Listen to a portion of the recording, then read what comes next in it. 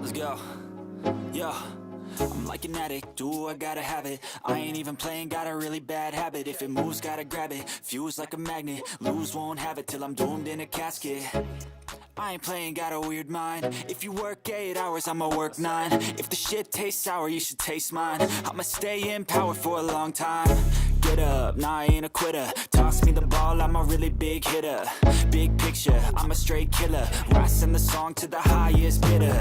Got juice, got gas, I'ma move fast. New shoes, new tracks, like who's that?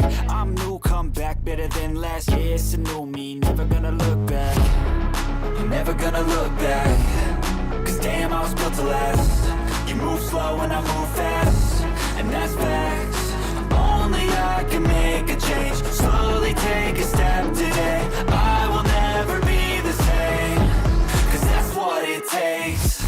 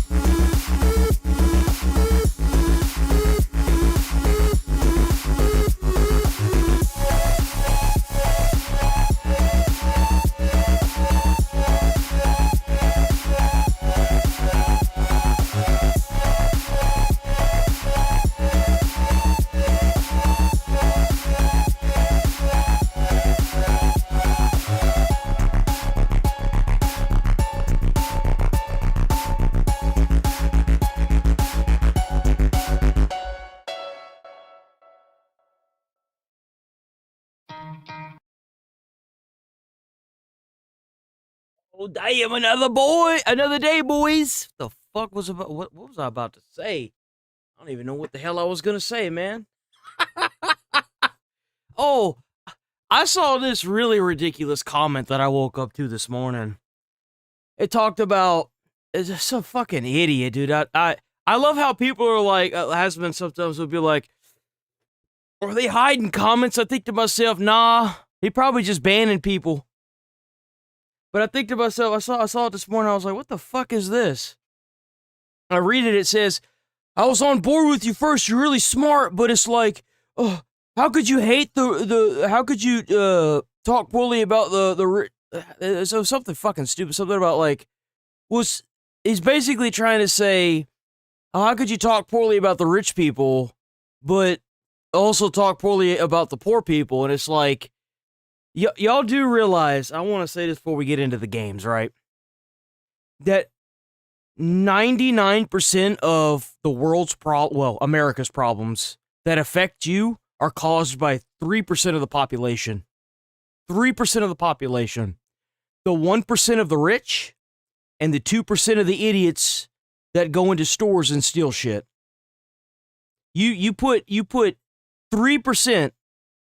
You tax the shit out of the 1% and you put 2% in jail, it'd be a whole different country. It'd be an insanely different country.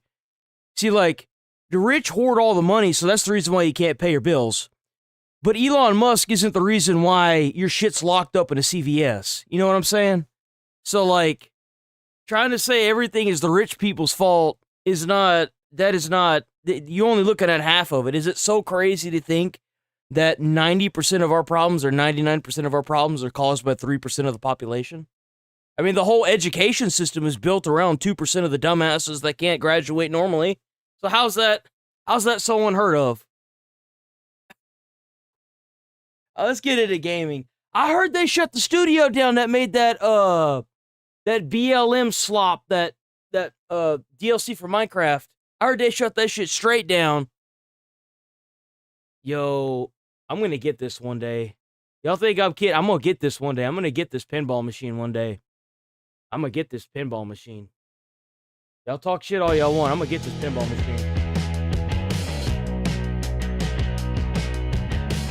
Hey, I'm Sam. I'm here with Joe from Stern. We're looking at the brand new Transformers More Than Meets the Eye pin. We are going to look at a bunch of cool toys and features and things that this game is doing that a game is. It's so weird because I just finished the original comic book franchise last night. I just finished the entire comic book franchise last night of the original Transformers saga. And oh my god, is it so good. It's so weird, because I grew up with the cartoons, I grew up with the movies, but I never, like, truly understood the origin. And I could say by like, finally reading through the origin of everything, it really kind of changes your perspective on a lot of stuff. Optimus Prime is a fucking pussy. This dude is he's always dying to, like, push some weird fucking narrative. Dude, it is fucking weird. I don't get it. I don't think I want to get it. But seeing the characters like Soundwave and Megatron and Grimlock is actually quite he's in the original quite a bit. Like, he's one of the main leaders because Optimus just keeps fucking dying. Never done before. So to kick it off, I just wanted to talk about how cool it is that the 80s Transformers are back. Because can you talk about what's in the back glass here?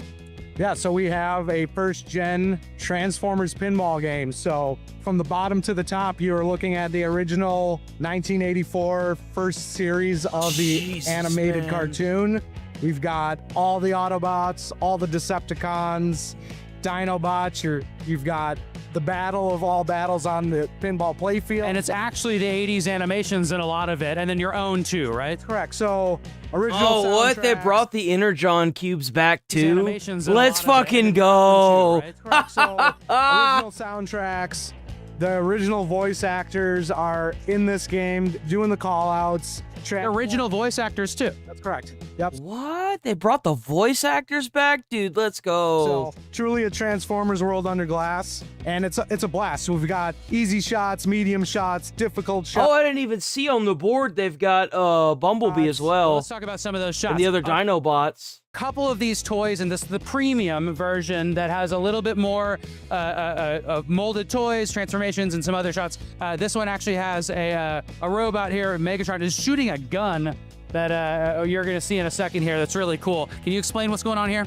Yeah, so we've got the Decepticons in the form of this 3D custom molded Megatron with the cannon. At this time, he's shooting into a receiver here. We also have an upper right flipper, which also has 1, 2, 3, 4 different shots on it. I noticed you get it back to that flipper a whole lot, which is really interesting. Like, a lot of these shots lead to that flipper. Center, left. It's really, really important that you get to know that one. It's a fast-flowing How's it game. going, Artemis? Lot of stuff's coming back to the upper flipper or back to the main flippers down low. It gives you a chance to bash Optimus. It gives you a chance to hit a ball lock. You're fighting in a bunch of modes, more to come, obviously, as we roll out more code. But there's a lot of stuff here, a lot of fun. Okay, let's talk about Soundwave over here. What the fuck? Damn, they got all the originals, bro. They got Defensor, Bruticus, Minicer? Oh, Minicer! Damn. It's weird because a lot of these big dudes, they die in the first fucking, like, couple comics. They don't last very long, and then you just don't see them again. They just die, bro, and you just don't see them again.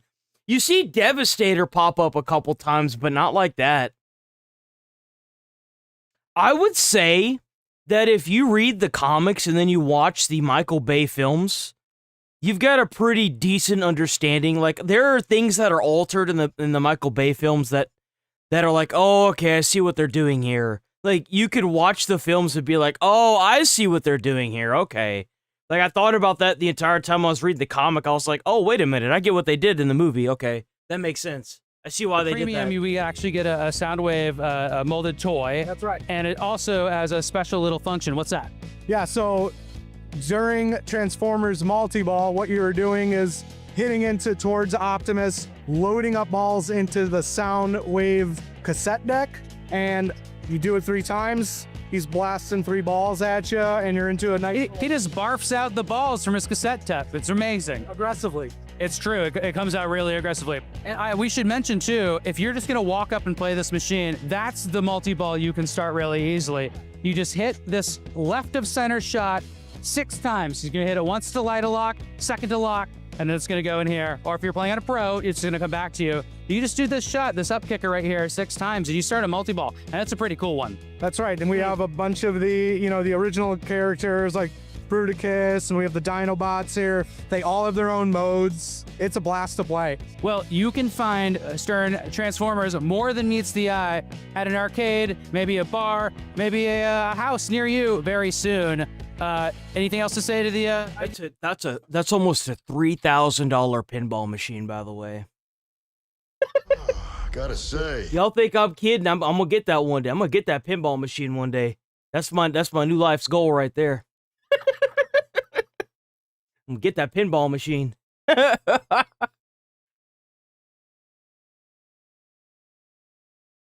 Damn, they uploaded quite a bit yesterday, huh? All right, let's go. We also got a review. Apparently, they did a Tomb Raider review 6 days ago that we missed somehow. They be hiding these reviews now, man. They don't want the internet to see them.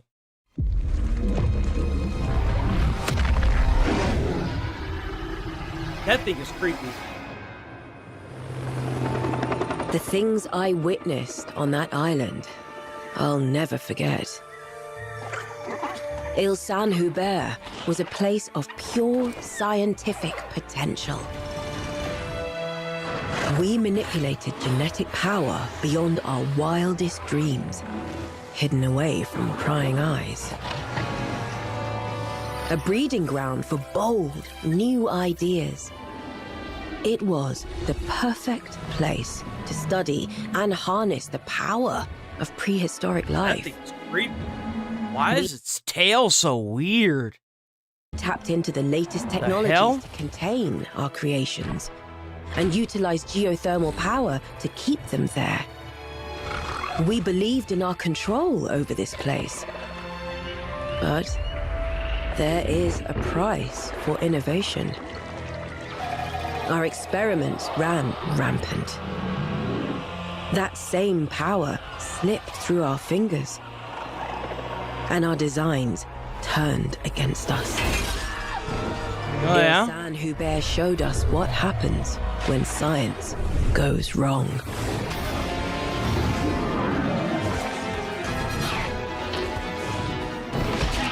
Oh.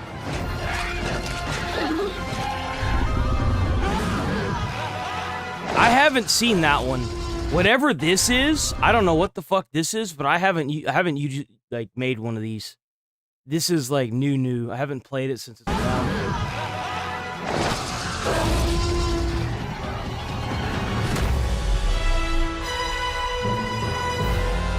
I actually thoroughly enjoyed the hell out of this game. I played it for a good long while when it came out. It's a damn good game. Of course, we're not gonna watch the Hellraiser one because I don't wanna get in no trouble. Hellraiser, that game is not gonna be a streaming game. That is gonna be a cult classic at home. No recordy game.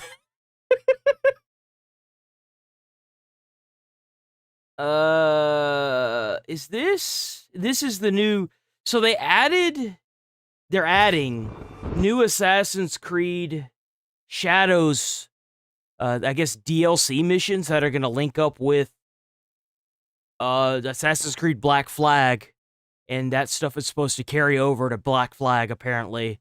So they're trying to sell more copies of Shadows because they're stupid and they can't just make the game good. They're adding in new modes and whatever, so that way whatever you get in Shadows will carry the black flag. You are Templar. Oh, I am much more than that, I assure you. They are here because of me. I cannot let anyone suffer the consequences That of looks my like actions. shit. Let me help you this time. Oh, that's Odyssey. The broken spearhead. Stop looking at me like it's the last time. It's annoying.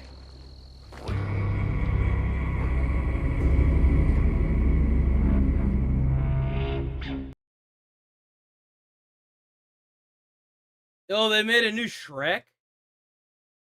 Well, you know that's gonna be something. Say that's for damn sure. Let my family in official announcement trailer. What is this? What is this? Oh, this is a 4-player slop. 4-player sloppy toppy.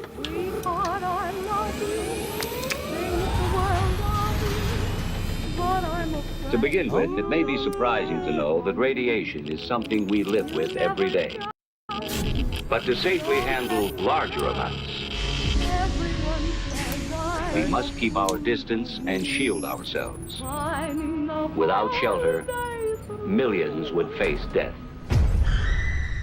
But survival can only Damn, come she got through yeeted, man. Just like a dumb chatter, she got yeeted and deleted. Damn. face death. The only difference between her and an actual chatter is the fact that she didn't scream like a little bitch while they were being dragged away. But survival can only come through knowledge. And the key to survival is adequate shelter. Come on, man. Hi. Take action. Yo. Why do we need this in life? Shelter. Come on, man. You get aggro? You aggro? Bye. You want to get aggro? Here you go. Right down the hole. Take action to protect ourselves and learn how to live in the nuclear age.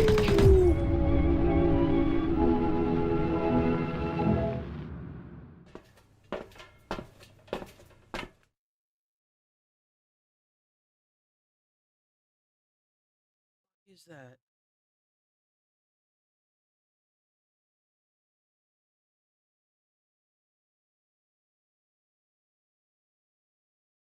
What are they doing? Oh, is this like a new biome? What?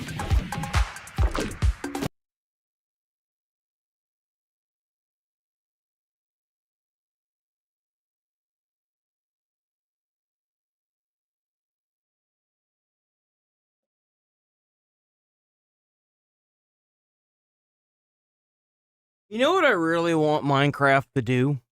I want Minecraft to stop adding stupid-ass cosmetic slimes and start implementing actual gear sets and actual skills and have more stuff that's like, more mechanical.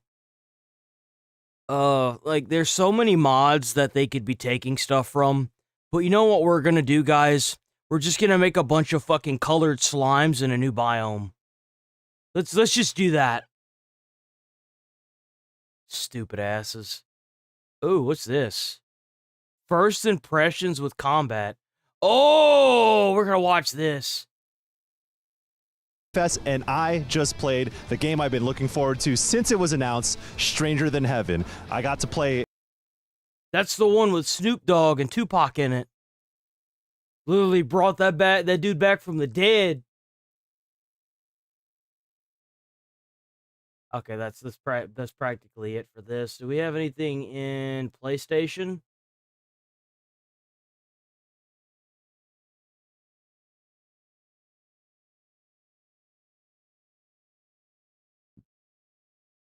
Not really.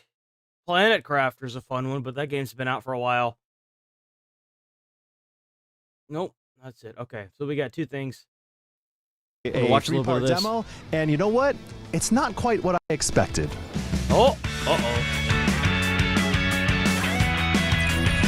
So to kick things off, combat works very different from any of the other RGG games you may have played. Yakuza, Like a Dragon, Judgment, any of those, this is very different. Yes, they have gone back to action combat, but it controls so differently from the action brawlers you may have played in the past. So the way this works, the bumpers and the triggers control each limb of the main character. So the right bumper is the right fist. The right trigger is the right foot, and the same for the left side. And you have— Oh, I like that. So what he's basically saying is that the bottom bumper is a foot. Both the bottom bumpers are feet.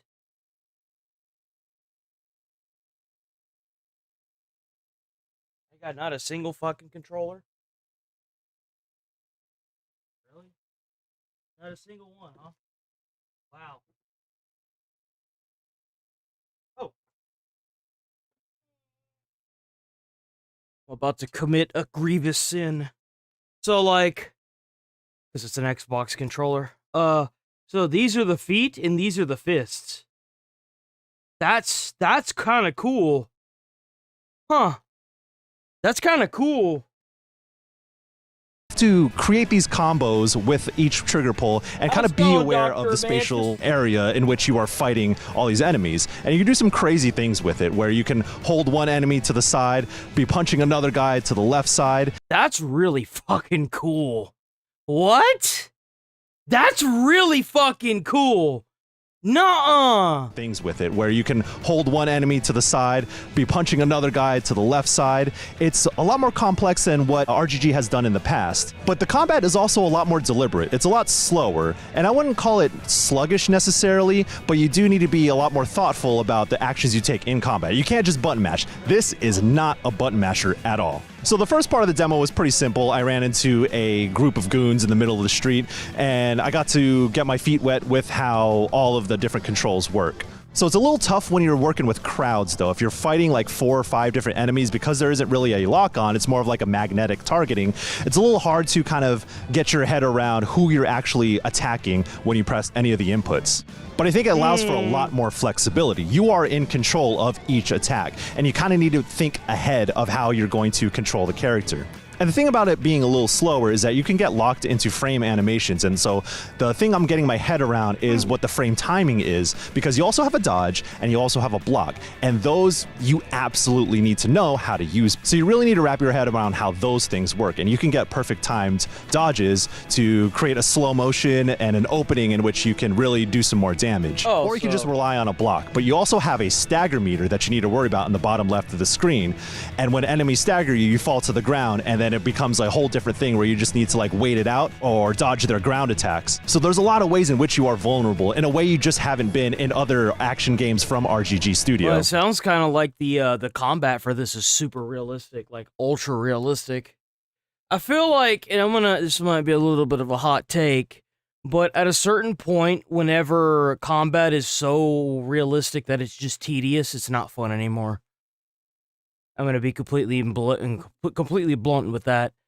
I want to play a game to turn my brain off and just relax. And if I have to sit here and stress about all these separate things, I've got to worry about my own stagger bar. I've got to sit here and you know, time everything just right and do all this, do all that. Dude, that's not fun. That's just tedious, and that just gets really annoying really quickly. I'm going to be completely blunt about it. Like, I could turn my brain off to something like Elden Ring because, I mean, for the most part, it is kind of a button masher. You know what I'm saying? Like, sure, you gotta, like, think about it sometimes, but, like, if you get, like, so familiar with the bosses, it's no problem at all.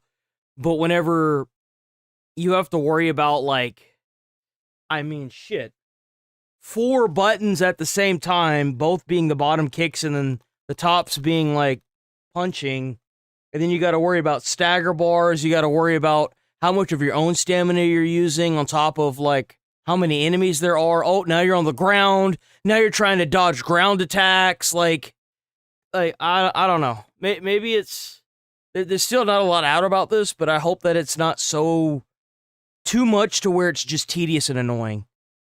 So it was a very short demo, so I had very little time to actually get to grips with it. But once I got my head around directional dodges, that's the thing that you really need to learn. You can't just back away, you can't just dodge roll out of the way. You need to be a little bit more aggressive, and you need to dodge around characters so you can get the opening that you need to actually knock them out. And the way you also have command grabs works really well, where you pull both triggers, and then the character will go into a grab mode, throw them to the ground, and then you can do your own ground attacks. And this is happening while you're fighting a big group of guys. And again, like I said, you need to think about what your moves are because, again, you can get locked in these animations and you're vulnerable often. So the last part of the demo was really difficult. It was a 1v1 boss fight with what's ostensibly a super boss. And this is where I started to think to myself, is RGG doing Dark Souls style combat? Now, by no means are they trying to do a Dark Souls game. That's not what this is, and that's not what I'm saying. But it is this 1v1 boss fight where you take a lot of damage. The issue that I'm seeing with a lot of these developers now is that they try to micromanage everything you fucking do in a game. The concept of fun, for whatever reason, just escapes them. I don't know why. I don't know why this is. Look, if somebody wants to take a game home and crack that shit open using like cheat codes and stuff, let it happen, bro. You want people to buy the product and have fun with it, then why not just let it happen? Make cheat codes for your game. Let people have fun with it. There's nothing wrong with picking up a game and having fun with it. But whenever I see that, like, you have to time each fucking attack. Oh, I've got to use the top bumper at the right time to throw this attack, or else I'm going to get fucked up. It's like, how much micromanaging are we going to do here, guys? Like, are we even playing the game anymore, or are we just doing like a one-to-one representation of what you want? I want to be able to go off and do whatever I want whenever I want, but for whatever reason, I'm stuck in a 2-hour opening intro thing, and then after that, most of the map is closed off. Fucking great. Wonderful. Like, it frustrates the hell out of me. They have a lot of health, and you kind of have to really be on top of your game lest you die in the middle of the fight. So I'm not going to lie to y'all, it took me like 5 or 6 tries to defeat this guy. And maybe like Mr. Shakedown from Yakuza 0, that's a tough boss in that game, right? But he doesn't compare to this. After my 4th or 5th try, I got him down to like a sliver of health, and then there's another phase in which he has a one-hit attack, essentially. Knocks you to the ground and stabs you, and you're done. So that speaks to the difficulty that is part of Stranger Than Heaven. Now, again, they were dropping us in the middle of the game, so after 10... Dude, Crimson Desert is a goddamn good... Thank you, Sticks. That's a good example. Crimson Desert brought the fun back. The second that you get out of, like, the Nexus area, you could literally go wherever the fuck you want. There are a few exceptions, like the dragon mechanic, where you have to wait like a fucking, was it like 20 minutes for the dragon to reset if you use it? If they got rid of that, or if you download a mod for PC that got rid of that timer, the game would be fucking amazing. Like, straight up. By far, hands down, Crimson Desert has been, like, the only game that, as far as I can tell, would be my game of the year. I haven't played Resident Evil yet, though. I still need to do that, but I'll definitely end up having some time before the end of the year to do that, so. But, like, no, dude, like, Crimson Desert is a damn good example of that. Minutes, it's like, well, guess what? You're going to have to learn how to fight one of the hardest bosses in the game. So I do think there will be a ramp up so you can hold your own against these kinds of bosses. But you also have to account for other things like the weapons that you have. So you don't just have fists. You have a crowbar, you have knives, and the way you cycle through those weapons to create openings can be an interesting aspect of the combat. So the demo I played here at SGF, again, was all combat. There was no story, but I think that was the #1 question I had going into this game. Of course, the showcases we saw before gave a deep dive into the kind of story that they're trying to tell, but this was the one question I had, was how combat was going to be, because they had stressed that they're going more in depth, and yes, they are. The thing is, I respect the approach. I'm not sure if I'm entirely on board yet. So difficulty is one thing, and I kind of like that RGG is focusing in on making their games a little bit more deeper when it comes to combat and challenging you a little bit more. Let's move on from this. There's not really much else we're going to hear from him. I just really hope that it doesn't feel too micromanaged. That's my only concern with it. So we got this Tomb Raider Legacy of Atlantis, the first preview. Let us see where we're going with this. I captured your good side. You know what Tomb Raider is. Chances are you've played one of Lara Croft's many adventures, or at least one of the cinema. God damn, she's beautiful. What the fuck? Chances are you've played one of Lara Oh, they Croft's really did quite a bit of detail on her. many Jesus. adventures, or at least one of the cinematic action adventures that her original. This is supposed to be a remake, by the way, guys. This is a remake.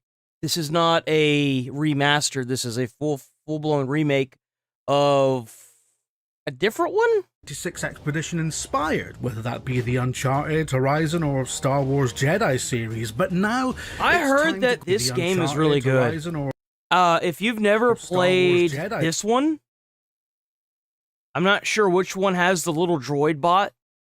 This one is, from what I've heard, it's actually pretty good.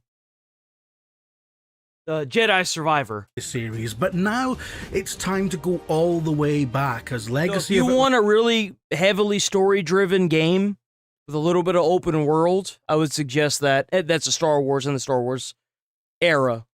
Atlantis takes us full circle in a reimagining of the story that kickstarted an entire genre. We recently had the opportunity to play through its short water puzzle, cartwheel, and dinosaur shootout-filled demo, which certainly felt familiar. I'm not gonna lie to you guys. I never knew that they had dinosaurs inside of Tomb Raider. I did not know that. I know that they made a movie about Pandora's Box that had oh man, I don't even remember her. Angelina Jolie. That one was really fucking good.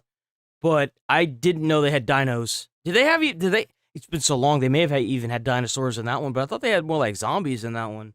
It with a gorgeous new lick of paint and more modern This reminds me of God of War. If you've ever played God of War Ascension when you're putting the statue together, that's what this reminds me of. When you're putting the statue together of, I think it's Apollo, that's in the middle of the ocean. Bro, I want to play that. I should play that game again.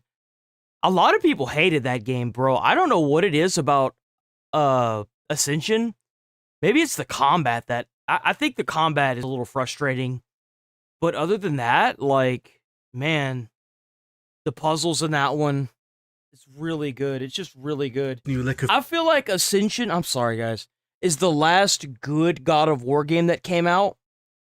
The only thing that sucked about it was them trying to do multiplayer with it, and the obvious R1 L1 like attack. That was weird.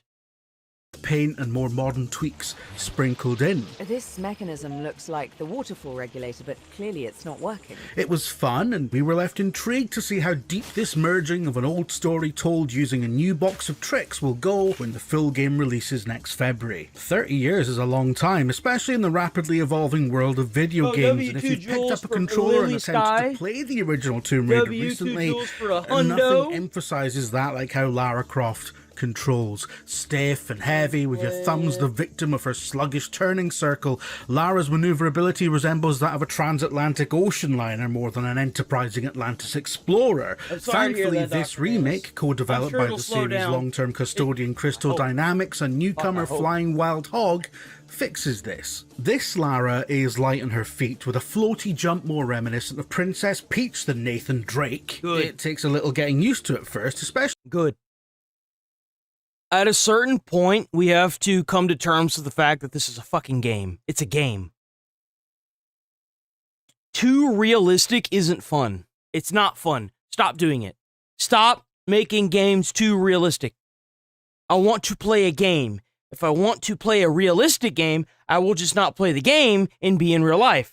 I may not be very good at it, but I'll get better. If you've become accustomed to the adhesive-fingered approach that Naughty Dog injected into the action-adventure game, which was the foundation for Tomb Raider's most recent Survivor trilogy. Stunning.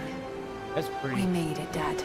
This Lara still clings on to some of the old-school movement feel of the PS1 original, something that admittedly proved a bit of a struggle during the demo's early moments, but in time we found this freer-feeling Lara enjoyable to control, even if her jumps did make us wonder if the Lost Valley in Peru had become some sort of zero-gravity zone. Ultimately, its more old-school influenced approach helps... You see them legs? Them legs ain't just made for walking, they meant for jumping too.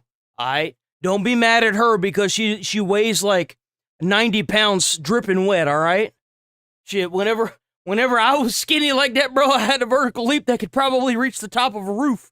Idea that you're truly exploring an environment rather than clambering along. Bro, there is nothing worse than when you're playing a game, whenever you know for a fact you can outrun the main character, bro. You like take 3 steps when you're running, and you hear... And it's like, dude, what are you doing? How are you supposed to be this badass you can't run? What do you mean? Path. The small area of jungle we were dropped into contained one of the classic cog and water puzzles that Lara has worked her way through dozens of times over the years. Using a full exploration suite of climbing, swimming and grappling around a miniature sandbox, we went in search of the missing machine components that would unlock She's the aerodynamic, it's canon. Yeah, I mean, she did find Pandora's box. I mean, that's probably what was in it, right?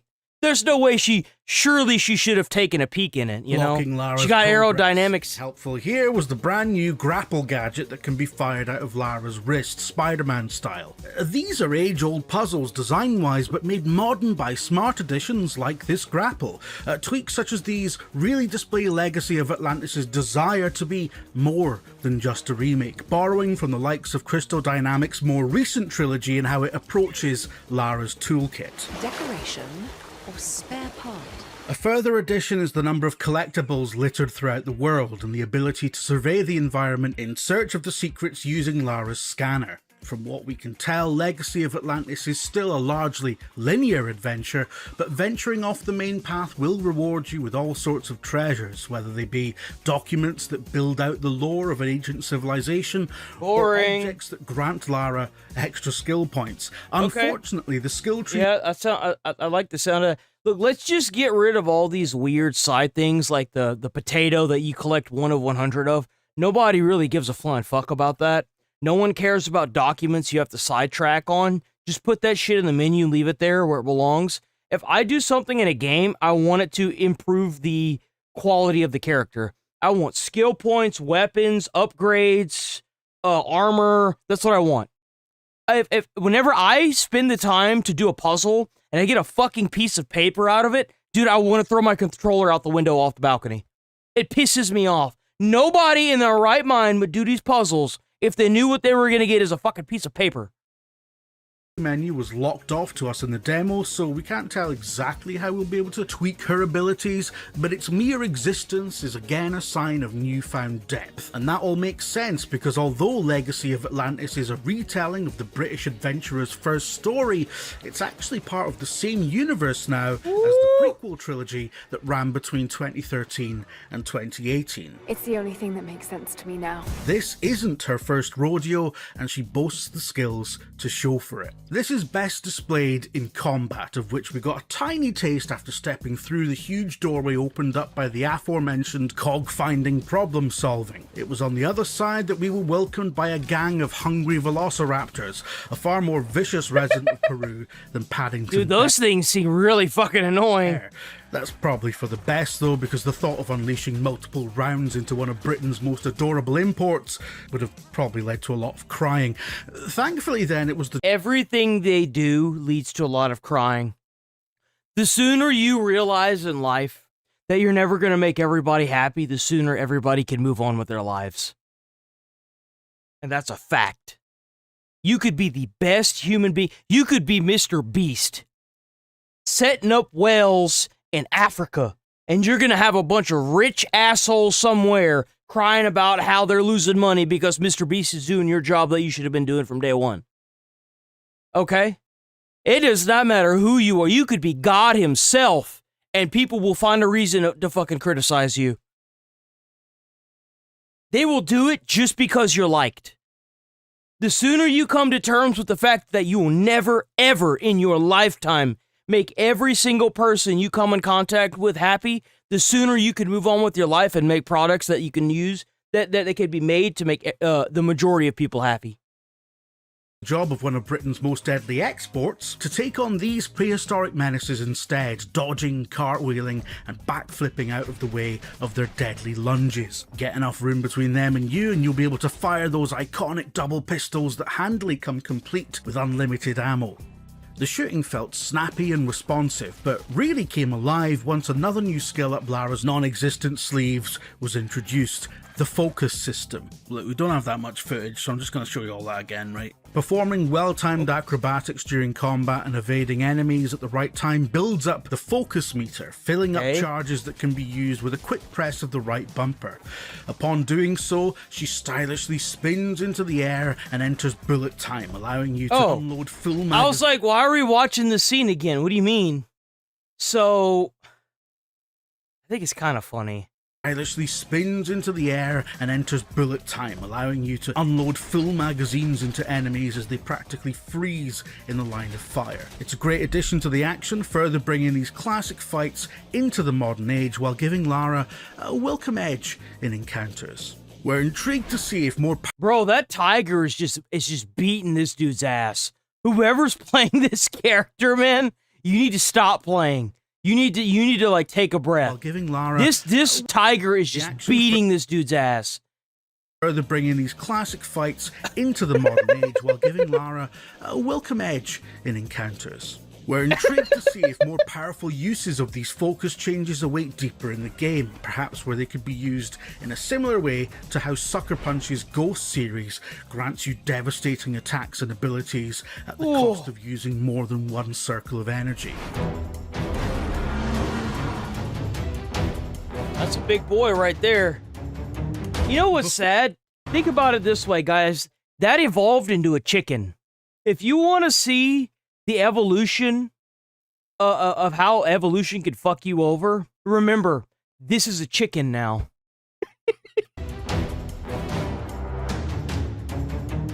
Before we could experiment too much with one of God's biggest nerfs. His own take on gun fu. Hold on, wait a minute. That's an exploit. We got to fix that. Was made as one of the series' most iconic moments took over the scene.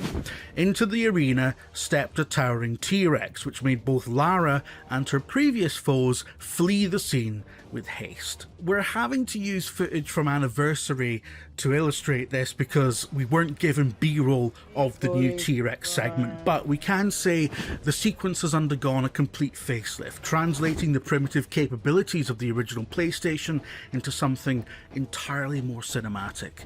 Rather than a simple shooting affair, the scene now begins with a playable chase down a treacherous jungle pathway as Lara slides, swings, and clambers to escape its sharp-toothed maw. There's a great sense of peril in the cinematography and effective use of slow motion as Lara slides between the dinosaur's legs, mirrored by a great sense of muddled bewilderment and desperation in the voice of... I remember back in the day, whenever people were complaining about the time-sensitive controls in God of War, I think that God of War 1, 2, 3, and Ascension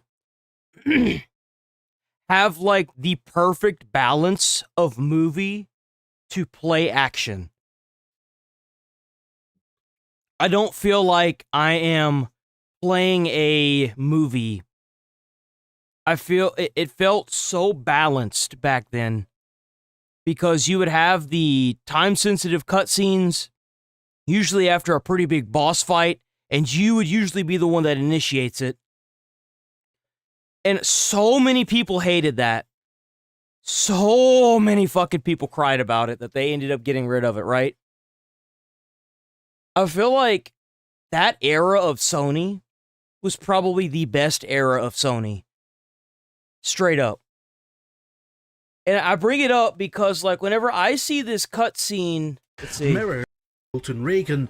Let me see. Slow See motion. if we can find it. There's a great sense of peril in the where she's like she's using like the ropes to glide through the T-Rex's mouth, right? Like it's, oh no, it's gonna get you. We all knew it was never gonna get her, right?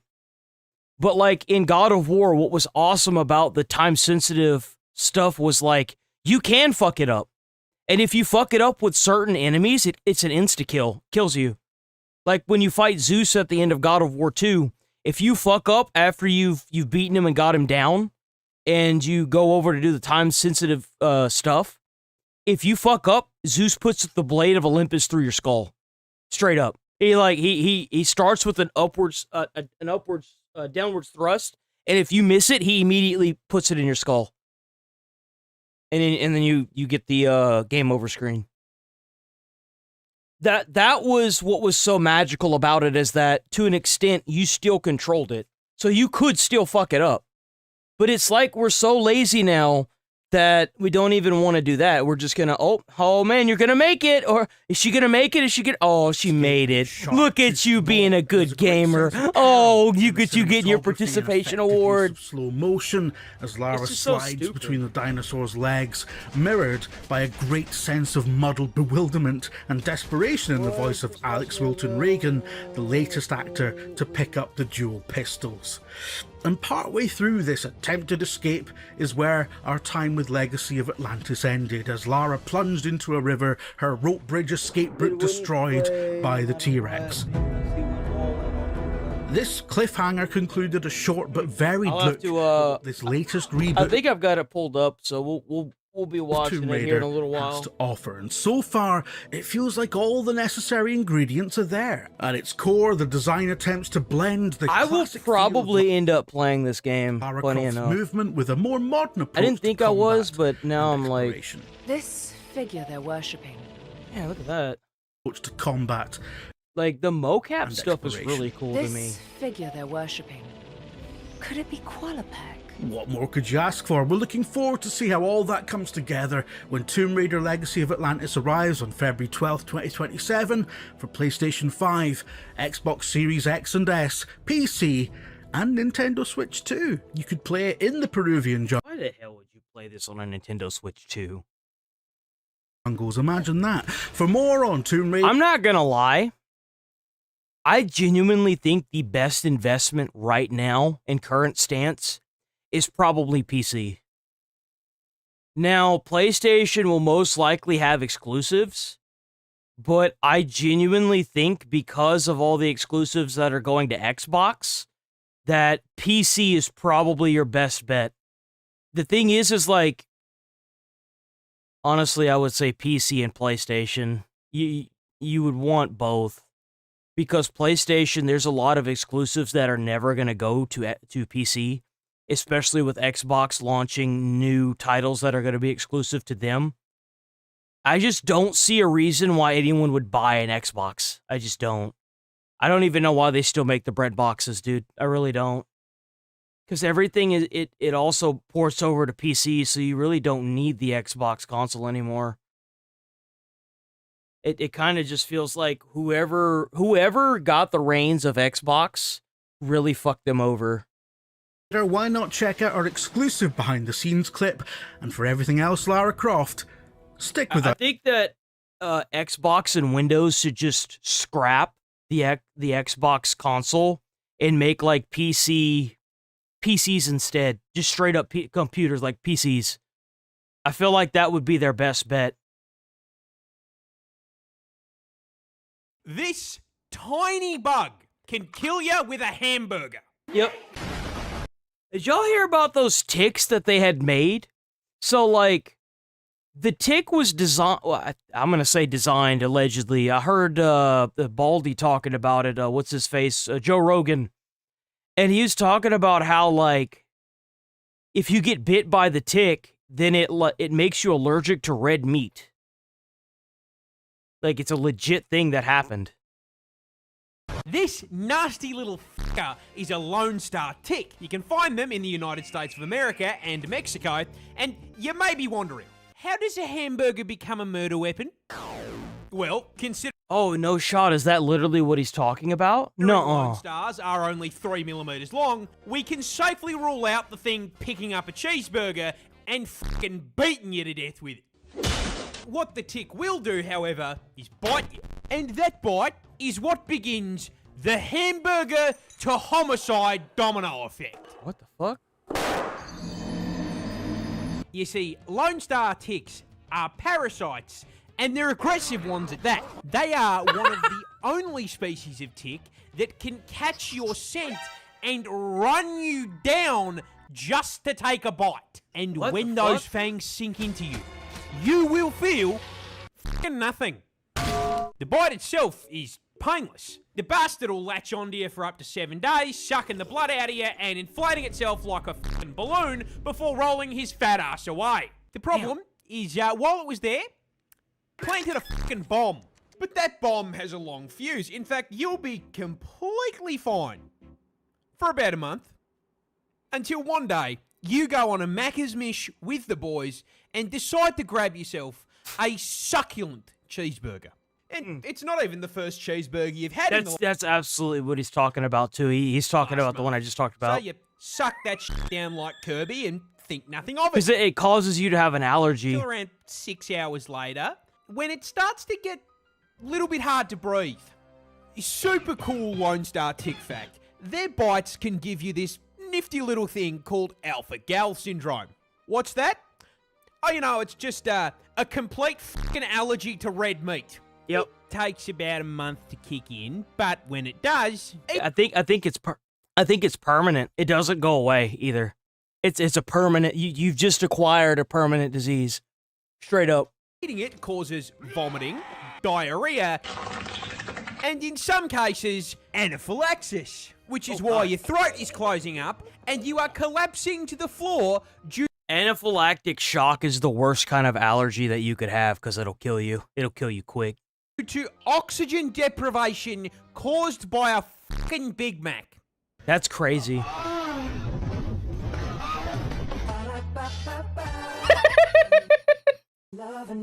This. That's crazy, bro. What?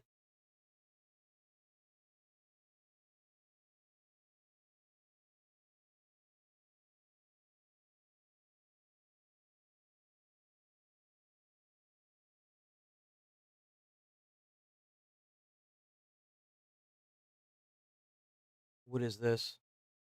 Aussie farmers thought they were being attacked by aliens. But what was actually causing it is so much funnier. Oh, okay. This All right. is Yeah, we what- saw this. We saw this. Australia just found a new shark. And of course, being from the land down under, it's fucking weird. Let me guess. Does it have neurotoxin? Introducing the brand new Western Australian lantern Oh, shark. that thing is ugly as fuck, dude. Looks like a.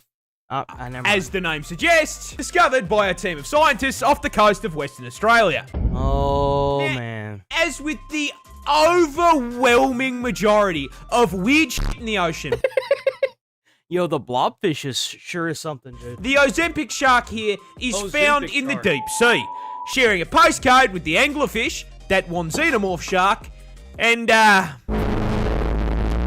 despite the word shark making most people think of something a little closer in size to, I don't know, Bruce, Slenderman's fish sonar over here only grows up to 30 centimeters. This little guy shares a weight class with a fucking foot long.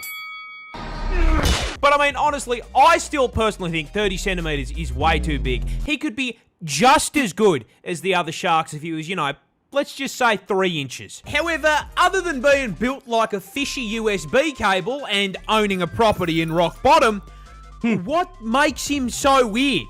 Simple. Is he blind? He fucking glows. Throw a flashbang. But fucking why? Well, you see, these bad boys... That's a good question. Why the fuck would that thing shine? Why would it glow? Wouldn't that attract more are predators? found in the twilight zone of the ocean, around 1.2 kilometers below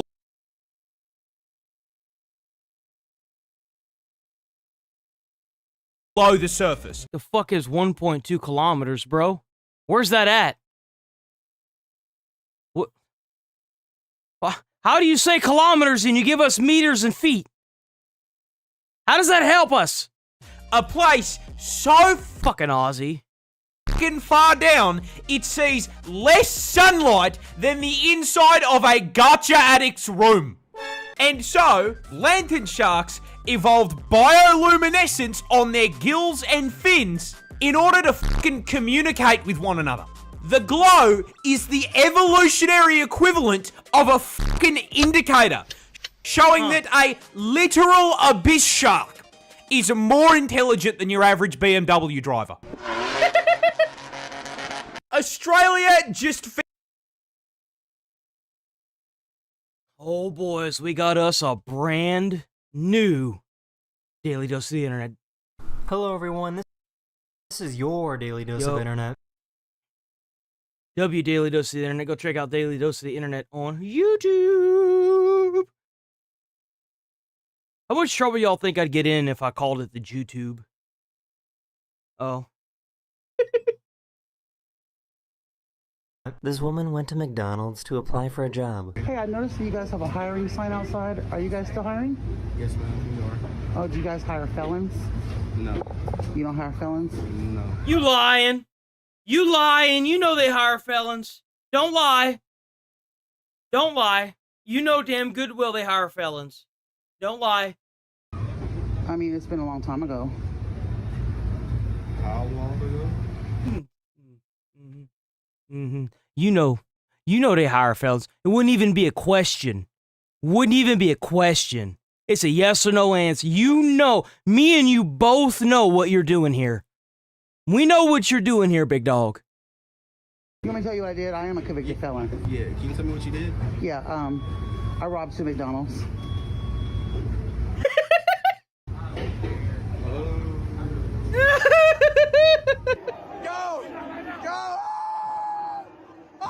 Oh, dude, that was sick. Brewster.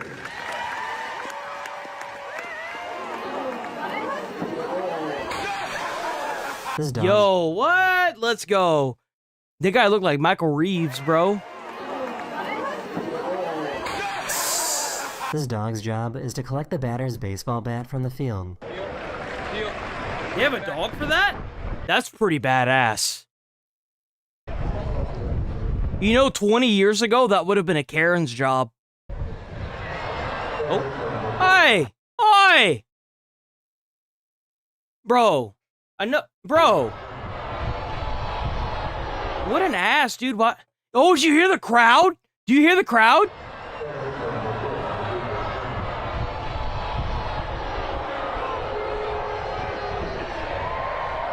Yeah, did you hear that? Ooh, that boy was about to get his ass chewed out. Did you hear that? And why wouldn't you give the bat to the dog, bro? I'd play fetch with him. Like, what? Bro, you fucking asshole. Did you hear that crowd, though? They were mad, bro.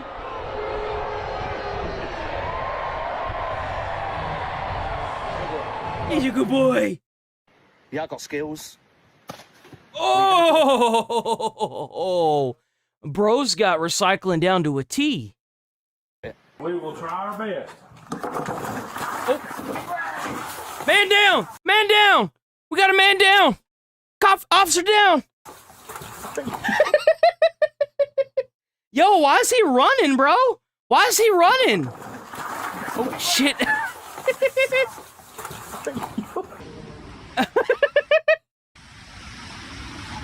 Oh, hell no. Bro, I would never live this close to the ocean like that. Whenever I lived in Louisiana, there were two instances that I've heard where people were dragged out to the ocean and never seen again. One of those was Katrina, and another one of those was whenever my grandfather went out to Holly Beach in Louisiana to make coffins for the bodies that were washing back up on shore. I will never in my fucking life live close to an ocean. Do you understand me? I would sooner fall off a building than to be washed out to sea.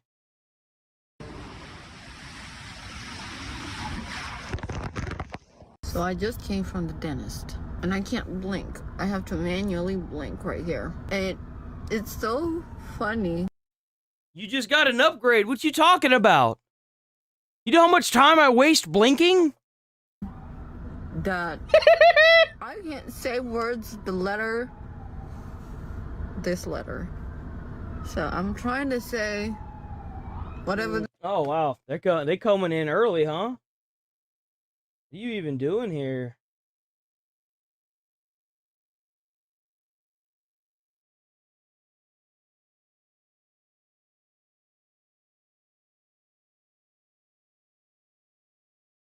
Are you even here? What a weirdo.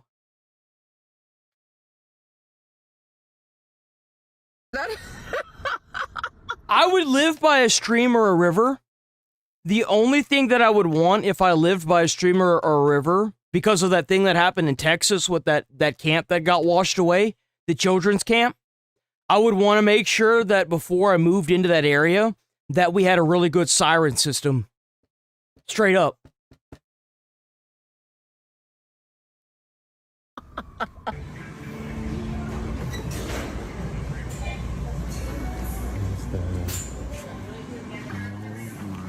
Imagine stealing your makeup and you're still ugly. Oh my god. Oh my god. Damn.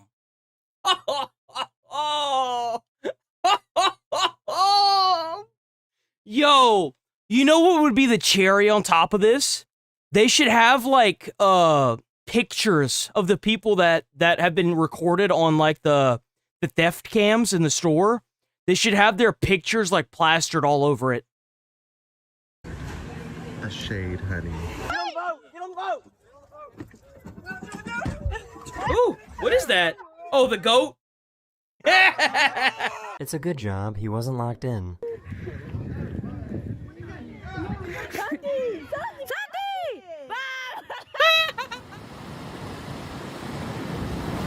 Oh! Taken out! Ooh. Oh! Well, hey, I mean, that kind of worked out, didn't it? It's one of those self-deploying ones there. Look at that.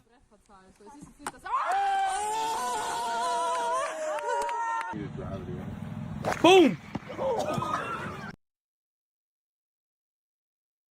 No shot that hit him in the dick.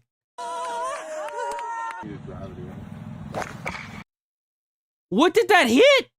It hit something and bounced back, hit him in the balls. What the fuck?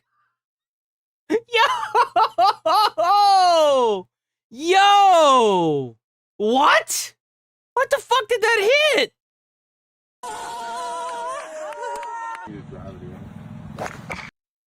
I would love to know what that hit. I thought it was the pole here, but like, it comes from this way. Busker was playing music out on the street, so this cellist decided to join in.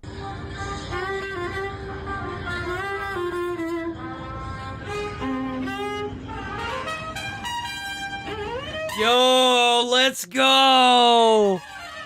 I love seeing this kind of stuff out in public whenever like somebody is like doing a tune and then somebody else gets involved. Dude, it like, it makes me feel like there's hope left for humanity.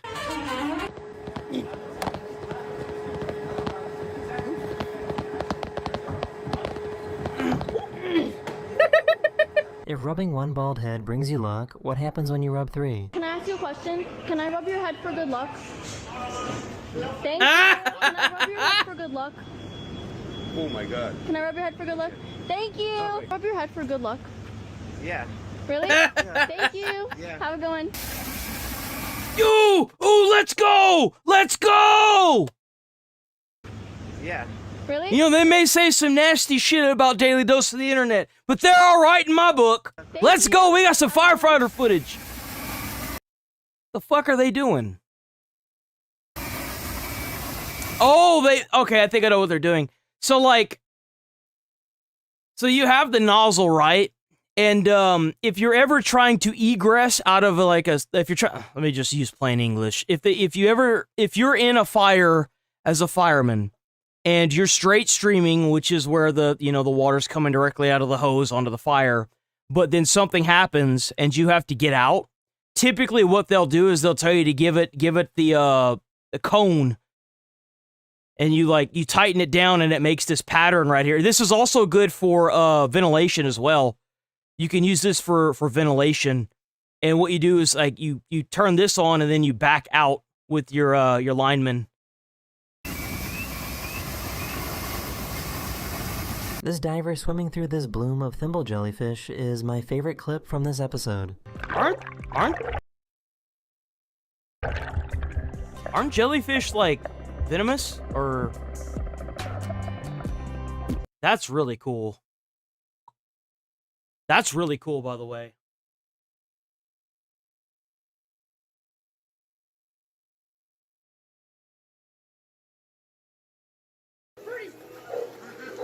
Whee! Oh my gosh, he went down under. Is this the coolest entrance a monkey has ever made?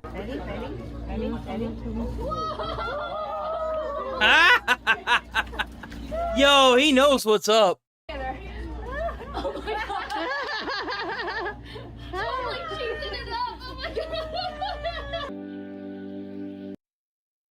Oh, it's this guy again. Did we just see this? Yo, he looks just like Reckless Ben. That dude is like a twin to Reckless Ben. Huge farm machine to protect her eggs. Alright, we'll run that motherfucker over, man. Get some chicken out of that. What you talking about? Where are the eggs? Hi. Hey guys, my brother just mixed every soda on this machine, and look what combination he's made. Bro, you're gonna get diabetes. You mean PPBD? What? So, I guess the Great Wall of China is actually really steep. What the fuck?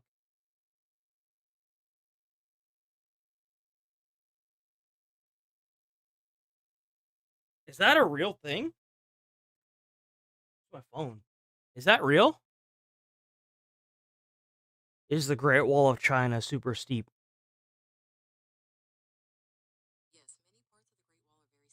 It was built to follow mountain ridges, so some sections have almost vertical inclines, Oh, with some steps shit. being extremely steep. Huh. Man, how do you like that, huh, guys?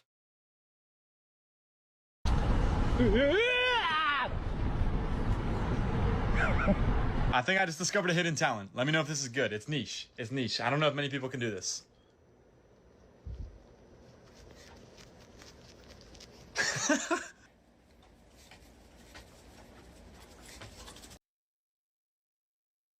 So, how do you even come about figuring something like this out?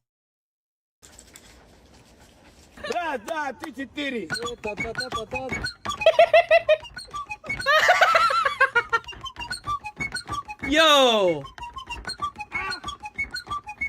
This reminds me of something I saw on a TV show once. Our bikes are locked.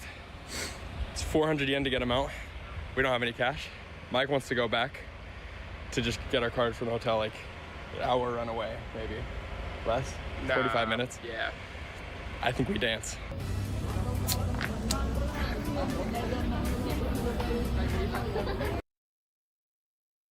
I mean, if it works, right? We got our bikes back! So, how come he's not crying? I'm not gonna lie, I don't know why so many people are like, oh, onions, grody. Dude, I love onions. I'm like Shrek, dude. You give me like an onion slice, dude, I'll eat that shit. I don't give a fuck. I love onions. I don't know what it is. I love onions.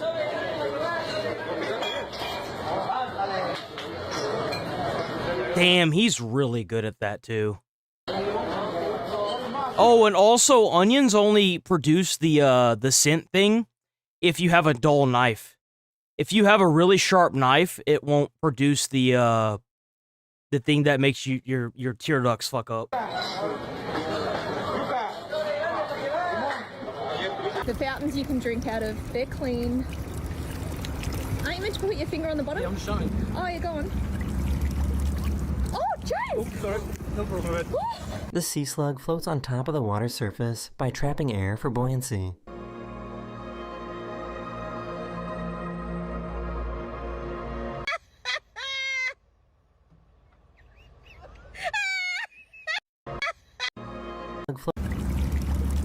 Oh, Jay! Buoyancy.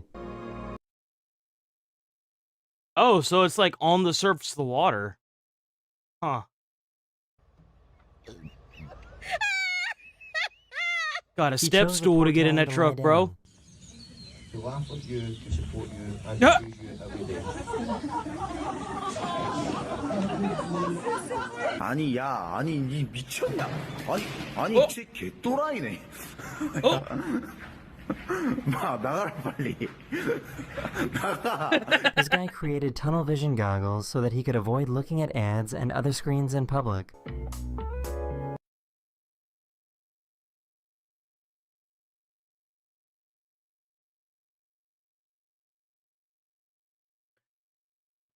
This mentality is the reason why we have plexiglass in fast food restaurants.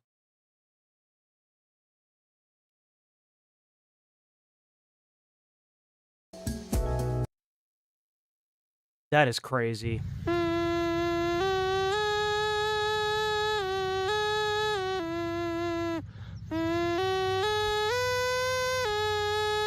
This kid had a photo shoot for a Bluey toy, and this was his first time seeing it. Holland and Michigan. What is this? Oh, dude. If I do that, my ass would be out for a week. I kid you not. I would get so sick. Bro, you know what really sucks? Is I don't typically get sick. But if somebody comes into work and they're like, I just got over strep throat, I just got over sinus infection, I'm like, you motherfucker. I'm like, you motherfucker. And you know what sucks? Is that they may have had one, but by the time I get done fighting it, I'll have both.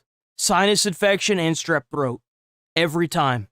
Every single goddamn miserable time, I will get both. Never fails. They could be over. Oh, I'm not contagious anymore. No, I'm sure you're not, huh? 3 days later, so damn sick I can't even walk. This guy sounds just like a TIE fighter. Oh, it's a TIE fighter. It's a little bit I guess so. What just happened? Wait, what just happened? What did he do? What? I'll be honest with you, that's the branch that I used to pull myself up.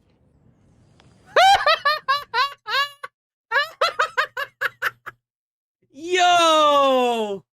Oh no! Oh, he's cooked. I might be enjoying this view for a while.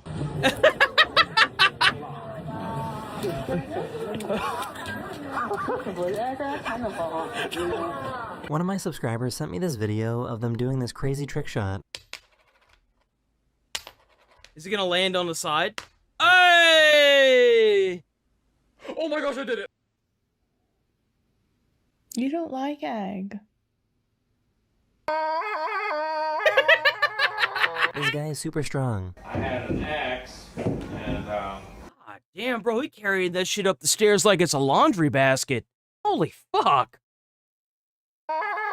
Look at the way he's walking with that fucking thing. axe, and Yeah, yo, man, you need that shit up the stairs, man?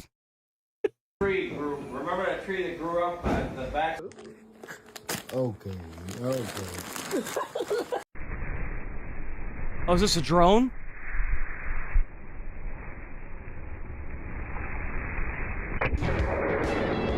Toyota. Toyota. Toyota. Toyota. Has she never been to a stadium before? Yeah, they all have that. Toyota. Toyota. These desert Oh, I see. I see where she's going with that. horned lizards flatten themselves out to appear larger from above, scaring off potential predators. It's like a little leaf.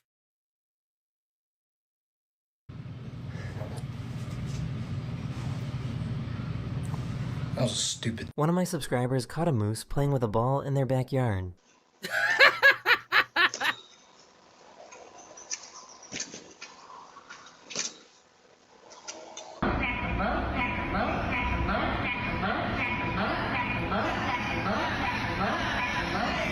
That's This is the most useful life hack I've seen in months.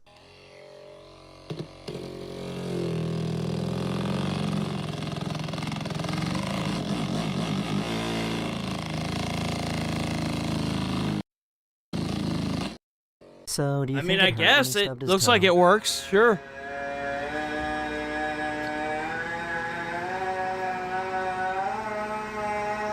Oh, he stubbed his toe. Bro's ascending. That's not your grandfather anymore. He's one with God now.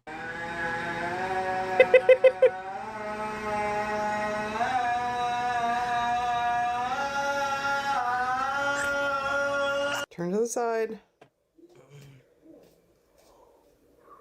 Turn to the side more. Come on.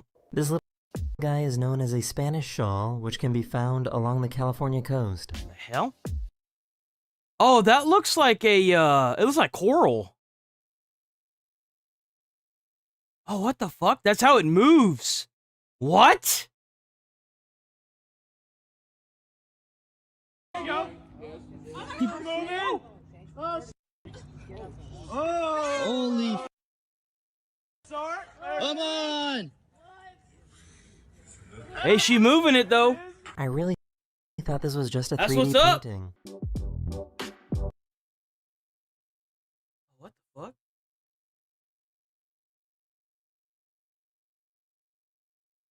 That's crazy. What? Huh. Far. They just brought us a rock. What could it Why? be? They used it to serve us butter. What is it? It's like a horse, zebra, mule, cow thing. It's a whatchamadoodle. Oh, what? Hello everyone, Oh, this is for your fuck's sake. daily dose of internet.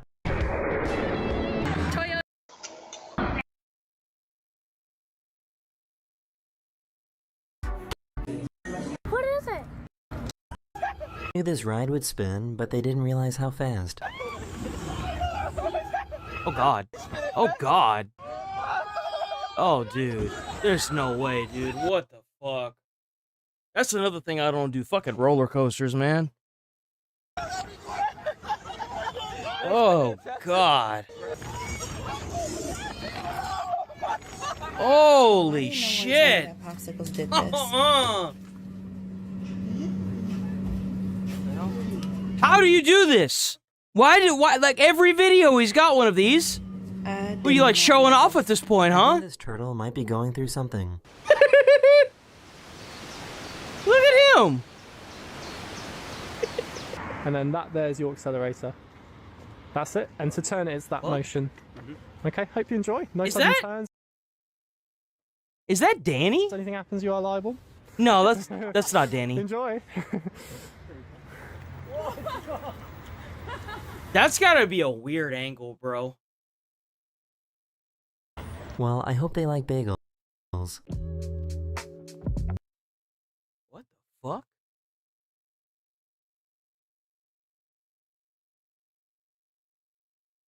Bro, they just got scammed. What the fuck? Wait. Bro. I'd be mad as hell. Are you kidding me? Bruh. Oh, shit. This guy has found a great way to include his wife in his How's it going, fishing Allison? hobby.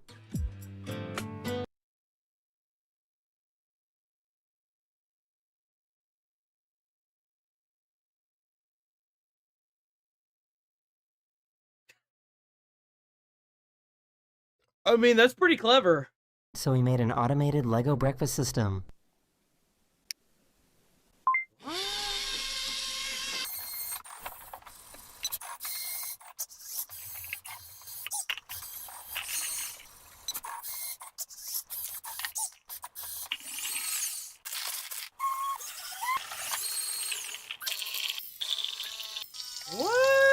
Fuck out of here, man. Fuck you. Fuck you. Fuck you. Fuck everything about you. Go to hell. I hate that song, dude. I hate that song so much. One of my subscribers sent me this video where they saw an unexpected customer at the drive-thru. Bits out of. I feel like that's a liability, no? Cause like if that thing spits at him, I feel like that's a problem. Yeah. What's happening? I'm not sure about Oh my gosh. You may have seen a video on my channel that's part of a new membership program that I'm running and pretty excited about. I'll be Okay, let's what do we do? It's 9:22. And let's do one more. Let's do one more. We'll do one more and then we'll roll out of it and get into the well, actually, you know what? Hold on. You know what? We'll move on from this. We've got a couple things that I want to look at. So, Ned Flanders, if you don't know who Ned Flanders is, he was part of the Try Guys. It's not really my cup of tea. That's my fiance's thing. But, so Ned made, it's like they had a YouTube channel called The Try Guys and had a bunch of people on it. Ned was the hiring person for the channel. And he was also one of the Try Guys, and they got like really big, and they got a Food Network sponsorship and stuff. And Ned kind of marketed himself on the channel and everything as like the family guy. While he turned around and cheated on his wife and got caught by the general population, made fun of, basically blasted off the internet.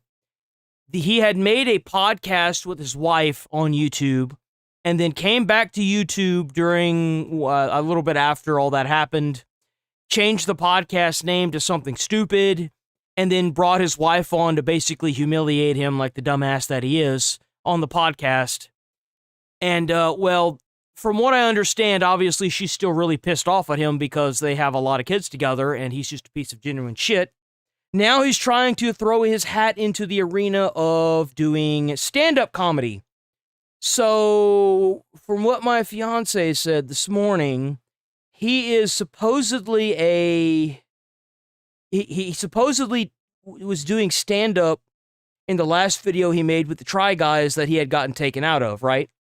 So, he's been completely alienated from the Try Guys. They had to come forward, do a formal statement on him.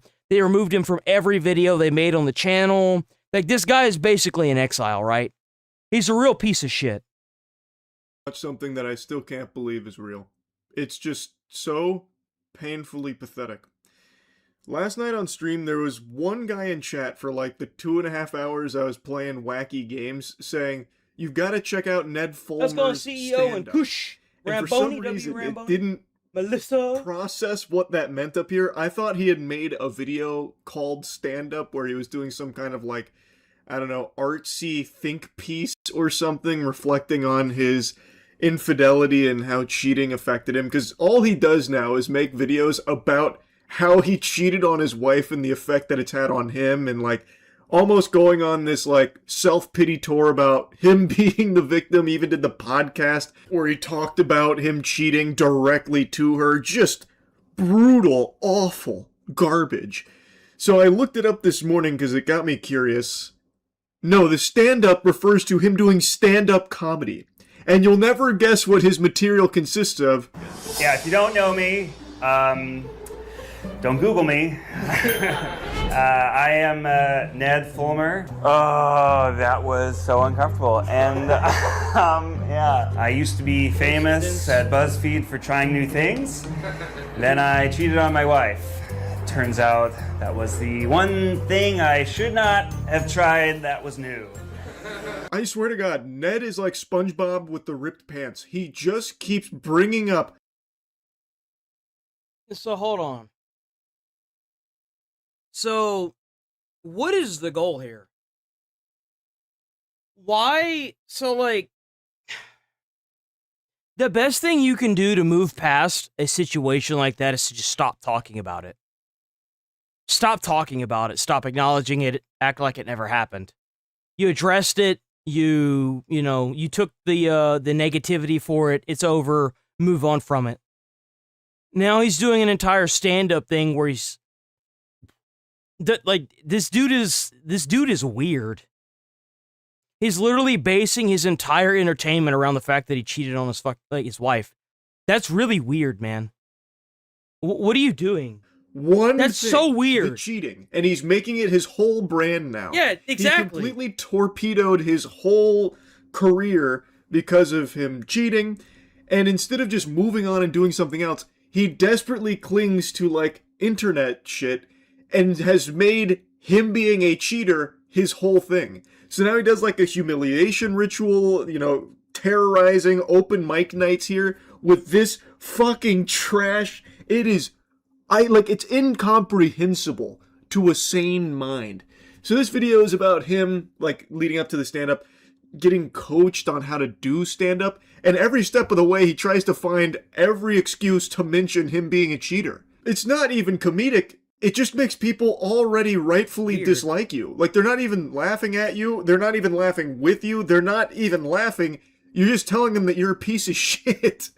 Like, so the response, he does the exact same. Like, how many actors and actresses have cheated on their significant other? Like, I mean, how many comedians have also done that? There's probably a pretty good handful of them, right? Like, bro, you gotta do something else, because this just isn't it. Nobody's been successful at making a brand on cheating on their significant other because it sucks and you're a piece of shit for doing it. There's no humility in it other than laughing at yourself because you're stupid and other people are going to just dislike you. There is no comedy in that. It is not comedic. It is just stupid. How... I don't even, like, who is telling him, like, somebody behind the closed doors, I don't know if he's got, like, a representative or somebody that's helping him try to, you know, get back on his feet, but whoever is, like, telling him that he needs to bring this up constantly dude, you got to get away from that. Even if it's your wife, like, if he's still with his wife, and his wife is, like, the only way that you can, you know, go back to YouTube and do that is if, you know, you sit here and constantly humiliate yourself, like, at this point, I would suggest just leaving. Like, you've already completely destroyed that relationship by cheating. If you stay in that environment, you're not really helping anybody. Like, if you're staying with somebody that's the environment you have to live in, it's toxic as fuck, dude. Just leave. If you've hired somebody that is trying to make this your brand, you need to fire them and find somebody else. I don't know where the hell you are getting this mentality that you want to run your entire brand on this, but it's completely stupid. It's brain dead. It's useless. The response is always the same. I don't get this. It makes no sense. He talks about cheating like those washed up, peaked in high school losers talk about the time they were football quarterback for a single spring season. And ball knowers will recognize that he's literally verbatim repeating something he said on that infamously trash podcast where he was just talking about why he cheated to the woman he cheated on, and he even said this exact thing, line for line, bar for bar, beat for beat, of, oh yeah, don't Google me, ha ha ha ha. It's so weird, and I think the reason he's doing this is because he wants to just get, like, views off the absurdity of it. He knows no one's, like, in his corner on his side, so he's hoping by playing into it and reminding everyone of it, they'll tune in for the train wreck. And it's not even working. I wouldn't do that. That's not how you keep people, because then they realize what you're trying to do. Move on from it, Ned.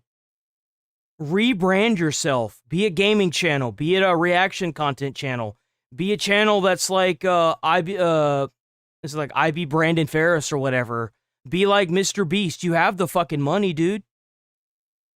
Like, what are you doing? But he could even work behind the scenes.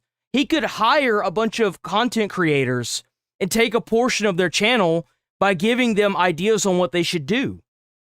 Like, what are you doing, bro? This has 63 likes. I think it had, like, 10,000 views or something.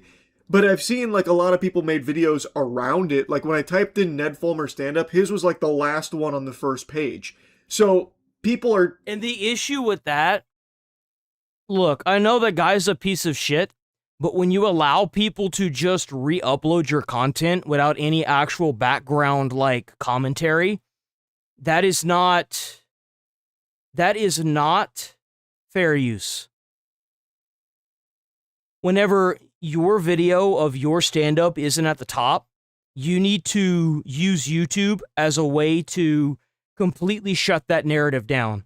They are getting your viewership and money and pushing your video down the chain because they are just copying and uploading your videos. You need to use YouTube to crack down on that because it's obviously fucked up. I get, oh, well, you don't just want to go and strike people. If you're just taking someone's content and re-uploading it without commentary, we all know what you're doing. Let's be honest here. We know exactly what the fuck you're doing. He needs to use the copyright system to completely crack down on that. Because it's not okay. Like, pointing at him and throwing tomatoes, but they're never actually trickling back down to his channel because no one wants to see this shit, man. Yeah, no, that's why. Yeah, they don't want to give him the views. It's so fucking peculiar. Made me check a lot of the privilege from past experiences being an influencer and stuff. But you know, I've been practicing self-care lately. Things like crying on the toilet and doom scrolling Tinder. You know, I kind of forgot things. What else? You know, you could say I'm in the middle of a rebrand. You know, I'm embracing my jaded dad bod Ben Affleck back tattoo aesthetic. You know, I'm less daddy and I'm more every other weekend father. Yeah, no, I'm kidding. I have a great relationship with my kids. Bro, this guy's charisma is like my Trump phone. It just doesn't exist. It's actually impressive how devoid of life his speaking is. And that awkward shtick can definitely work for a lot of talented comics. He is neither talented nor a comic.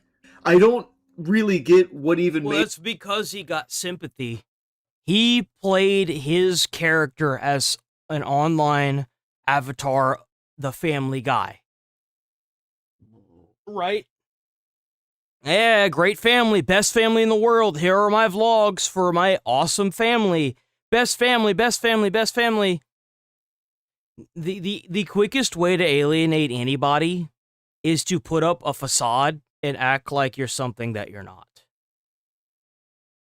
Because, like, obviously there were problems in their relationship that they weren't talking about, and they should have been talking about. They should have been seeking actual... I mean, from what I understand, they were in marriage counseling because they were having problems, but obviously it just wasn't enough. Like, at what point do we cross the threshold of just being fucking childish by cheating, as opposed to just coming to reality and pulling yourself out of the fairy tale of if you're with someone that is, like, we don't know what was going on with their marriage.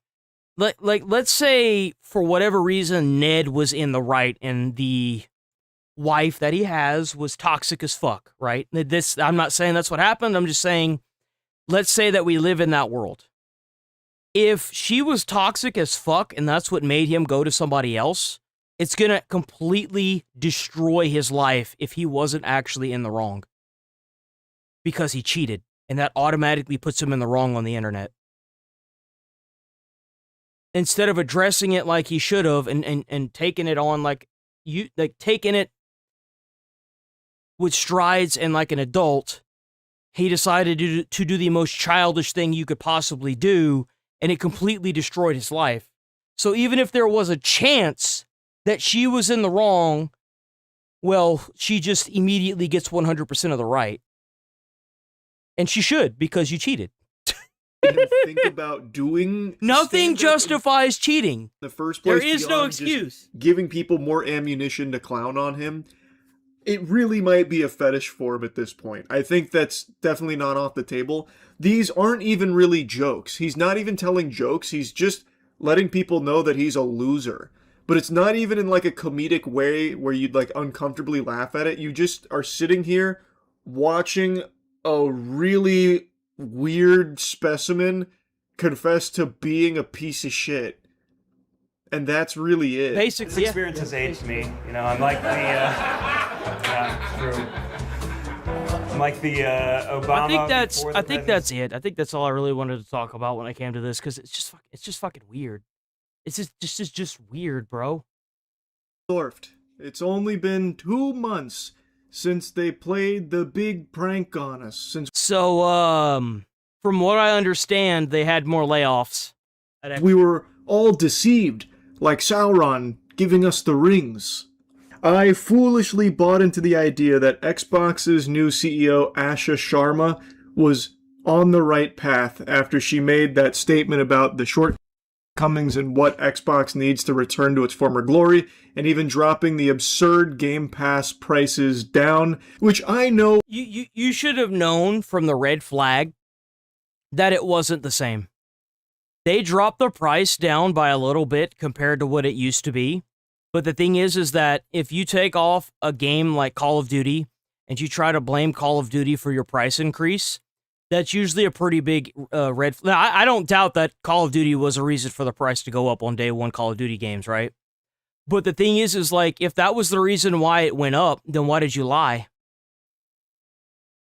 Their statement said that Call of Duty day one games made the price of the Xbox Game Pass go up. If that's the case, then why didn't you lower it all the way back down to its original launch price? So you lied. You either lied or you were misinformed.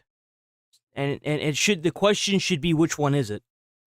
Isn't some move of an angel, like it's not some benevolent gift she bestowed upon us out of the goodness of her heart. It is a standard business tactic called price anchoring, because where they ended up with the new price for Game Pass is still higher than where the price was initially before they had the absolute lunacy that was the 50% price increase, which is just fucking sinful. Trust me. Just like when Sunday for 100 joules by megabytes, megabytes. The peanut butter's on the top shelf. I know it's there and it's painful. I get it. I really do. But what you have to understand, when it comes to Xbox, we are just emaciated when it comes to anything positive in that fucking cesspool. You have to dumpster dive into the very bottom, get into the dumpster juice, the sludge water there. Xbox need to completely get rid of the bread box. They need to get rid of the Xbox console altogether. They don't need the Xbox console because Microsoft is now Xbox. Xbox is Microsoft. They should just make gaming PCs instead and call it like the Xbox machine or something. It would make way more sense. You don't need to get an Xbox if you could just buy a PC. They're getting roughly about the same cost. If you have to save up $800 to get a gaming console, you might as well just save up a little bit more and get an actual PC. Like, that's where we're at now. Fine W's when there's even a morsel of one there. And in this case, her reverting that price even a little bit, like taking foot off of everyone's W100 joules for the marshmallow from a syndicate, Syndicate leader. I believed was at least a step in the right direction, and the thing she was saying Red Raven was accurate about like why Xbox is no longer the juggernaut that it was. So I really did think that she was starting to course correct the ship here. But now, sports fans, I gotta tell you, it really seems like anyone who takes up the mantle at Xbox is cursed to ride the Orb of Confusion crazy style. Like, that's the only explanation here. They are once again back on their barnacles, bro. And to be fair, it's not even accurate to say that, because they just never stopped with the horseradish. I just assumed, and I think a lot of us assumed, that with Asha correctly identifying the shortcomings of the Xbox brand for so long, they would also have that come to Jesus moment, that eureka, the light bulb that goes off in their head, that the... Look, Charlie, I know that it's hard for you to put yourself in other people's shoes because of, the whole iDubbbz incident. But let's say that your livelihood isn't based on 18 million subscribers, and it's based on what you're being told to do by your shareholders as the Xbox CEO. And you know what the problem is. You know that if you say anything, that they're probably going to sue you into the dirt. You know that if you don't do what they say, they're going to fire you. You know that you're about to piss off a lot of people and that you're in a really bad spot. You're effectively in between a rock and a hard place. Now, I know you don't understand any of this because you've never been in the position. Neither have I, but I know how to put myself in other people's shoes and come to this general understanding. I'm not trying to, I'm not trying to belittle anything you're saying, Moist Critical. Not at all. But if you actually did that, you would understand that she's not the one that's in control of the company, the shareholders are. The group of people that invest in the company that want to make money on profit back from it. The ones that are the reason why the Xbox Game Pass originally went up in price. Yeah, those are the guys that are pulling the strings. It's the reason why when Luigi Mandaloni shot and killed that CEO, they had another CEO the next day. So, now that we've effectively put ourselves in that person's shoes, we can understand the mentality behind why trying to think that a CEO is going to change a company is completely stupid. The CEO doesn't make the decisions in the company, the shareholders do. And the shareholders have the CEO wrapped around their finger on purpose. They want the power of the company, and they want a face for people to point their fingers at. That's why you don't ever see the shareholders. Relentless, ruthless, cutthroat, shutting down of that's studios. Okay. I mean, surely you know all of this, right? Surely you understand? Also not helping them at all. In most cases, there were a few that I understood where they just literally had nothing to show for years upon years of work, just couldn't release a game, so I get it because it was just hemorrhaging money, just these huge payments and still not a single game that they were able to fart out. I get those. But that's not all of their shutdowns, and their most recent ones actually have me at my chin scratching the fuck out of it because I can't understand.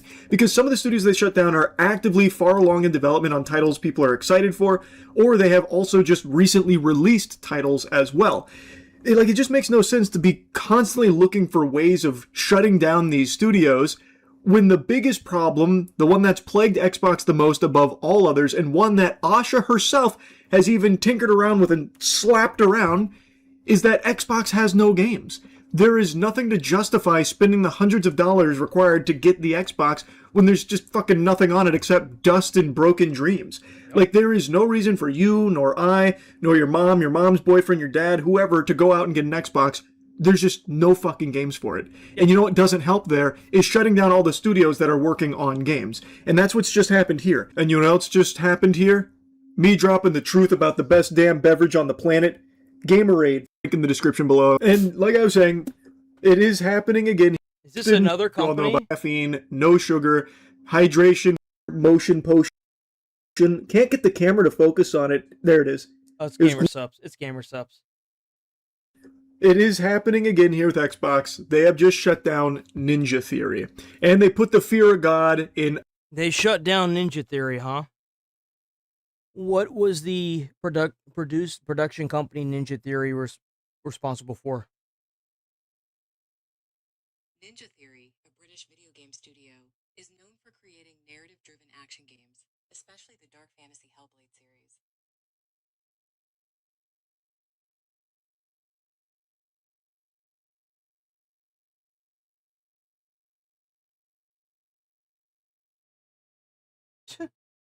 Don't know any of these fucking games. So, this studio is responsible for Hellblade, Suna's Sacrifice, Suna's Saga Hellblade 2, Devil May Cry, 2013. I wasn't actually a big fan of Devil May Cry. I'm not gonna lie. I played them all. I just don't really. I don't know. Enslaved, Odyssey, The West, Heavenly Sword, Bleeding Edge, and Kung Fu Chaos. So, most of these games, other than Devil May Cry, have been a complete and total flopperooski. And if I'm not mistaken, the Hellblade is really fucking, super duper woke. Other studios under their umbrella.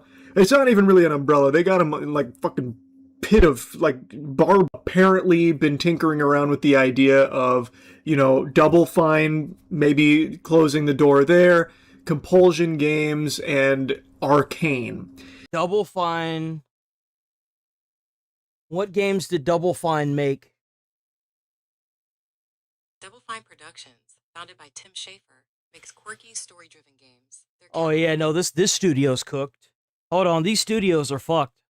Okay, so we got for Dude, nobody plays these fucking games. Double Fine, they made catalogs that span massive platformers, clever puzzle adventures, and multiplayer experiences, guys. What was the other one? Closing the door there, Compulsion Games, and... Was that... What is Compulsion Games responsible for? What games did Compulsion Games make?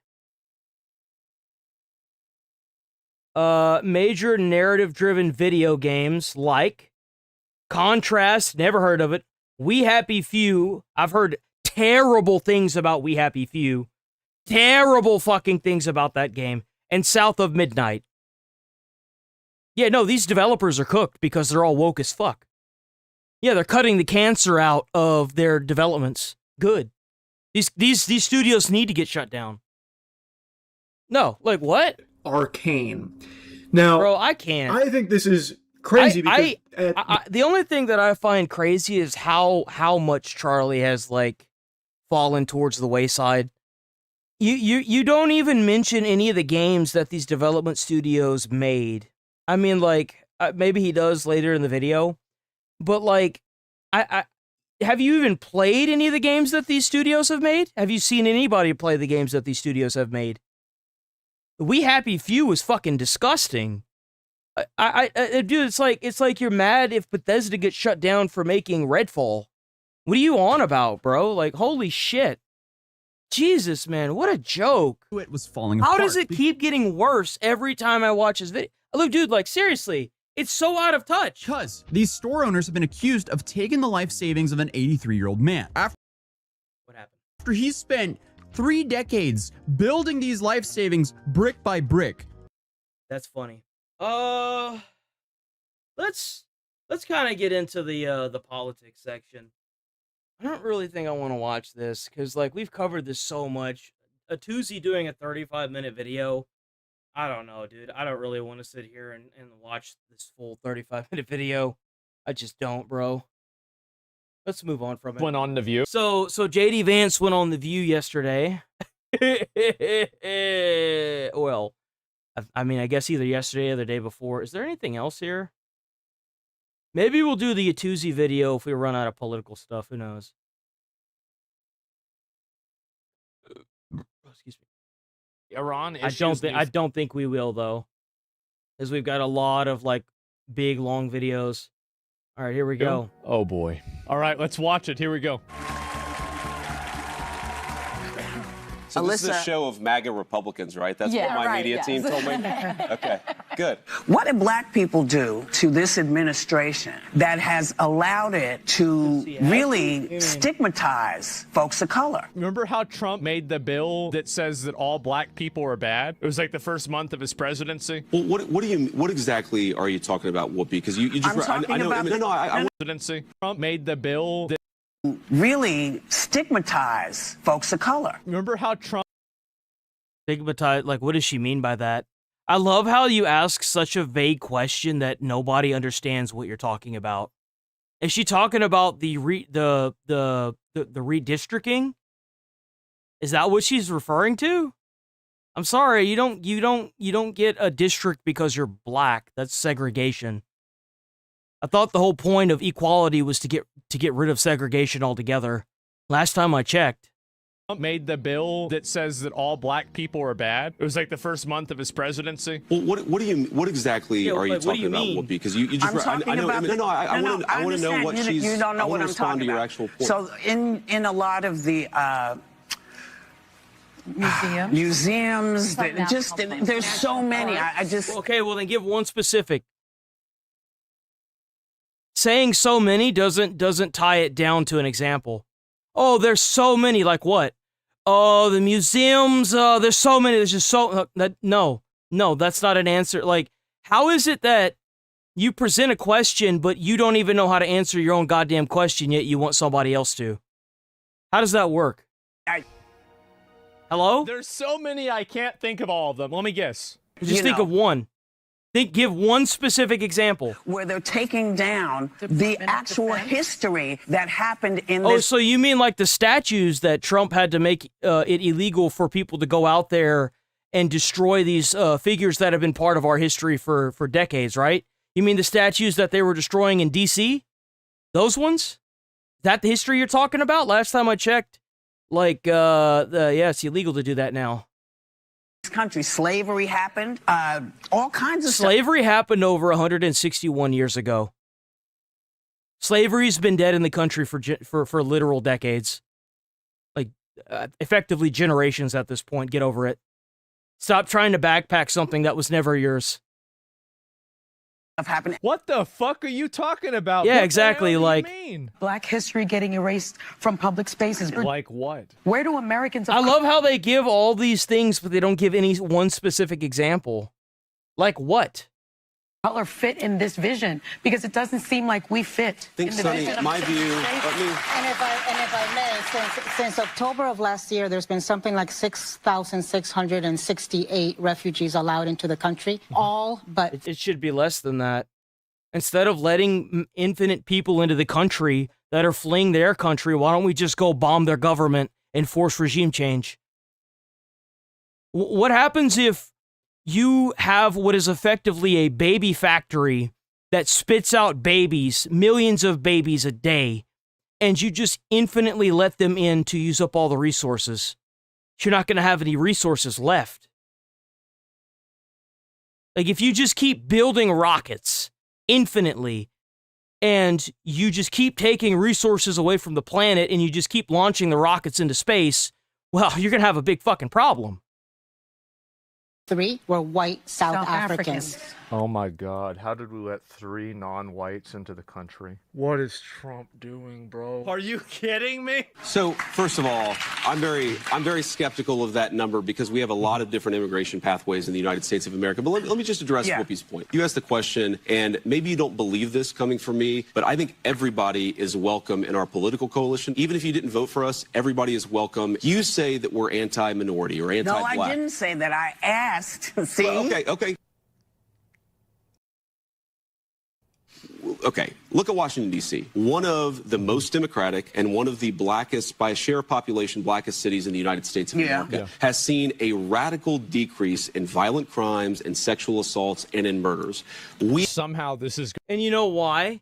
Because Trump used the National Guard to put the people that were doing the bad things in jail and clean up the streets. That's why. He told them, hey, look, I know you like your tent. I know you like the location that it's at, you know, over our one of the country's greatest capitals in the world. But you can't stay here. You can either go to jail or you can go to an institution where they're going to rehabilitate you and put you back into the workforce. Okay? That's what's going to happen with you. And then you know what happened? The crime went down because it was being addressed and taken care of. Yeah. Big fucking surprise. Going to be bad. We have tried to take the crime issue seriously, in part because we believe everybody, whether you're black or white or rich or poor, deserves to live in a safe neighborhood. Why does the crime? Where does the crime step in? This is not about. Because there's a lot of black neighborhoods with a lot of crime. You fucking idiot. You moron. You live in a gated community. Like, I mean, what are we talking about? Why does the crime? Where does the crime step in? This is not about crime. Black history has been erased from public Black spaces. history is not erased. Does she even live in D.C.? Does she even live in D.C.? Like, how do you... Holy shit. Holy shit, man. There is nothing like hearing from somebody that lives in an area where it's like $2 million a year for property tax. You know who lives in a community like that? It doesn't even have to be a gated community. You know who lives in an area where it's $2 million a year on fucking taxes? A bunch of rich assholes, that's where. You know what they don't have in that neighborhood? A DMV. I guarantee you, that rich-ass neighborhood where it's $2 million property tax doesn't have a DMV within 90 miles of it. I promise you it fucking doesn't. True. this. We do have to get to Iran when we get back. Like what? There's not even a single example of any of this. You make a mea culpa of sorts. What does a DMV have to do with a rich neighborhood? A DMV is where everybody under the fucking sun goes to get an ID. You will have the dregs of the entire society all in its entirety going to a DMV. You will have homeless people, you will have felons, you will have rich people, you will have poor people, you will have everything under the sun that is in America going to a DMV. Of course, there's no crime where you live. Big surprise. For calling Democrats childless cat ladies. Oh, man. Okay. My most boneheaded comment. You say that in the book, that it was boneheaded, which it was. Thank you. What were you thinking when... It might be an asshole thing to say, and I know you have to be nice to them, but everybody else knows you were right. It's true. It's true. So Joy said when we were off air that I'm fine, which I think is about the best endorsement that I'm going to get out of Joy Behar for a Republican. Thank you. I appreciate that. Graded on a curve here at The View. The thing is that they're not just childless fat ladies. I mean this in both ways. The cats are fat and they are too. And the reason why I brung up the whole like DMV thing is because Whoopi brought up, where is the crime? Where is the crime? Was because Black history. We celebrate all American history. It's because it's nowhere around you, because no one can afford the area. Administration. You guys might be skeptical of this, but I promise you it's true. I have to go to break. Anna, God, please, we have more with Vice President J.D. Vance when we come back. Oh, what a bunch of fucking schizos, dude. Jesus. Ugh. Threats? Oh, I bet they did. Is it this one? Out the rape gang inquiry. Yeah, here we go. Rupert Lowe brought out the Rape Gang Inquiry Report. So this is really, it's been really, really bad, okay? This is bar none the worst thing I've ever read. I've known about the rape gangs longer than Americans, but I didn't grasp the scope or the scale of what was going on. Forget about Epstein. This is a crime against humanity on the scale of the Holocaust, the Khmer Rouge, or the Israeli atrocities on Gaza. Here we go. Now the veil is being pulled back, and we are about to see some sad stuff. This is systematic, intentional, targeted kidnapping, rape, and torture of white Christian girls in England, specifically chosen due to their race and religion. And I'm not going to read a lot of the details, right? Preteens raped by dogs. That's not a good one, is it? That's a pretty bad one. So... And we finally have the number that we've been waiting to receive. 87 to 95% of rape gang members were Muslims. Do you remember yesterday? There it is. There it is, boys. You know what's really sad? Is I also read a comment this morning before I just banned the person from the channel that said, well, where were you whenever the knife crimes were being done? Which told me they have no idea of anything that I've been going over. They didn't bother going through any of the other playlists that I've made. They haven't stuck around for any of the streams. They just made this broad assumption because they just want to spin a narrative. I have no sympathy for it anymore, guys. I just don't care anymore. If it's crazy that if you resist lawful orders. And here's the fucked up part about it, is a lot of the information that we're being fed is censored in some way to aid this forced immigration. Yesterday, when and that's the sad part about it. Now that you're having people that want to know the actual numbers and what's actually going on, the veil is no longer there to hide these people. Was saying that I didn't have any data and that I didn't know what I was talking about. Well, I wonder what they would say about this. They'd probably say that the data is wrong. They'd say it's a lie, it's fake, it's not real. I'm sure we'll be getting a few of those in here soon. Not true, or come up with some other way to ignore this, right? And I've said it, you don't say no way, right?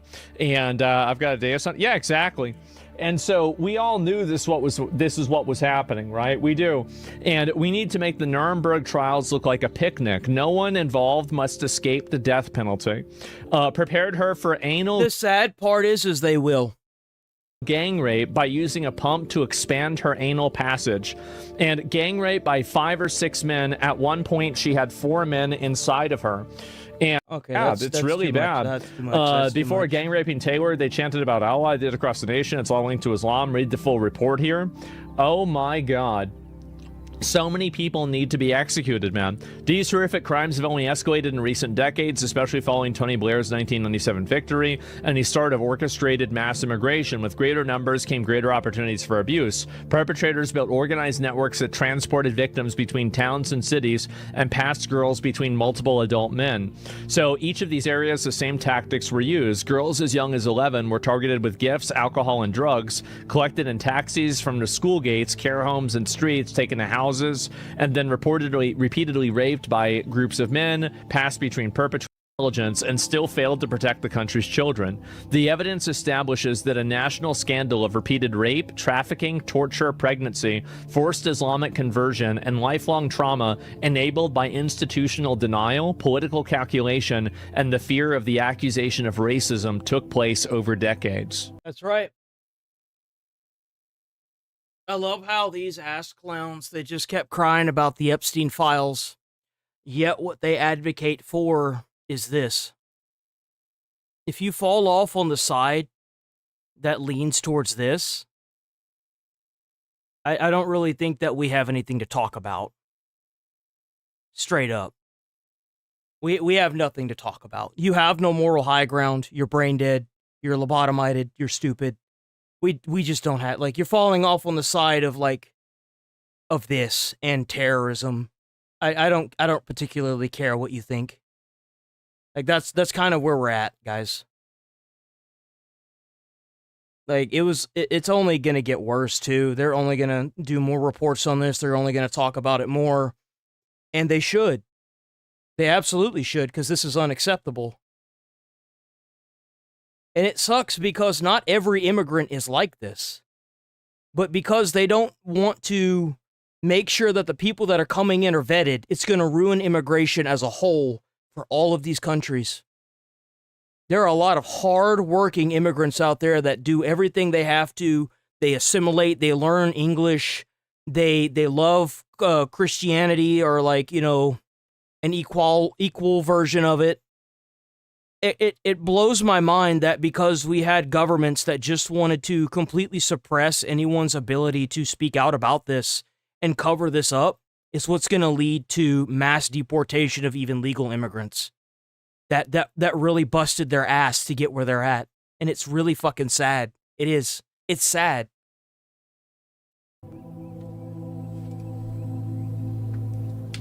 Well, what do you do? What do you do in a situation like this? It's worse than Epstein, I know. It's infinitely worse than Epstein, because the thing is that no matter how bad Epstein is, he's only one person. These people are like, basically all of the worst accusations are like the actual events that happened inside of this. It's way worse, exactly. Not just say, think about it, you reach millions of people, you can't really said explicitly things. So you're mad that I'm, like, indicating that, like, I think that you should do extreme measures? Yeah, I'll make it. You should. You should do extreme measures. You know why? Because until the public is satisfied for what happened to these victims, there will always be unrest. There will always be because, like, here's the thing. Here's a prime example, Carmelo Anthony. If Carmelo Anthony didn't go to jail for murder like he deserves, I guarantee you it wouldn't have just been the racist black people standing out protesting it. You know how you divide a country? When you start adding skin color to it. If you go to a country, let's say you go to Saudi Arabia and you steal something out of a store, you know what they fucking do? They cut your fucking hands off. They cut your fucking hands off. They kick your ass back out onto the street when they're done, or they brand you, a thief, with a brander, like a horse, like cattle. You hold the people that do the wrong things accountable, not just to show punishment, but to make sure that it's equal. You don't get privileges because you're a different race, gender, or ethnicity. That's not how the law works. That's not how it ever was supposed to be enforced or how it was supposed to work. Period. No exception. That's how you cause unrest in a population. Very clear. I think that anybody that was involved in this should be put to the death penalty. Period. That's my perspective. Yeah, they should. They should be killed. I mean, it's very simple, actually. It's extremely simple. Like, without a question. Yeah, publicly. Like, that's it.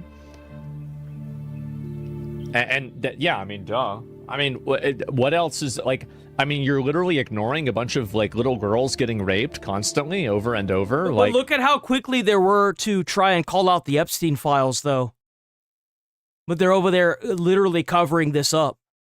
How is that not death penalty? Like, I mean, that's the only answer you could have. Yeah, I don't want these people running around in any country. I don't want them deported. I want them killed. I want them made an example of. You come to a different country and you do some nasty, sick, twisted stuff like this, you should just be put up for public execution. Straight up. What do you mean? He thought he had a point. Well, I mean, there's some people, like, again, I think that, and the reason that I use, like, a lot of this, you know, what you would say kind of extreme language is because I want to normalize it. I want to normalize the thought of this type of accountability. I want to normalize the behavior like this. I want people to listen to this and I want them to think, you know what? Actually, I'm not alone. Actually, it's okay for me to want this. And actually, it's okay. And if enough people think that and enough people start saying this, then it becomes a manifest reality. And you can actually talk about doing this more publicly. The issue with what he's saying, that's the public unrest that I was just talking about. Now, this is where it becomes problematic. And this isn't just this is what you should do. This is what typically happens. In a population where your diversity is being split by the government, right? It is being forced, mandated almost on purpose by the government. If you continue to suppress and silence these people, the unrest is going to look a lot like Belfast. It's going to look a lot like this. They just make up numbers. 46.2% of Fortune 500 companies were founded by immigrants or their children, by the way. Hold on. Where is it? Here it is right here. It's going to look like this. It started. Irish have set up their own anti-migrant checkpoints and are searching cars. Oh my God. This is only first gear, by the way. Like, if we didn't have ICE, this is what would be happening in America right now. You think this is bad? This is the best it's ever going to get. This is the best it's ever going to be with these people. This is only the beginning. In Belfast, they're hunting asylum seekers house by house. Pro-invasion politicians are responsible for this disaster in Europe. It seems like all those videos and everything they said about, you know, oh wow, white people are really violent, they're dangerous. Well, seems like you weren't totally wrong. What a waste of money. Riders are breaking what it's gonna into look like. migrant houses and HMOs, houses and multiple occupation, a form of taxpayer-funded housing for asylum seekers in Belfast to set them ablaze. Why are taxpayers paying for migrants to live in their country? That's what it's going to look like. That's what it's going to turn into. And then it becomes a policy, and then you're able to do it. So that's the reason why. I talk about it the way that I do because I want to normalize this behavior. I do. Why the death penalty? You should hold them as slaves, build prisons and trees. Well, I don't know about that. W. Jules from Salty McNuggy. W. Salty McNuggy. I mean, like, again, there's people that would do worse than I would, right? They would. What if we use them as human experimentations in harder, dangerous works like lithium mines? Oh, that'd be fine, too. But as long as the end result is certain death, then that's the thing that matters, right? What happens before then isn't really that relevant to me. But as long as that's the end goal, then I'd be happy. So, yeah, that's really it. Something extreme is happening. Yeah, I mean, this is really extreme. It's really bad. So, fuck slavery the minute the kid that's a crime, no life is forfeit. Well, I don't know. I mean, like, you have to think about, like, what else... Like, the real way that I would approach this, I'll tell you the truth, right? The real way that I would approach this is actually a lot worse than this. This is my PR version of how I would approach it. Like, the real way I would do this would be awful, right? It'd be terrible. And so say it? Of course not. I don't want to get in trouble. I'd get in trouble if I said it. And so, no, again, it's about, you don't walk into the pool, I don't jump immediately into the pool. You walk in and you slowly acclimate to things. And so you have to boil the frog. You don't do it immediately. We'll get to that. But we're not there yet, okay? So just be patient. I have suffered. Well, I don't want to get into any details, right? 250,000 victims. Holy shit. Holy shit. There are 250,000 victims in that report. Holy. Victims. 87 to 95% of the perpetrators are Muslim. Remigration is the moderate solution. To give you an idea of scale, during the rape of Nanking, Japanese soldiers were estimated to have raped 20 to 80,000 Chinese women. And the report estimates at least 250,000 women were victimized by these Muslim rape gangs. Exactly. And I think that the funniest thing about it is that if any of these guys had done this, and you know what they do to Pakistan? You know what? They kill them over there for doing this. And you know what they do? That's why they're fleeing. By the way, these guys that are fleeing these countries that are like bad, like how many Venezuelans do you know that have fled Venezuela, or Iranians that fled Iran that are bad? Not very many. Very, very small majority, very small minority of them, right? Some of them you'd never even suspect of doing anything crazy. But like, whenever you just bring over unvetted people, or even if you do know, a lot of them are fleeing their own country because they're in fear of being killed, because they've done something they know that they would get killed for in their own country. Like, a lot of them that are asylum seekers are most likely seeking asylum from their country because they've done, I mean, shit. They're seeking asylum because in their own area where they live, they would be killed for some of the nasty shit they've done. So they flee. So like, and because we don't know who actually wants to flee their country and who is fleeing the country because of something they did, because they're not vetting them, we'll never fucking know. We will have people in our country and in the UK and in Britain for decades and never know where they came from, who they actually are, what they did in their country. And it's because that no country is willing to go door to door and get everybody. And that's the honest fact of the matter. And like other places like Saudi Arabia and Dubai, they kill them for this. So like, really, I think we should apply their exact same laws here. Like, they don't put up with this shit. Nobody puts up with this shit. That's it.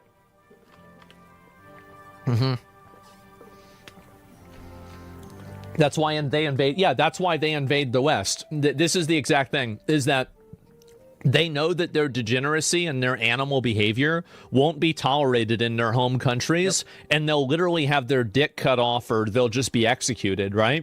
And so they can't do it in their own country, so they come to Western countries where there's like some white guilt around, holding these people accountable for it. So they come over here and do it. They do it here instead. That's literally what I It just must have said, happened in all of Western Europe, from Spain to Denmark. It's happening everywhere in the country. It is. And this is why I said before, like, I would... No, never mind. Never mind. And so, anyway, let's go back. We'll look at this here. While Keir Starmer was the director of public prosecutions, it's been reported that 13,000 suspected rape gang members and pedophiles were let off with warning letters. That is crazy, dude. That is crazy, bro. Are you fucking kidding me? And I promise you this is happening in America. I would bet high dollar on that. Mayor of London, Sadiq Khan, repeatedly insisted there were no grooming gangs operated in the city. There were no grooming gangs, yet there are 200 and... How many victims? Like 250,000? Wow. Investigation revealed that Khan had direct access to HM Inspectorate of Constabulary documents detailing the very patterns of the offending that he had denied. That's right, because they're lying. That's the exact reason. Oh my God. If there was a case like that in Norway, I don't know. You're missing the religious component. They're doing it. They're not doing it to Muslim girls. Well, yeah, of course they're religious extremists. I know that. And that's my whole point, right? I mean, are we going to have to go back to the original, like, where is it here? Find it, I'm sorry. 500,000 victims. That is fucking... It is in English, so you can understand what I'm saying. I have translation. No, I know you have translation, but I just want to make sure you get it right. There will come a day that we will see far more radical extremists and terrorists coming out of Europe because of the lack of decision-making, trying to be politically correct, or assuming that they know the Middle East and they know Islam and they know the others far better than we do. That's right. He knew long before this happened. And he knew what was going to happen. I'm sorry, yeah? but that's pure ignorance. Yes, it is. That's right. Yep. You're not help us. Always been my. And you know what's sad is that it's not even your neighbor that's the problem. It's the people that have the few people that have gotten into governmental power that are the problem. It's the fact that they advocated for this, not knowing what the hell they were doing. And then whenever this started happening, they didn't fix it. They didn't stop it. They didn't address it. They allowed it to happen, and they gave them a pass. It's sick. About it's disgusting. Listen to the guys that run these countries on how to deal with these people, because they know how to deal with these people.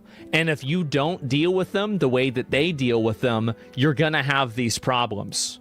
That's it. You just listen to them. Oh, okay, that's what we should do. Okay, that is what's going for. It's accurate, then enough. Of course it's probably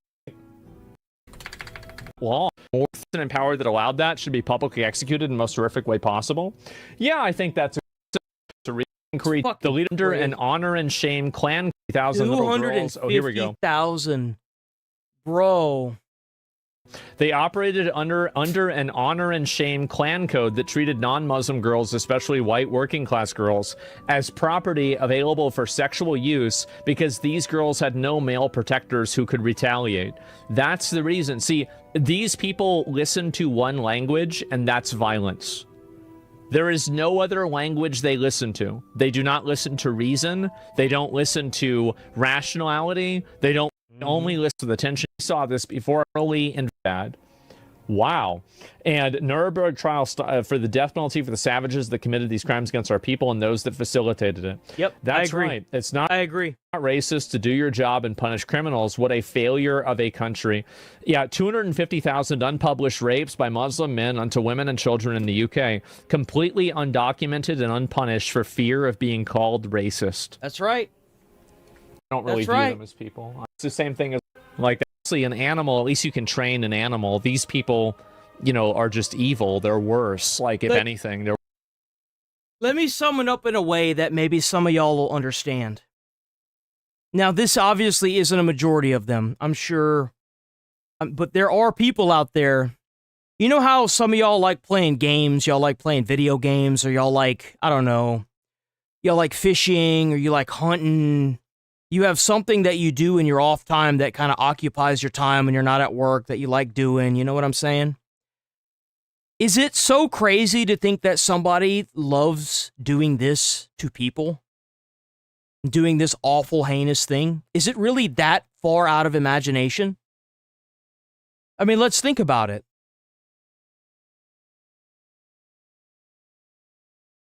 Is it really that far out of the imagination? No, it's really not. But the issue is whenever it's being allowed to happen, that's where the problem is. Whenever you don't address it, when you don't fix it, when you don't put them in jail or give them public executions to send a message, that's whenever it becomes a big problem. Because that means that somebody high up fucked up somewhere and they're so gonzo that they don't even realize how gonzo they are because they're still allowing it. They would have suppressed this if they could. They would have silenced anyone they could to make sure that this information didn't come out, but they couldn't. so it was forced to come out.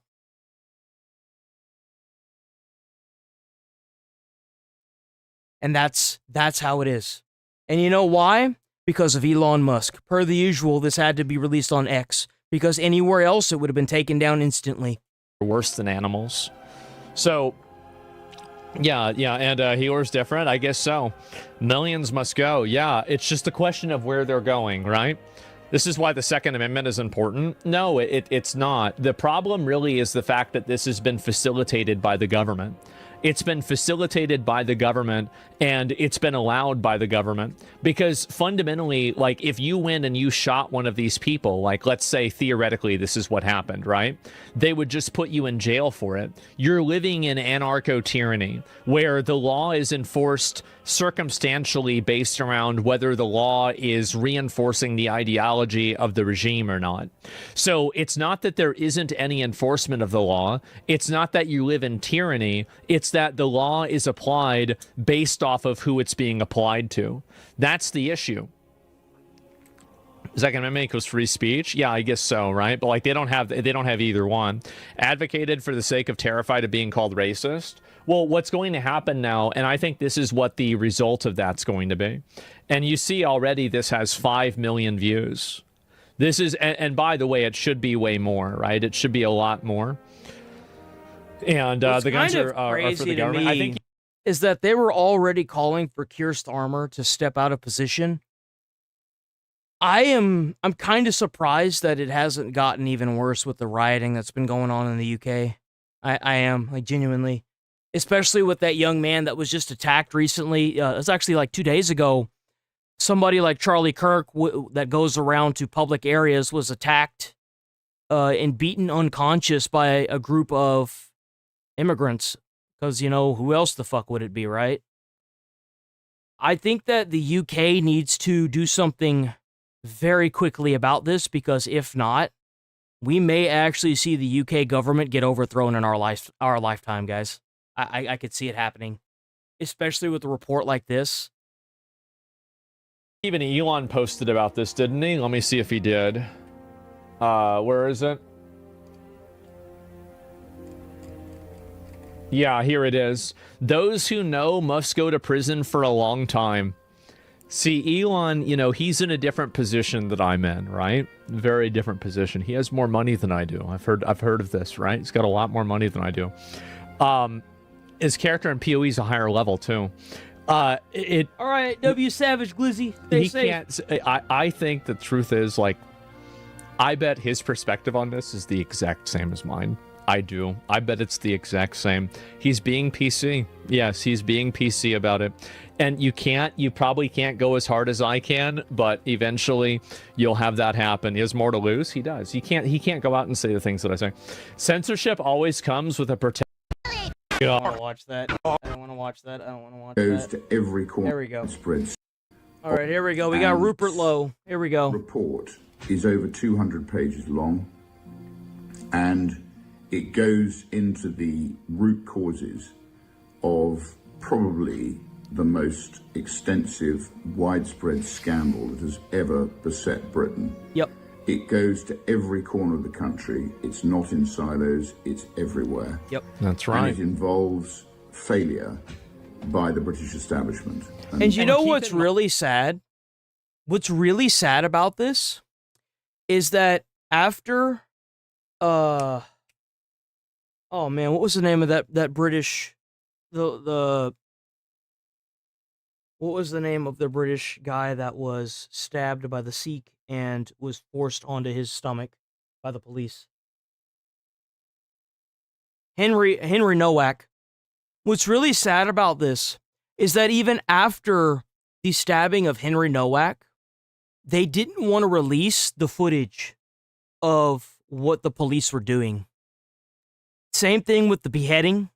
The police chief came forward and said, well, you should stop spreading the misinformation or the racism of this beheading. You don't really look at the video and da-da-da-da-da. And yeah, you know why you don't want people to look at the video? You know why you don't want people to read this report? It's because it exposes your bullshit. It's because it puts people that much closer to either voting somebody in like Rupert Lowe or Restore Britain, or it's going to lead to a mass killing of the UK government. That's why you don't want people to see it. I guarantee you, if the UK is able to get over this hurdle, they are going to have massive reform transparency laws for the UK. I guarantee you. Do you really think this isn't happening in other places in Europe? It's happening all over Europe. The world. It's happening all over the world. Think about how many instances of this where it's being completely covered up and censored in America. I guarantee you this is happening in America. There's no fucking way it's not. Erratic? Listen. By the British establishment, the way it is. I mean, It's a great place to be. Ministers, the civil service, local government, social services, the police. Also, you have to keep in mind that, like, if you are broadcasting in an attic, you are superior to people that are not. And the reason why is because you have to go upstairs. So fat people can't do that on a regular basis. So if you have somebody that's going upstairs on a regular basis, that's going to totally put them literally on another level. The NHS, and the media, who is supposed the way to it is. Be the guardian for the British people of scandals like this, but they've singularly failed to do that. That's right. The report goes into the reasons how it's happened. It goes into the reasons why it's happened, and that is all the reasons, and we analyze everything. I'm very grateful to all of the experts who Everybody knows why. All of the survivors who were brave enough to appear, all of my fellow MPs who came, and most of all to Graham Smith, who is the barrister who has produced this. The only reason the leftists aren't on board is because they can't stand it so much they would look wrong about the views they have. No, it's because they agree with it. I think that the easiest answer is almost always the correct answer. Yeah. Think about, so this is my outlook on everything. Yeah, that's the reason why there's not really much point. Like, you're not going to convince them. If you have, look, we live in a time where you can look anything up in the world on your phone. You can. It may not be like, all there, but you can get the gist of it and come to your own conclusion. If you have the ability to unlock this phone and Google whatever information you have, and you choose to stay misinformed to push a political goal, that's on you. You're not going to be convinced when you go in somebody's comments and have a counter point to it. No, you're not there for that. You're there to push the narrative. You're there to blatantly ignore what's really going on and continue trying to push this mass nonsense that nobody's really falling for. That's why Hassan's hemorrhaging people left and right. That's the reason why the UK had the Unite the Kingdom rally that had the entire frickin' the march was so long that it spanned across the bridge and it reached both sides of the bridge and most of the alleyways in the town of it's not the censoring, the canceling, the removal, the doxing. Hell, they even tried to go after Rupert Lowe. They invaded his damn house and forcibly removed all of his guns and stuff. It's a fear tactic that they use to try and make you no longer want to be a part of it. They bully you, they suppress you, they corner you off from everybody so that way you don't congregate together and realize that everybody has the same thought process. That's what they do. They got to stop it before it spirals up and actually is more evenly so realized. And that's what's going on now, is that more and more people are realizing that they're a lot more like-minded about this than what media is saying. And that's the truth. Everyone sees what's going on, but their tactics are to censor everything, but that's no longer working.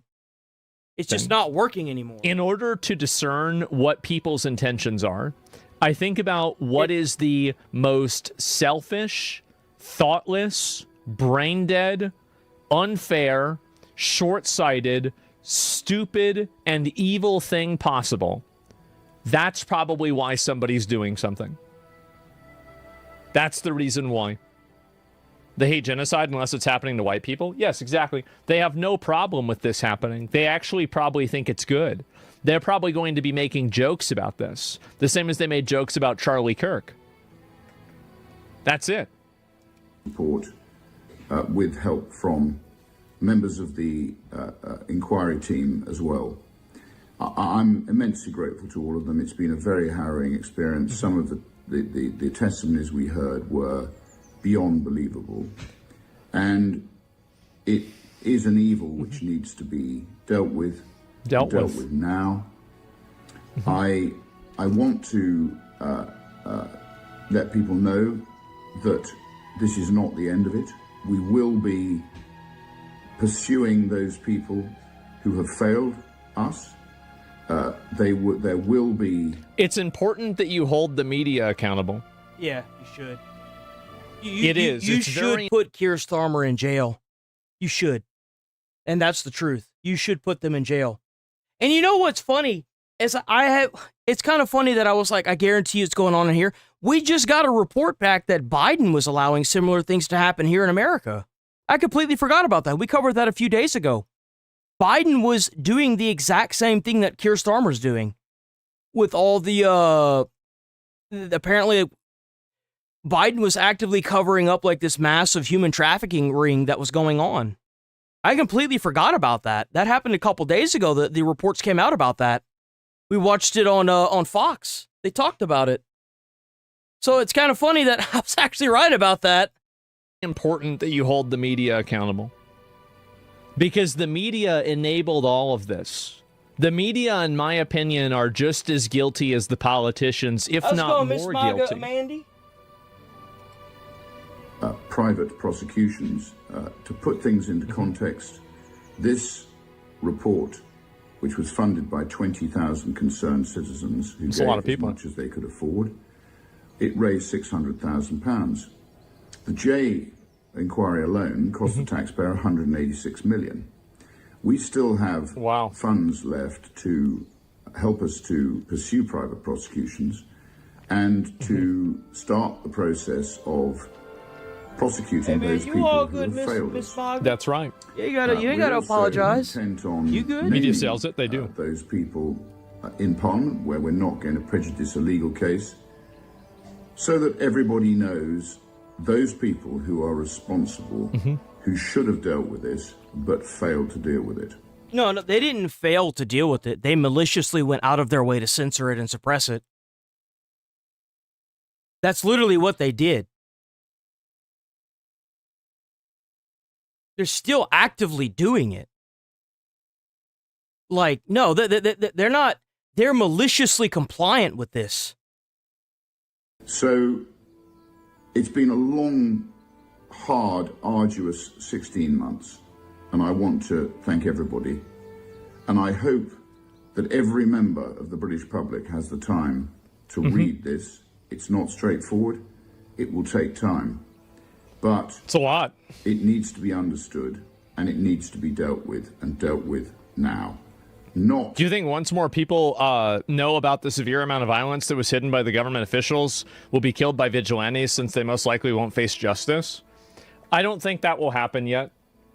I think that people still have a perception of democracy where they think that they can vote to have some degree of accountability. So you're probably not going to have as much vigilante justice yet. Through a statutory inquiry which has been forced by our inquiry, a statutory inquiry which, by the way, has had the terms of reference watered down and will, like all government failures, be kicked down the road. Of course. And by the time hands are held up and people admit there's a problem, the people who made the decisions, the bad decisions, are totally out of the government. As we've seen with the post totally out of the process. We've seen with infected blood and countless other scandals that have had to be cleaned up. That there will be no retribution, no holding to account. And when there's no holding to account, these things continue to happen. That's right. So please read it. You have to do it. Please understand how this has happened. We can never let it happen again. It is I agree. pure, Absolutely agree. Absolutely agree. unfettered evil. It is. Man. Yeah. Publishes this report? Well, Rupert Lowe published it himself. And what is this here? Can I find this? Oh, this is, I'm going to look at that later on. And I never tried the matter. How many people it took to do the American Revolution? It was like a small percentage. So it doesn't matter whether this is the tip of the iceberg. Really sad because you have to keep in mind that all of the really... that this actually isn't, like it's kind of like the trans athletes. Oh, it'll never happen. There's not going to be any athletes that go from man to woman and then try to get into the athletic systems for the women. Well, they did that. They literally did that. Eddie Hall had to sit down and talk about the women's weightlifting competition where a man that was posing as a woman won. And talked about how he's going to have to effectively take back the award and give it to the person that actually deserved it. It's the same examples here. Well, you're racist for bringing any of this up. No. That's what happens when you have a culture whose wedding files match the Epstein files. When you mass import people that find it okay at the age of 30 to marry a 12-year-old, you're going to have a lot of cultural problems there. You're going to have a lot of just not good things, and it's exacerbated 100x when they get handed housing, they get handed food, healthcare, transportation, money, and you get mad whenever people are talking about it and you want to call them racist. But the thing is that the government is the one causing this divide. And it's unvetted, too. Like, they're just letting anybody in. Of course there's going to be problems. Duh. The last Hello? 24 hours and people are losing their minds. Is that true? Context. Netanyahu informed Trump that Israel will not pull IDF forces from Lebanon and does not consider itself bound by the Lebanon clause in the U.S. If you're new here, sub to the channel, hit like on the stream. I'm here every day, 8 a.m. to 11:30 a.m. To 1 p.m. Central Time. Also, check out the Discord. Iran agreement. Now, President Trump spoke with Israeli Prime Minister Benjamin Netanyahu. He asked the Prime Minister, what the F are you doing? Iranian Minister Aragachi, the war with the United States is over. Okay? All right. So then now what? Just in, the U.S. and Israel asked to review the U.S.-Iran peace agreement. Israel asked to review... Bro, I know somebody in chat didn't just say that. Dude, I know there's no shot. There's no shot, right?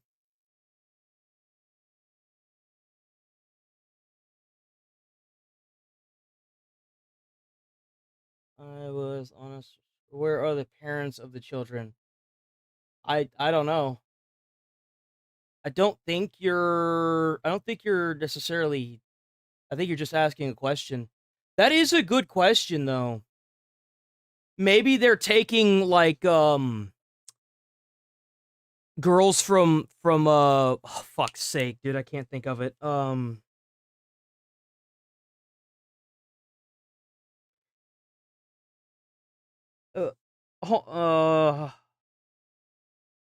Orphanages.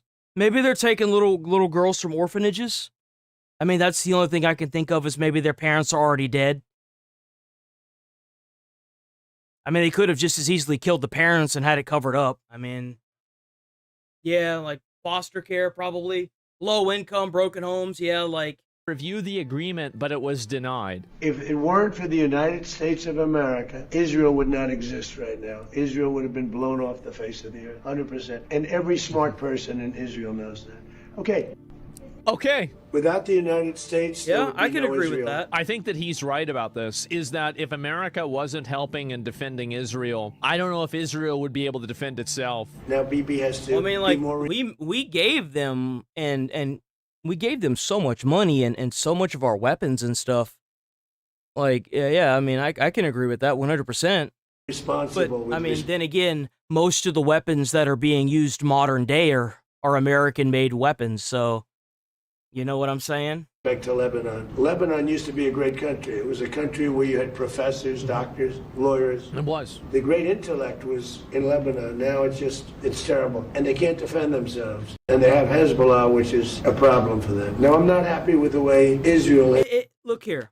I'm going to say this in plain English so everybody can understand it. If you are a country in the Middle East and you know you have a terrorist problem in your country and you're not doing anything to get rid of it, you're just as accountable as they are when they start killing other people in other countries. That's my honest opinion of it. If you have a government and you have terrorists in there and you're crying that some other country's killing those terrorists, but you're not also trying to kill those terrorists or put them in jail, you're just as much a part of the problem.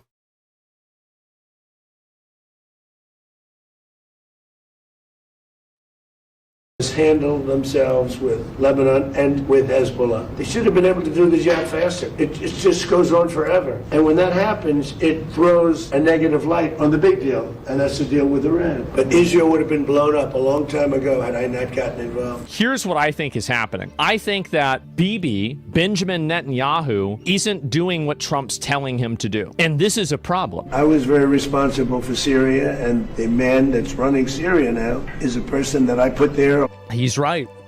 That is our Terry. And then the other one is your wife. How many wives? Your wife. You guys never know. He's done an amazing job of pulling it together. He's not a Boy Scout. He's very good with Hezbollah. Does not like them. I'll tell you what, Israel's fighting. You know why? Because he was a terrorist leader. That's why. You know how terrorist leaders stay in charge? They say, hey, if you don't do this thing I'm telling you to do, I'm going to kill you. And you know what happens when that terrorist person doesn't do what the leader says? The leader kills them on the spot. Yeah, I'd imagine he is really good at it. Hezbollah too long, and too many people are being killed. And you don't have to knock down an apartment house every time you're looking for somebody, because there are a lot of people in those apartment houses, and they're not all Hezbollah, that I can tell you. And I suggested to Israel to let Syria take care of Hezbollah. Because to be honest with you, I think they do a better job of doing it. If Israel can't do the job without killing everyone salty nuggy. Else, he'll do the job. Syria will do the job. Trump has lost nearly half of Israel in 3 weeks, a 46% swing against him, with the majority of Israel disapproving of him after the major Israeli figures started attacking him for the Iran ceasefire. I really just can't give a fuck, bro. I mean, Trump is right. If you can blow up somebody's apartment room, then why are you blowing up the whole building? Do you accept Israel to not respond to Hezbollah? At the end of the day, I think Israel should do everything that we tell them to do. And so if Trump has a different vision for what Israel should do, then Israel should listen to Trump and do what he says. I absolutely agree with that. 1000%. You have to understand. The thing is that if we're at war with a foreign country and you have an ally that's just doing whatever they want, though I agree with Israel bombing terrorists, I do. But if you have a country that's just doing whatever the hell they want and you're supposed to be allied with them, but they're making things complicated, that's a fucking problem. Stop doing it. And what Israel is. Israel is a projection of Western power directly in the Middle East. So to the extent that they are not listening... Which is the reason why there are so many people that dislike Israel. Israel is that wrench in the Middle East that is their problem, which is the reason why there are so many terrorist organizations and so many Middle Easterners that just fucking despise Israel. And that's also where this narrative came from, that it's like, oh, well, America's Israel's lapdog. Oh, da, da, da, da, da, da, da, da, da, da, da, da. You're just pissed that they're blowing up a bunch of terrorists and that your entire fucking narrative is falling apart. And that's what this boils down to. You can't mass import more terrorists into the country, and you're mad that the ones that are here are so fucking stupid they can't even do anything right. To us, and they are not applying what we say, they have no value to us. That's it. Trump completely...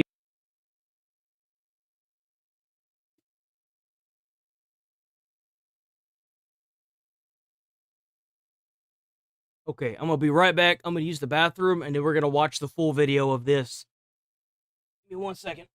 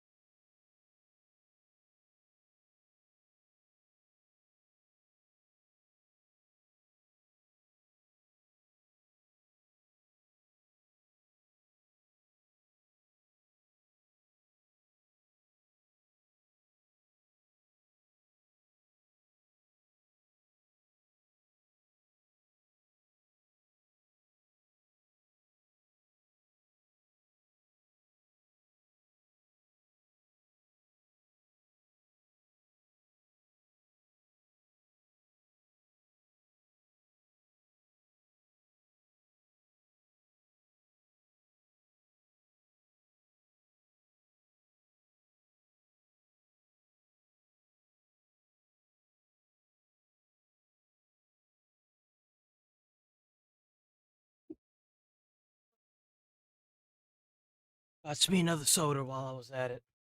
Let's get it. Oh, Yeah, W. Trump completely flipped. W100 joules for the Sunday from user W user. On Israel the last 24 hours and people are losing their minds. Is that true? Let me see if I can pull it up. So, Iranian Prime Minister says Aragachi with the war with the United States is over. Okay. All right. So then now what? Just in, the U.S. and Israel asked to review the U.S.-Iran peace agreement. What Israel asked to review the agreement, but it was denied. Interesting. I can now confirm that Israel formally requested access to the Iran MOU and was denied. I guess that's probably some sort of the agreement, right? A remarkable and highly unusual development between close allies of such a critical nation's security importance. Interesting. Wow. Let me see here. Oh, this is the same one. And breaking 9/11, if it wasn't for... Okay. Israel, and every smart person in Israel knows that. Okay. Oh, I have no want to have this. For me, there would be no Israel, because no other president... I don't know if... It used to be a great country. It was a country... We saw this. We saw this. So, yeah, Lebanon is Christian. 30 or 35% of the country are Christian. That's a lot. That's a huge amount right there. And so, yeah, obviously it's a lot of self-identification in these topics, right? I'm really not. Throws a negative light on the big deal, and that's Israel has handled themselves with Lebanon and with Hezbollah. They should have been able to do the job faster. It just goes on forever. And when that happens, the thing is that if we make this deal, if Iran thinks that it's going to keep using proxy terrorism to attack Israel, and Israel's retaliation to the proxy terrorism is going to, quote unquote, start the war again, I don't know who's going to break it to Iran, but the thing is like, this mentality that they're not paying these proxy terrorists has been completely shattered. And the thing is that if America has to get involved again because of Iran using proxy terrorism to effectively kill Israelis, and that's what they're going to try to use as a retaliatory attack when Israel starts bombing them again to break the peace treaty and start making nukes again. I don't understand why you would even bother making this treaty. I mean, these guys are trying to play retard chess, 5 moves in advance, thinking that they're smart, but they're not. They're using their privatized military, terrorist organizations to try and kill the only form of Western culture in the Middle East. That's what they're doing. And the same people that are like, oh, Israel is fucking terrorists, I guarantee if I asked them what they think of any of Trump's policies, they'd probably just be saying the same thing about America. Like they don't care about America. They're not they usually they don't care. They're just trying to drive a wedge in between America and Israel. And to be quite frank, I don't really care what Israel does.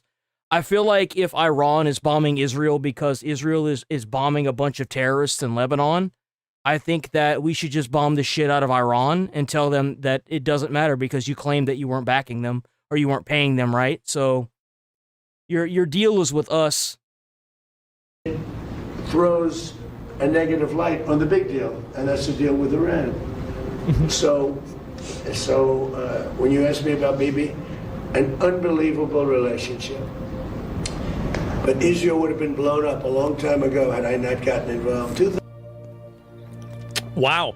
Israel doesn't target Christians in Lebanon for the most part. I don't know if they do or not.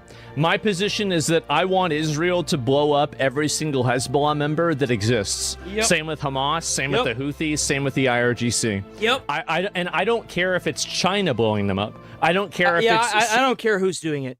The thing is like, and I saw a comment that said that if a country can't support itself, then it shouldn't be a country. So you feel the same way about the Ukraine, right? You feel the same way about Africa? Then again, we don't have to worry about them losing a war to a bunch of fucking commies, but still. Like, if you're the only country in that entire atmosphere that is Western culture and that is trying to be civilized, and you've got all these other dickheads around you that are trying to blow up your society, I mean, I kind of feel like we should help them, but I definitely don't want to just be hemorrhaging them money and weapons. I want to be bombing the people that are actively going after them. That's what I want. I don't want to just be feeding and putting Band-Aids over everything. I want to be bombing the people that are causing the problems. Send a message. That's what I think. Saudi Arabia blowing them up. I don't care if it's America blowing them up. I just want them blown up. I don't care about what the reason is or how it happens. I guarantee you if Japan was the one helping us, they'd be saying the same thing about Japan. If it was China, they'd be saying the same thing about China. Oh, look at China's lapdogs. Kim Jong-un's lapdogs. Oh, look at that. Oh, Keir Starmer's lapdogs. Oh, it'd be the same thing, guys. They're not pro-American. They're anti-Western culture to the core. They don't, like, if they call Israel terrorists, they're going to call us terrorists too. You ask them what their opinions on Trump are, they'll probably say the same thing. About the outcome. So that's my position on the topic, right? I've been very clear about this. Here's what I think is happening. I think that Benjamin Netanyahu, isn't doing what Trump's telling him to do. And this is a problem. Because this is the reality. They're player 2, we're player 1. They wouldn't be player 2 if we had not sent them the weapons and money either. We have the biggest economy, the biggest military, the most nuclear bombs, and the most everything. So we decide what you do, and you listen. If we say jump, you say how high. Exactly. You don't say, I'm going to go and do something else. And I think that's a big, we own the console. Yes, it's our console. They're coming over to our house and playing it on the second controller that's like a Mad Catz controller because they're using the old Patriot missiles and sometimes they miss. Right? And that's not, they're getting... We're Samson Pro Treaty? Who cares? Here we go. Expectations for Israel. Can this deal survive if Israel attacks Lebanon? It can, and I consider that the minor war. Iran's a big one, but we have a little pinprick out there that constantly rears its head, and that's Hezbollah. Mm-hmm. And, I was very responsible for Syria, and the man that's running Syria now is a person that I put there along with President Erdogan and some others. He's right. That is our Terry. That's our Terry. And people, it seems like a lot of people like him. He's done an amazing job pulling it together. And I'll tell you what, Israel's fighting Hezbollah too long, and too many people are being killed. The beheading guy? And you don't have to knock down an apartment house every time you're looking for somebody. Because there are a lot of people in those apartment houses, and they're not all Hezbollah. And instead of blaming Israel, you need to be blaming the country that allowed those terrorists to set up shop inside of an apartment house. You can't tell me that a country isn't aware that a bunch of terrorist organizers are setting up missile launching platforms in a fucking hotel room. I'm sorry, dude. Like, you can bullshit around with someone like Donald Trump all you want, but I guarantee you, if you've got terrorists in your country that are setting up missiles to fire at Israel, the country probably knows that it's happening. Like, let's be completely fucking honest here. Let's not sit here and bullshit with each other. And I suggested to Israel to let Syria take care of Hezbollah.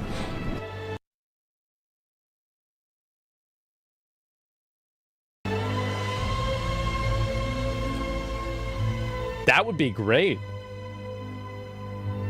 Yeah, I mean, the guy used to run ISIS, right? I mean, I remember Saddam Hussein killed all the terrorists.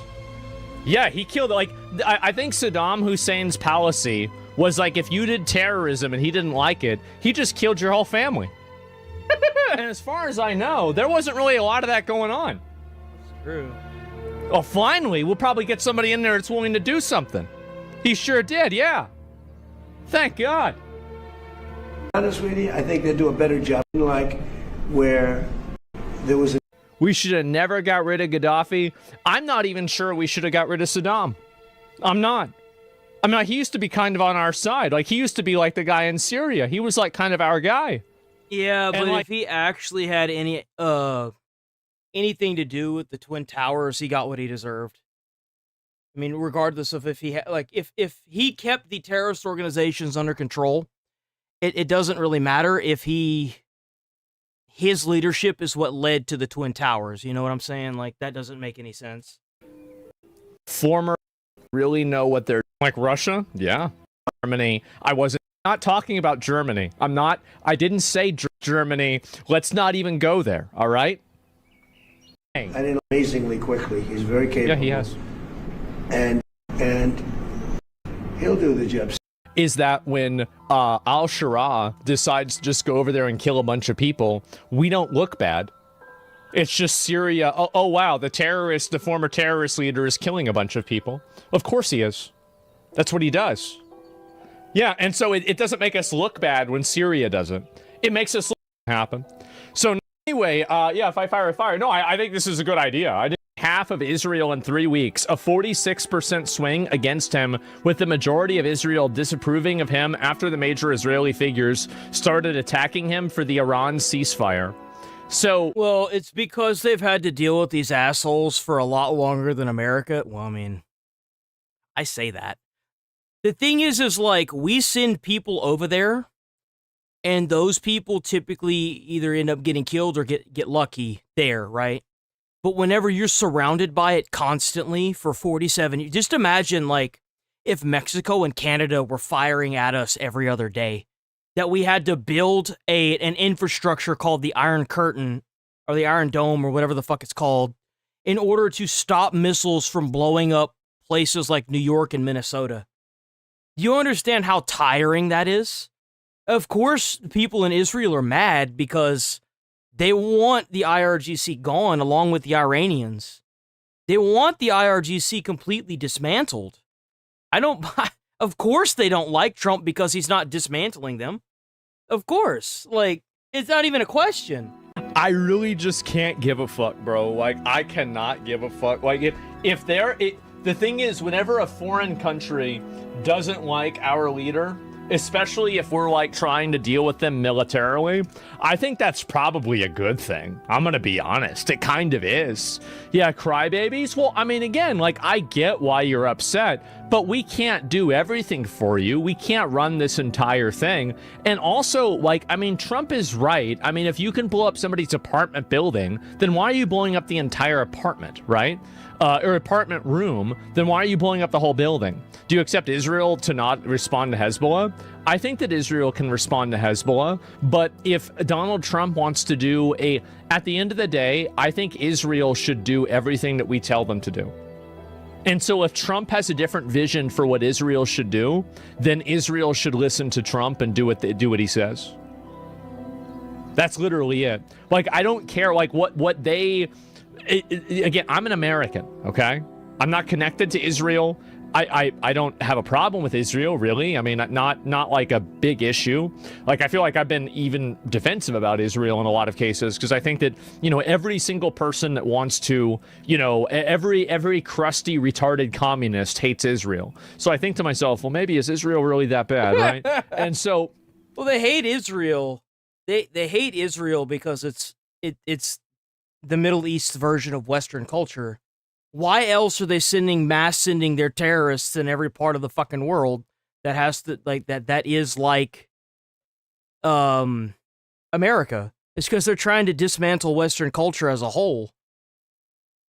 So that's why they're trying to kill all the Western culture. That's what they're trying to do. I mean, they practically invaded every single country around them. And the countries are now so infested with these terrorists that they don't even try to get them out of the country. All of that being said, Didn't you say? Don't you say you might be Jewish? My friend told me that I'm not. But I don't give a shit. player one, that matters. Too bad controlling the United States is a joke. Get the fuck out of here. Favorability of Israel, 60% is unfavorable. Oh my God. I expect the gap to widen. We're done helping Israeli kill brown people when we can't afford gas, groceries, healthcare, or housing. I don't think people really care about Middle Eastern conflicts, period. I don't think they care about Palestine. I don't think they care about Lebanon. No, they I don't think they care about Iran. They don't even, most Americans don't even know where any of these places are on the map. They have no idea. Yeah? Done enough domestically. I have imperialism. I'm a big fan of colonialism. I'm a big fan of conquest, like taking over, capturing Maduro, taking over Cuba. We need to do more conquest. We need to do more I like that idea. imperialism. So, like, we need to imperialize half of fucking Africa, probably, right? Maybe some South American countries, too. I don't know yet. It depends on how they're acting, right? Well, no. I think it depends on what resources we can get out of it. What can we get out of it that will benefit America? That's what we should be looking at. Bro, like, no, I mean, really? Well, I mean, what? What? No, I mean, really, what are we talking about? Maybe? Yikes, what's wrong with that? Inside of these different countries, and we all live in the citadels. And that'd be it. Congress is supposed to handle the domestic issues. Why aren't they passing laws we want? I don't care what's supposed to happen. I care if Trump's doing it. Like, I don't give a fuck. Oh, it's supposed to happen. That's what the system is. Shut up, bro. Like, what is doing it? I want them doing it. Micromanaging consumer habits? No, not really. Yeah. And if we're gonna, right? And somebody cause him a problem, blow him up. That's it. Very justified. Understand what you feel about it. Logic is flawed. It seems like, yeah, we're done here. Okay. Flipped on Israel the last 24 hours and people are losing their minds. Is that true? I think we saw this already, didn't we? Hold on. Trump completely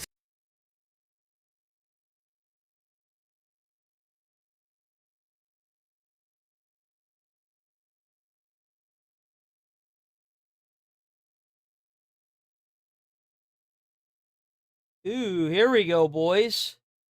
You would think this image is AI. That's nice. Immaculate. Or would you rather be a That's part really of cool, the actually. counter-protest? Decoy, check out Decoy on YouTube. Go check him out. Also, go check out Asmongold. I mean, we watched Asmongold just a little bit ago, so go check him out. Actually, yeah, let's do it. Let's do it. Boom, boom. Let's do it. So you hear me? He must be removed like a tyrant. What the fuck is this, man? Guys, I mean, you don't want to make it about vibes. Like, oh, who would be a cooler group of people to hang out with? Would you rather be here? Or would you say, that was a clown show? Guys, check out what the Democrats are doing instead. We're walking around in cages we put ourselves in as we sing about... They're literally walking around like they're carrying their own cross. Straight up. When I see them walking around with the cages, I think that they're trying to get staked to their own cross. That's literally what it looks like. Requiring DC police to guard us because obviously this is a group of mainly people that No, this is a group of stupid asses. Belong in a retirement community. Yeah, there's a lot of old people in there. Because this is how you're spending your Sunday. Your Sunday afternoon in your very limited time on the earth. And especially for these people, they're a bit older. Could be spending time with their grandkids, could be spending time doing something positive, could be spending time just whatever their hobby is, unless their hobby is putting themselves in cages and marching against fascist Trump. But no, they can't be a part of this. That's really cool. And again, guys, who paid for this? I challenge the people that are super angry about this thing right here. The UFC stuff. Maybe not the military flyby, but the UFC building. That's really badass. That's really badass, dude. What? Who paid for it? That's sick. You guys are so angry. Yeah, miserable people always need to find something to be miserable about. Exactly, RuneScape. Justin Gagey, the guy that knew that he was going to lose the fight, just put it all out there. got floored in round 2. Like, if you didn't see it, you missed out on some immaculate vibes. I watched the fights with people that are not, like, UFC fans, and even to them, it was fun. But the more impressive thing was, the Weather Channel, of all places, they were trying to metaphorically rain on their parade. Like, we kept on hearing they're going to have to cancel it because UFC Freedom 250 is facing chaotic weather setup on the White House South Lawn. Like, they really wanted to make it a joke. Oh, heard the Trump, his big birthday party Jules by T-Money, WT was canceled because of bad weather. What an idiot he looks like. It's like, one, you don't control the weather. I think that would be really badass. I think that it would be even more badass if it rained. So that way, like, it'd be like, you know, two guys just fighting in the rain. Like, I'm sorry, dude. Like, if I'm at a UFC fight and it starts raining, I'm not gonna use that as an excuse not to fucking fight. What? I'd look at it, they'll be like, yo, man, you wanna go? You wanna do this? We'll do this right now. It doesn't even have to be for the championship. We can just box. Let's just go for it, dude. Like, why the fuck not? Oh, but you might get sick. Bitch, you... Come on. And 2, why are you making this match to be more than 10 joules. It's a gold 60% coin. chance of thunderstorms, heavy downpours, and wind gusts of 34 miles per hour threatening to delay outdoor fights. On top of the storm risk, brutal DC humidity is driving triple-digit heat index alongside massive swarms of mosquitoes, gnats that the fighters will have to battle inside the cage. With the venue's 90-foot overhang to keep the octagon dry, a single lightning strike within 8 miles will trigger... God damn, dude. I can't stand listening to pussies talking about a fucking fight, dude. Oh, but the mosquitoes and the lighting and the rain. Oh, God. Can you pussy whip a fight anymore? Holy shit.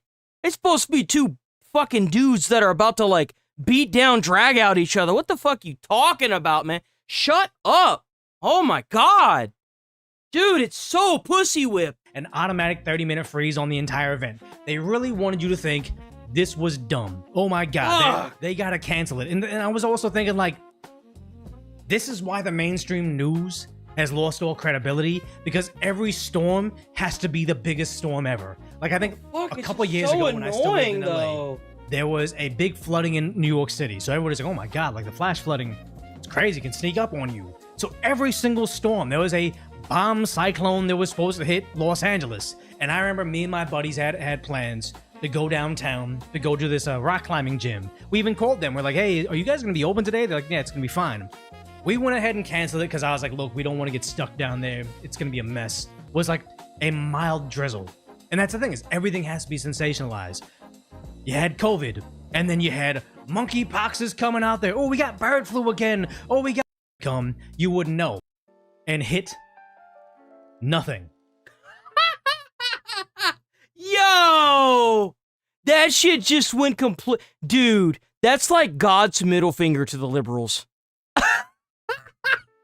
I don't want to say there was divine intervention. Maybe the Weather Channel wasn't sensationalizing it, and this was just a once-in-a-lifetime literal How's it going, Dan? parting of the sea and the ocean for this UFC Freedom 250 fight. But I mean, it's almost enough to make it That's funny, dude. It was, to my understanding, it was a sunny day, nothing was going on, and then just a cloud went over the George Floyd Memorial and just struck it with lightning and destroyed it. I mean, yo, there's no shot. Yo, I don't know whoever. Yo, the weather. That shit got struck by lightning. But then the president of the United States wants to hold a UFC. Dude, God was like, yo, man, go and move that rain around there, right there. Just move that shit around. Move that around right quick. Is under control of, but it seems like they have a political agenda. But okay, even CNN had to admit it wasn't what they thought it was going to be. It was just a sports ball game. I mean, having been here all weekend, talking to people from the Lincoln Memorial on Friday night where they had the ceremony. America. I don't want to hear the music. All of this, bro. I don't want to deal with that. I have to assume. I mean, all of America. It's okay, but again, he has to make it about me. that much like anybody associated with the planning and the production of this event, all of the sponsors of this event, matter of fact, anybody that's even remotely associated with this event, much like all of them, you are so slow I could time you with a fucking calendar. Nothing.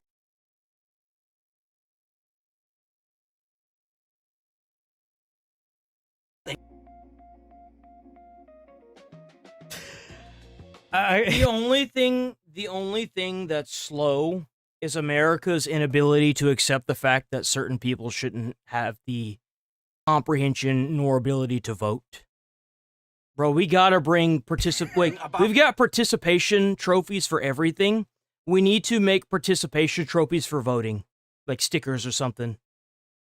Like that's what we gotta do. We gotta do that. It just has to happen.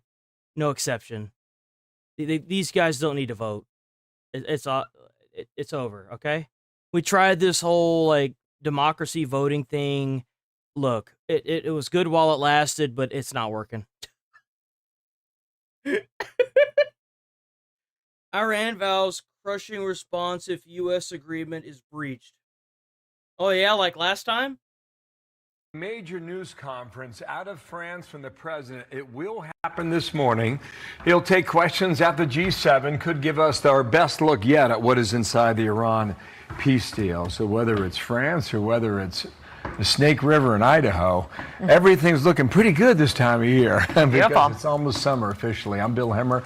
Welcome to our broadcast in New York. And Dana, good morning. I'm Dana Perino, and this is America's Newsroom. So we got news, and the news conference is going to come on the heels of a world. Sub to the channel, hit like on the stream. I'm here every day, 8 a.m. to 1 p.m. Central Time. Don't forget to hit like, guys. Don't forget to hit like. Check out them bits. Check out that membership. W chatters. When G7, the U.S.-Iran breakthrough has dominated the summit, though we are still waiting to see the terms of that particular agreement. So the deal scheduled to be signed in Switzerland on Friday. The president saying that it will stop Iran from getting a nuke and restore the flow of global shipping. And he said this about the deal Trump says a lot. He says a whole lot. I mean, a short time ago. He sure does like to say a lot. It's a very strong deal.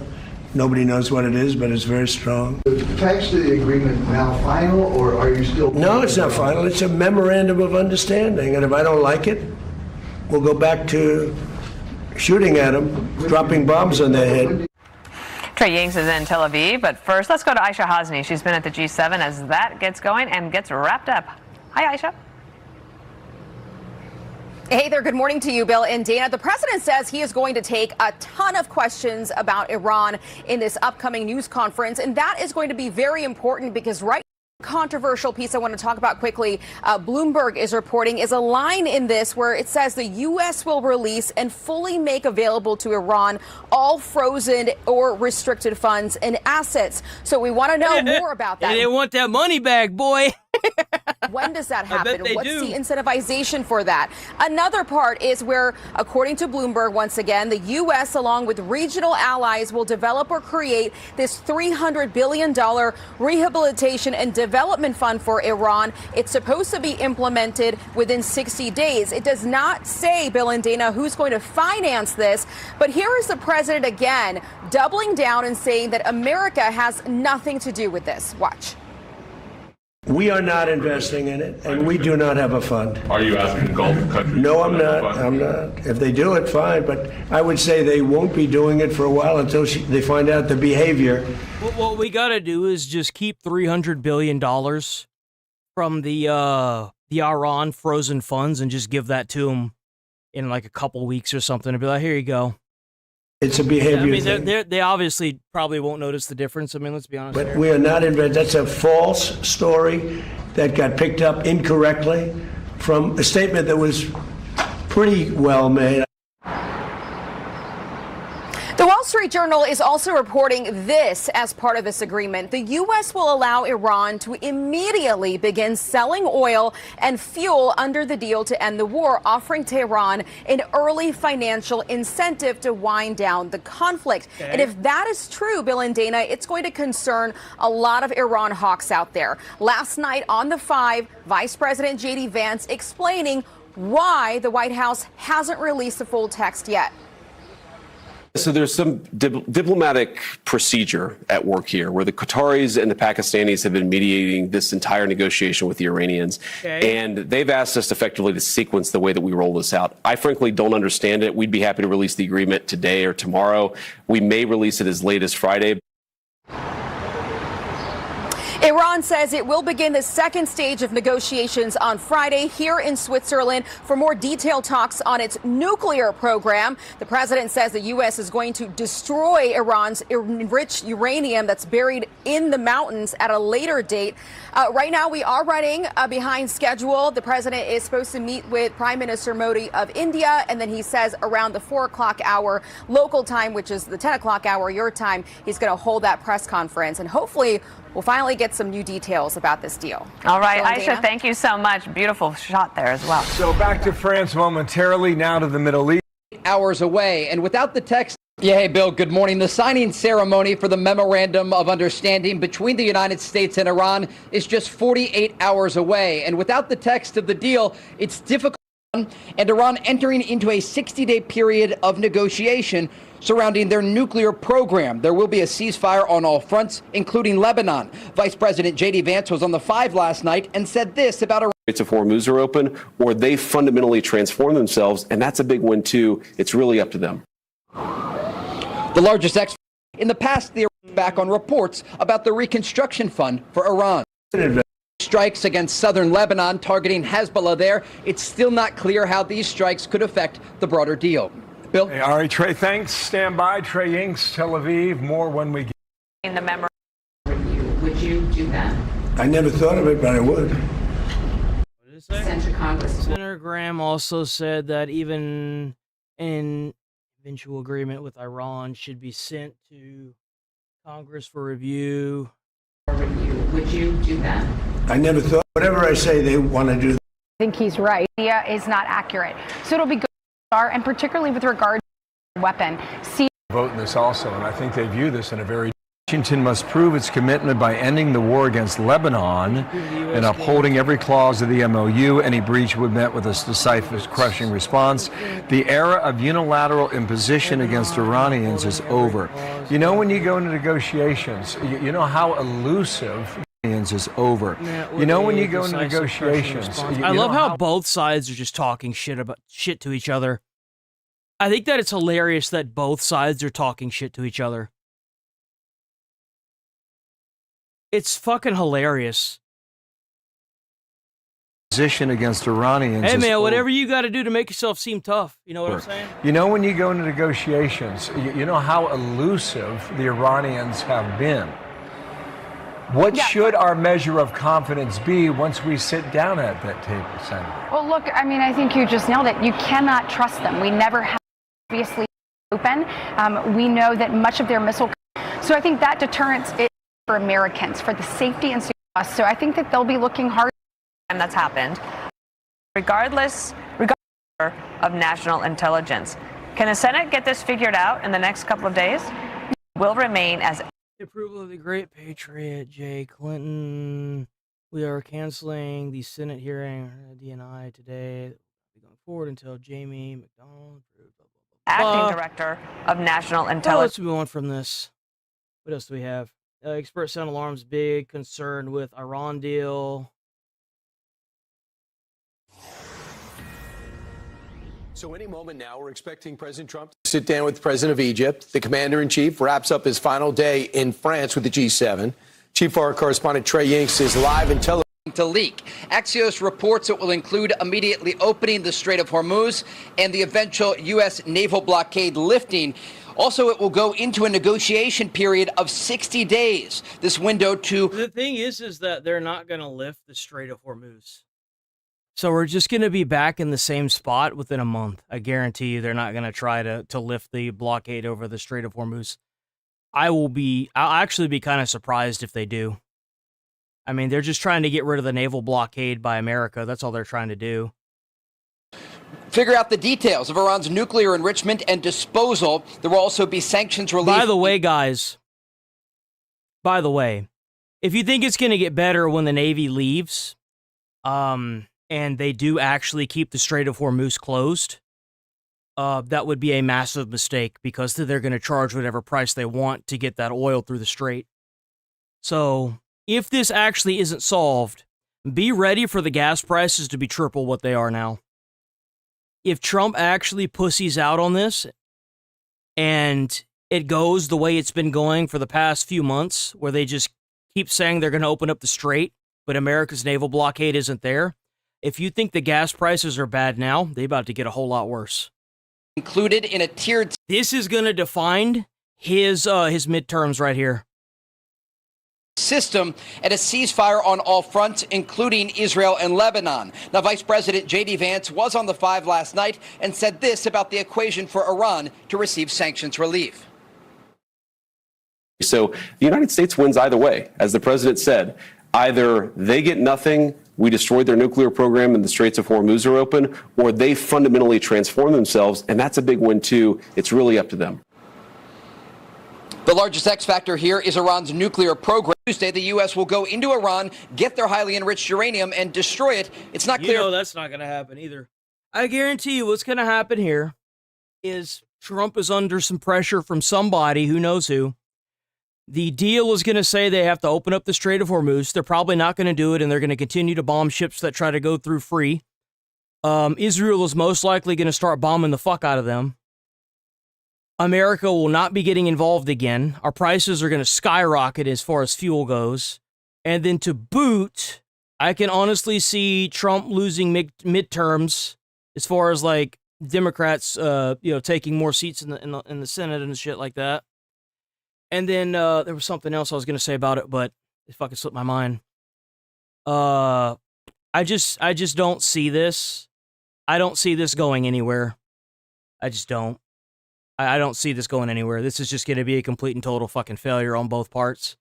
It kind of seems like Trump just wants to get out of the Middle East. I can't say I blame him, but at the same time, allowing them to continue to take the Strait of Hormuz is going to cause problems all over the world. Not just from the Strait of Hormuz with the oil, but there are other countries in the world that will see what Iran did by taking this international water area, and they're going to do the same thing in their areas where their countries reside. So this is going to cause a lot of fucking problems. Like a lot of problems. I don't know what the hell he's doing, but this just doesn't look good at all. Iran agreed to this point. He also spoke about the timeline for the broader deal. It's a 16-day period or so. I think it's going to happen fairly on time. We've been both involved. I think they're going to want to get it done. Iran wants to get it done. They have to get back to business. And the relationship is now normalized. So I think it's going to go pretty quickly. There are a lot of open questions here, Brian, when we talk about this agreement. One has to do with Lebanon, and the reality is, overnight the IRGC was still threatening to launch new attacks in the region if the Israelis continued to target Hezbollah in Lebanon. Additionally, I don't think America's going to go back. And the reason why is because they could have, like, these countries that were around could have done something about it, but they didn't. That's the thing. They didn't. They chose to stay out of it. And I think that with America's oil reserves, I don't really think they'll go up that much more. Especially not if we're doing... And then, like, on top of that, there's also the trade route the pipeline they're trying to connect up with the UAE.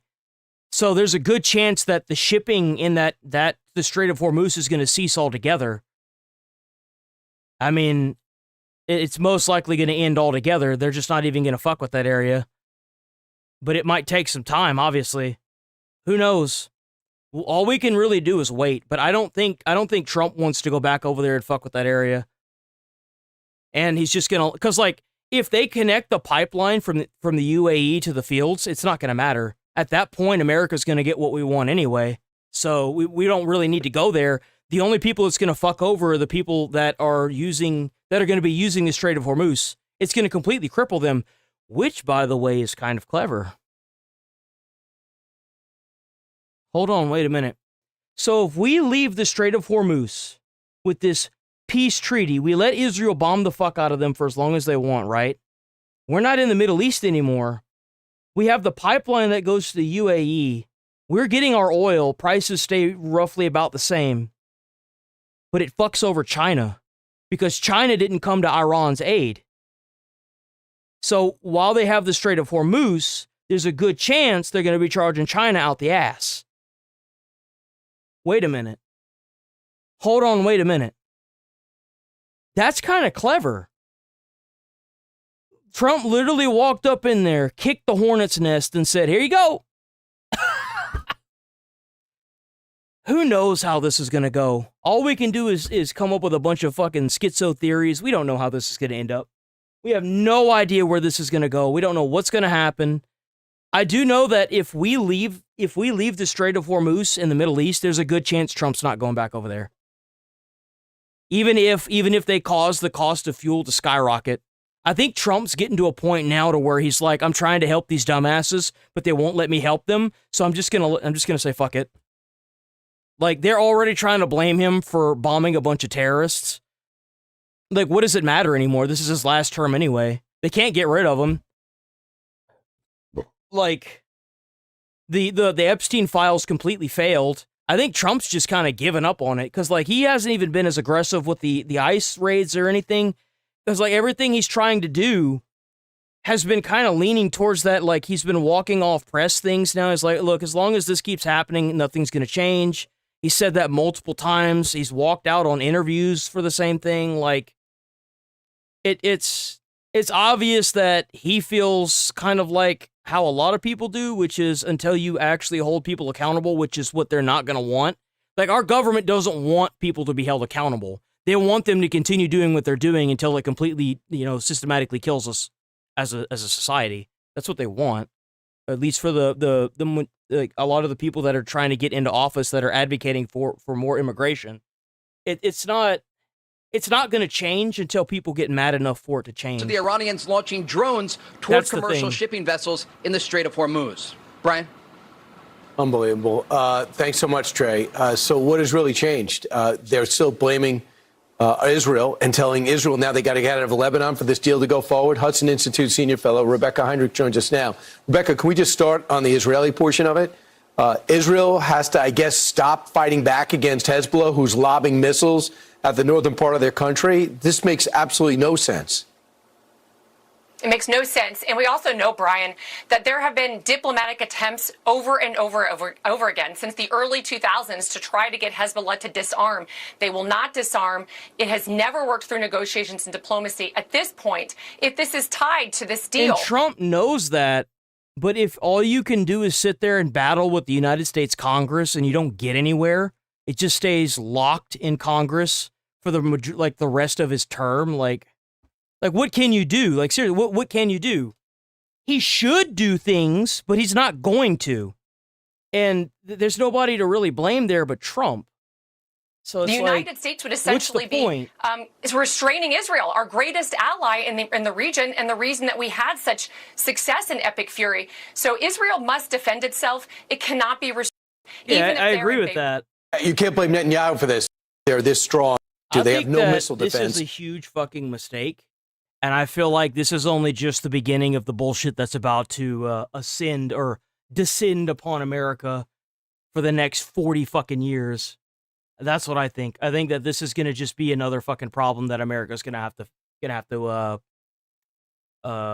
solve, 5 suspects identified and alleged.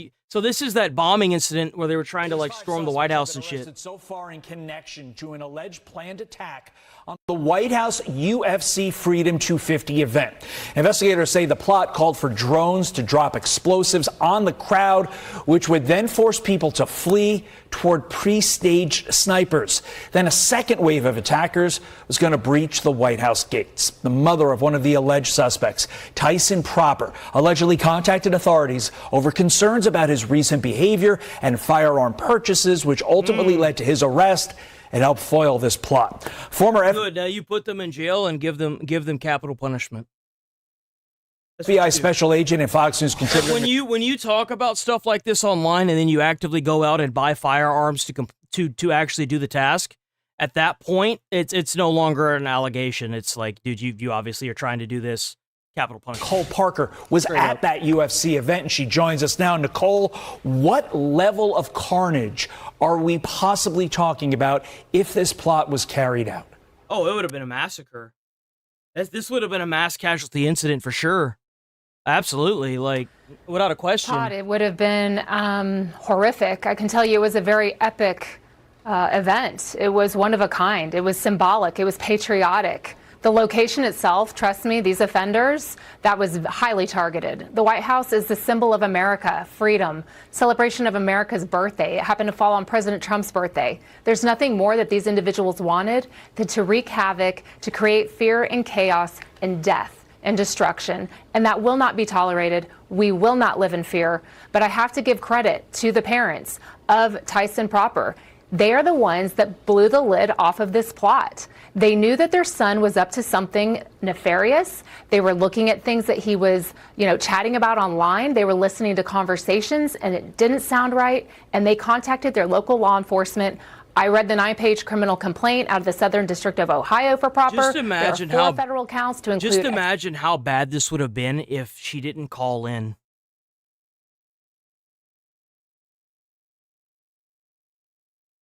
What happens next time whenever a parent isn't there? Attempted murder of a federal officer. That's a scary thing to look at, too. That's terrifying to think about. Officer or employee of the United States, firearms charges, and a conspiracy against the United States is a very solid criminal complaint. I do believe that there will be more charges coming against more individuals. They've started with 5, but I do think there will be more coming. Well, let's ask a question about that. Why would the FBI announce the foil plot if there are allegedly 18 people involved that have not yet been arrested? Doesn't this tip them off? That's a decision that's made by the FBI, the FBI director, and those who were involved in the investigation, the Department of Justice. I know that they will continue to look into these individuals. The investigation is just in the beginning stages, in my opinion, because once you get one person to flip, then they start giving information on the other individuals. And it's important to note that law enforcement was contacted. The Proper family contacted law enforcement on June 10th. On June 11th, the FBI and local law enforcement executed search warrants at Proper's home.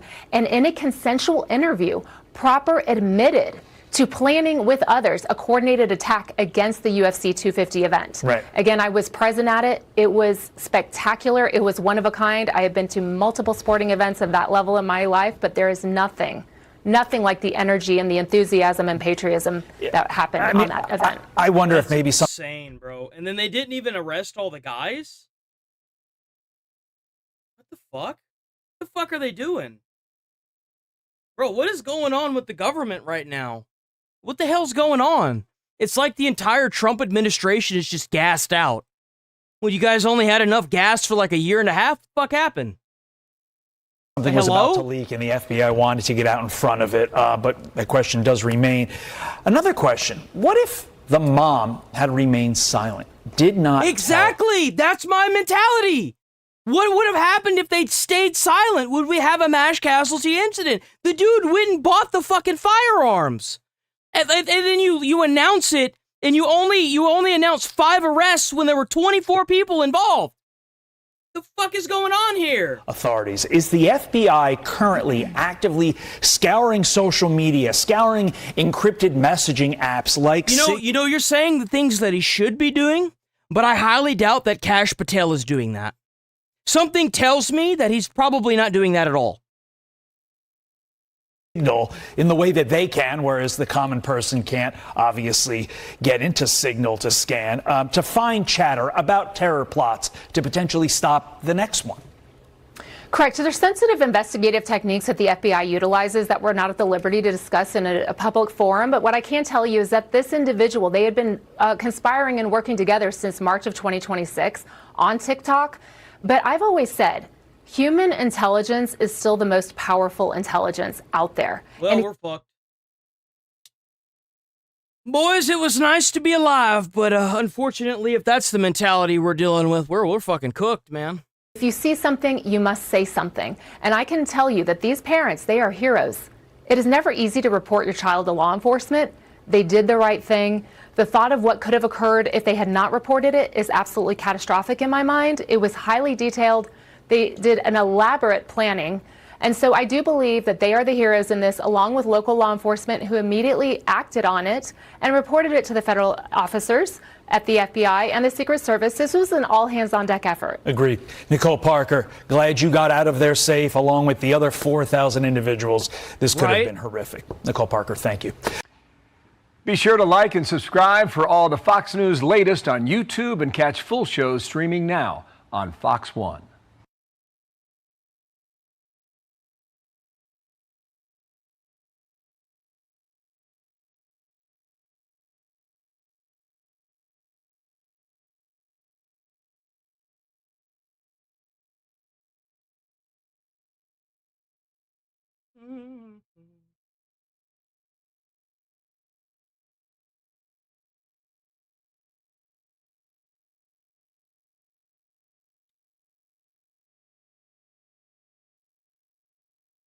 Is there anything new? Let's see. This is the tip of the iceberg. What is this? What is this here? Do we have anything else that has been posted? Anything? It's a snooze fest, bruh. Fuck.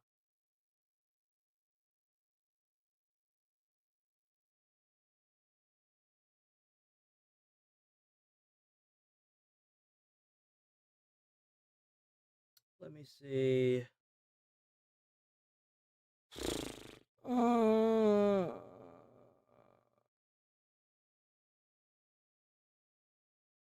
Nothing there. Oh, what's this? How I Saved America $100 billion, Nick Shirley speech. Ooh. Ah. Awesome. Yo, W. Nick Shirley for saving America $100 billion. W. Nick Shirley. Don't forget to hit like on the stream, guys. Thank you all for being here. I'm super excited to be able to talk and actually give a bit of my story because I think it needs to be told, and I think people need to understand exactly what we actually are fighting for, because a lot of things have been made to be right or left, but now it's just good versus evil here inside the United States. That's right. And the reason why I started looking into what was happening inside the country is just because I wanted to learn what was actually happening. I didn't want to get it from the news. I didn't want to get it from somebody who was telling it from behind a desk. So I started going to the locations myself. And I started going to the border initially. And I had just learned Spanish, so I was able to speak with these migrants as they're coming across the border. And nobody knew what was exactly happening with these people. Nobody knew that they were being trafficked by these cartels. Nobody knew that they were waiting in lines in Mexico City to use an app to then cross into the United States. Nobody knew any of that was happening. Nobody knew they were getting flown into the United States. And through my reporting, I was able to figure that out because I could speak Spanish, and nobody knew that was happening until I went and got to the actual source. And then from there, I started looking into, I started going everywhere. I kind of made it my mission to make a video every single week about what was happening here inside the United States, from illegal immigration to the homelessness to the elections, and then that led me to the fraud. And people wonder how I got into that fraud and how I started looking at the fraud. Well, it was after I had went to the United Kingdom and I had seen what would happen over there. And I was like, well, where's that? He put two and two together. He was like, wait a minute. If this is happening here, I wonder if this is happening somewhere else. And that's kind of the thing that makes this whole narrative fall apart, is like, the only one up they have on any Western culture person is that the majority of them are white. And that's it. So they use the whole racism thing to be like, well, you're racist if you point this out. But it's like, that only works for so long. You can only scam people for so long before they come wise to it, you know? Happening here inside the United States. So I started doing my research, and I knew about some locations, and then one that caught my eye was Minnesota. They had a rapid rise of Somalians who are Muslims who came into their communities, and then there was a rise of Islam inside there. I remember reading an article, and it said a Christian church had been replaced by a mosque. So I was like, okay, that's interesting. I'll go look into that. But the reason why I got looking into the fraud is because I started listening to people like you. When I got to Minnesota, I had no idea about the fraud. I knew that it was bad, I knew that what was happening in Minnesota, like I knew they was like in a decline. I didn't know that fraud was happening. People started telling me about it. And so then I went back to Minnesota once that man David had sent me the information on the fraud. And did anyone ever know about Leering centers before? No, never heard of it. Do now. I do now, though. I sure do now. And we started to go to these daycares, and we saw that nobody was at these daycares at all. There was no children, but they had just received $1 million, $2 million, $3.67 million, and there was no kids at the daycare. And I love how the argument to this day from the one center that he went to is that he went during closed hours. I love that that's the one argument from the one daycare he went to. Well, if you did it to one, then clearly you did it to them all. Wow, and I reveal this information and I share it with the world, and it becomes the most viewed video ever. Like, this video got 4 billion views in 7 days across all platforms, across all clips that are taken from it, across the news in Japan, news in Australia. Someone tracked it down, and they tracked 4 billion views in 7 days.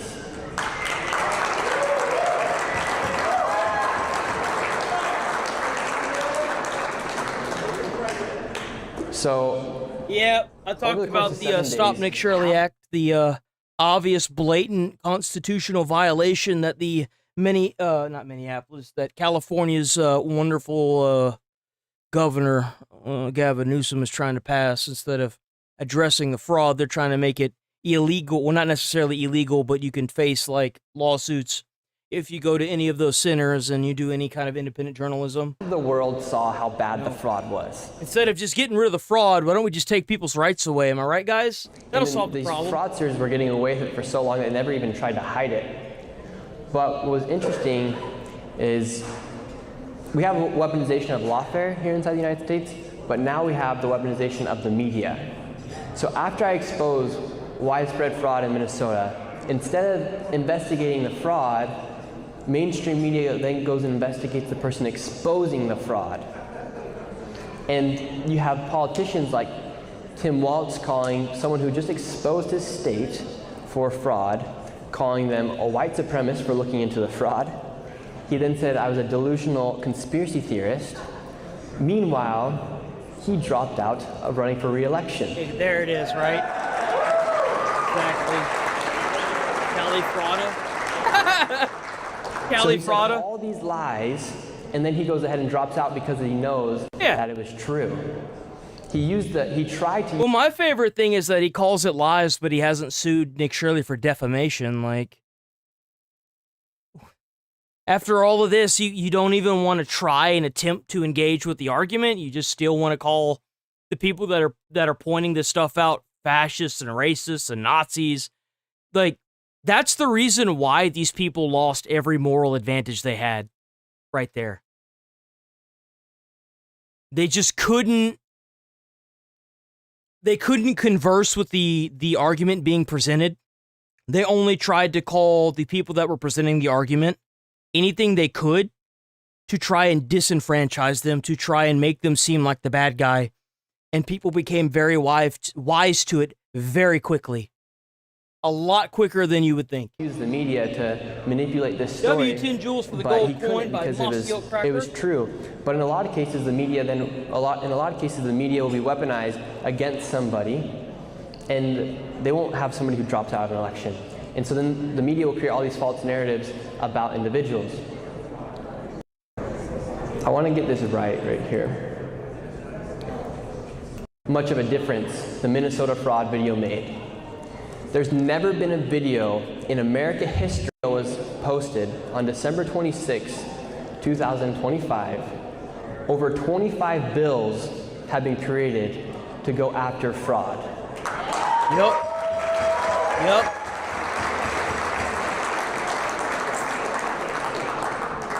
and I want to read a few of them.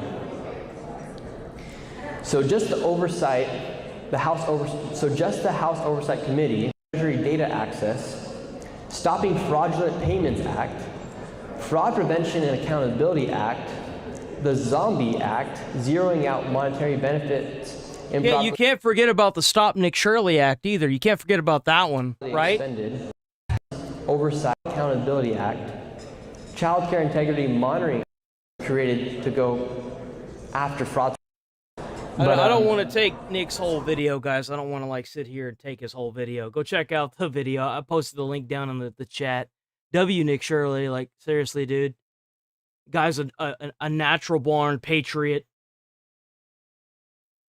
And that's what happens when you just go out there and tell the truth and bring things to the light that need to be brought to the light.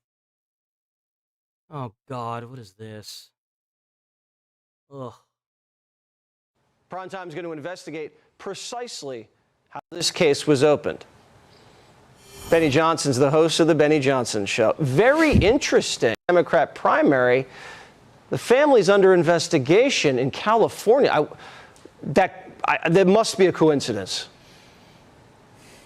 Yeah, I mean, nobody knows better with the power of whistleblowers than Hillary Clinton, given her experience in the White House. And I got to tell you, it looks like she was licking her chops going after Joe Biden. You could see it, Jesse. Hillary Clinton wanted to be president. She wanted to run again. And I feel like this is a great opportunity to remind the Democratic Party in this rat eat rat, Seinfeld, curb your enthusiasm spiral downward that their party is in, that Hillary Clinton can still... There's no longer a spiral, dude. It's just plummeting. There's not a spiral there for the Democrats. It's just... I can't whistle for shit right now, but you get what I mean. Run again, Jesse. She's not term limited. So can Biden. Biden can hit it again. Go for it, bro. It'd be your fourth, fifth time running for president. You've been running since the Jimmy Carter era. Go for it, buddy. What do you have to lose? Hillary can run. It's an open field. By the time we're done with this, Jesse, I think it's going to be Katy Perry and Justin Trudeau at the top of the Democrat ticket in 2028. Exponent program. You never got any big time, huge Democrat names. It's incredible. You're a very nice person. So they don't. J.D. Vance going into the Viper's Nest today and really wooing the women. I mean, they applauded for him. He made them laugh. He got memes out of it. Yeah, you know why? Because he went inside of the snake pit and showed the other snakes in the pit that you don't have to live the way that these people want you to live. And the fact of the matter is that you'll never live like any of these people on The View. And you know why that is? It's because you're not fucking rich. Again, most of the problems in America are caused by 3% of the population, the top 1% and the bottom 2%. Put the bottom 2% in jail, take the top 1%, spread their wealth. You're never going to convince somebody that goes into a Dollar General that has to buy something that's in a case that Elon Musk caused that. No different than you're going to say that the mass importation of immigrations, that America needs that so that way they can use it to take American jobs. You're not going to convince either one of these two things of the other. It's not going to happen. And America has very much so opened its eyes to that completely fucking based fact, to be quite frank. He ended up smelling like roses it's not gonna here. happen. And it just showed incredible range. And you just sat next to him during a mock presidential debate with Kamala Harris. These people are fucking cooked. Like, he's talking about a spiral, bro. That bitch is plummeting. It's just done, bro.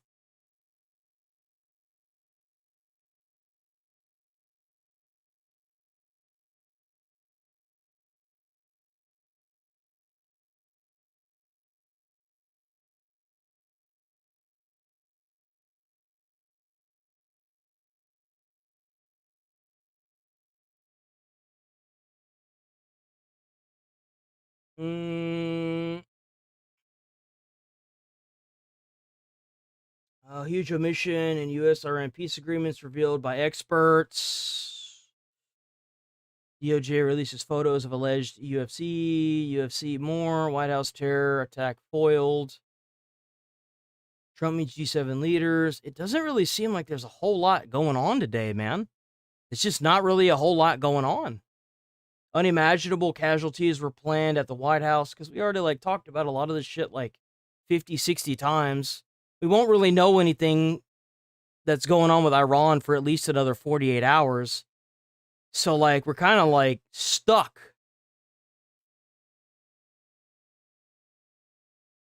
There's not really much going on right now, which is a good thing, but also like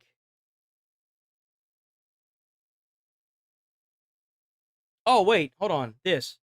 Oh wait, that's Amongst 30 the minutes. normies. That's 30 minutes. I don't want to watch that shit. That's just 30 minutes. I don't want to fucking watch that. That's just 30 minutes.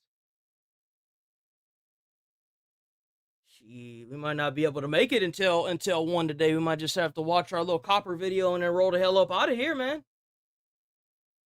Oh, come on, YouTube.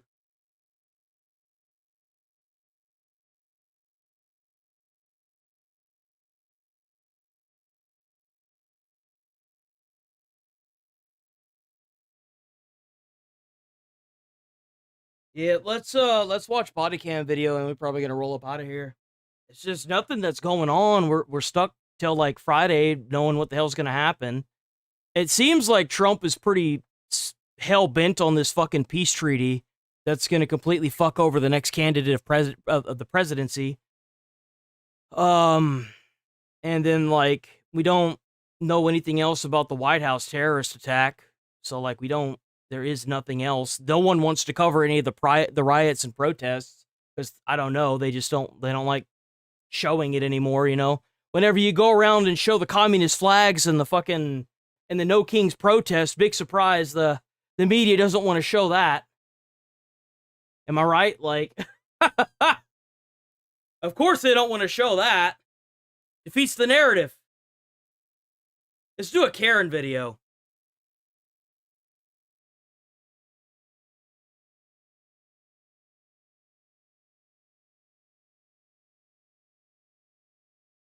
Carter fam? What the hell's the Carter fam? Carter fam.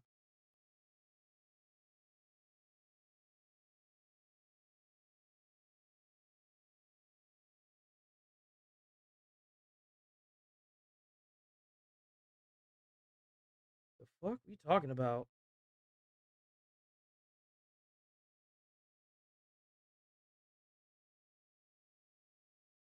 The hell? The fuck? How the hell do you spell that shit? C-A... Where's it at?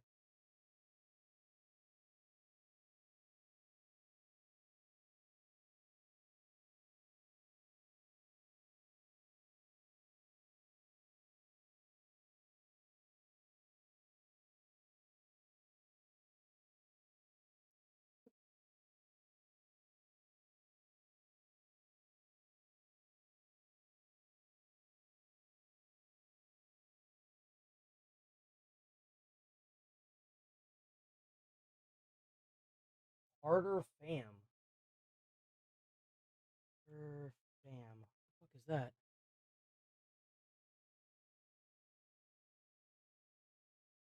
Is that a musical group? I'm not gonna play music on the channel.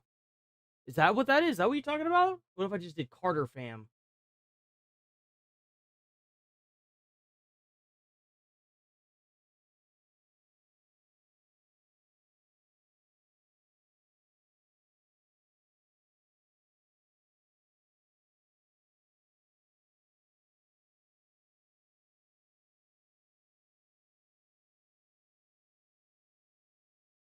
The official.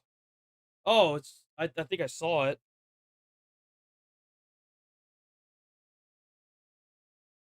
I have no idea who the fuck this is. I have never seen these guys before in my entire life.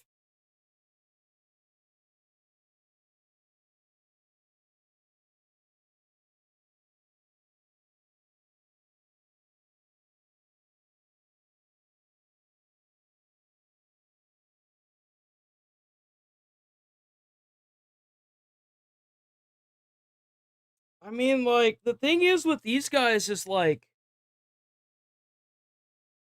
So, like, if you go to their channel, because I can already see that it's just the same thing. Like, I'll show you what I'm talking about. So, this is Anthony. This is Anthony. This is Anthony.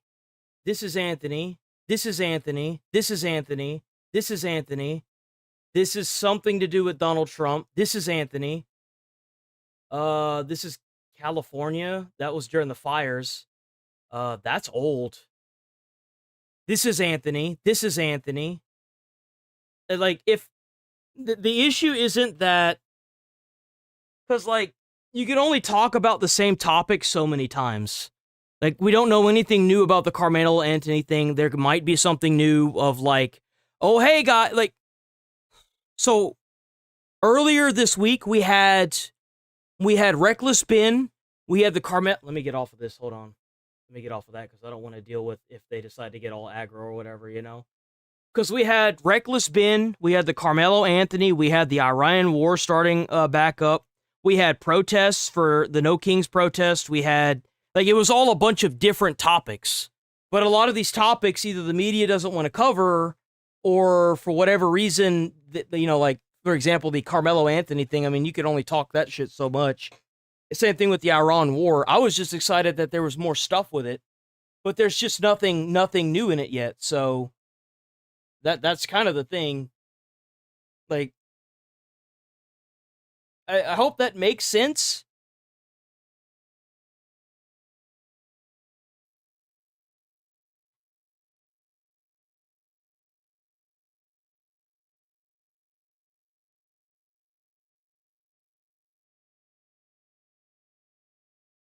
Habitual line crosser?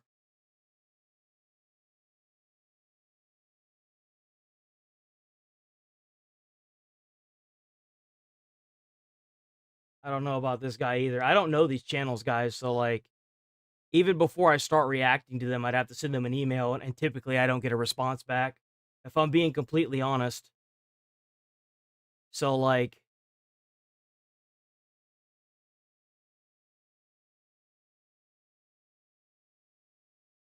I mean, this guy might be funny to watch, actually. I'll sub to it and send him an email. Does he have an email address?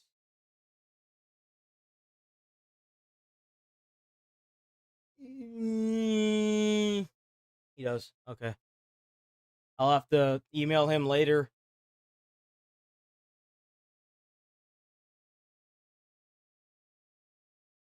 All right, let's oh yeah, let's do the, what did you say? Karen versus Cop. Let's try that. I don't know any of these. Fuck. We did code cam. Oh shit. Boom. There's not even any. Okay, so let's do Karen. Oops. Oh.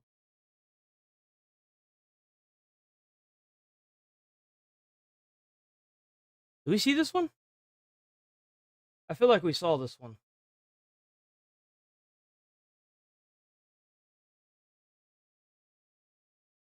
Maybe not? Did we not see this one?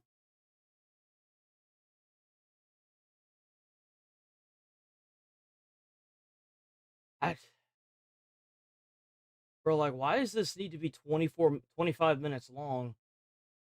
It just seems like a lot of them are just standing around.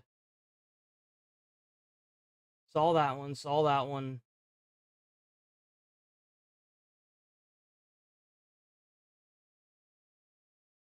This seems like a good one.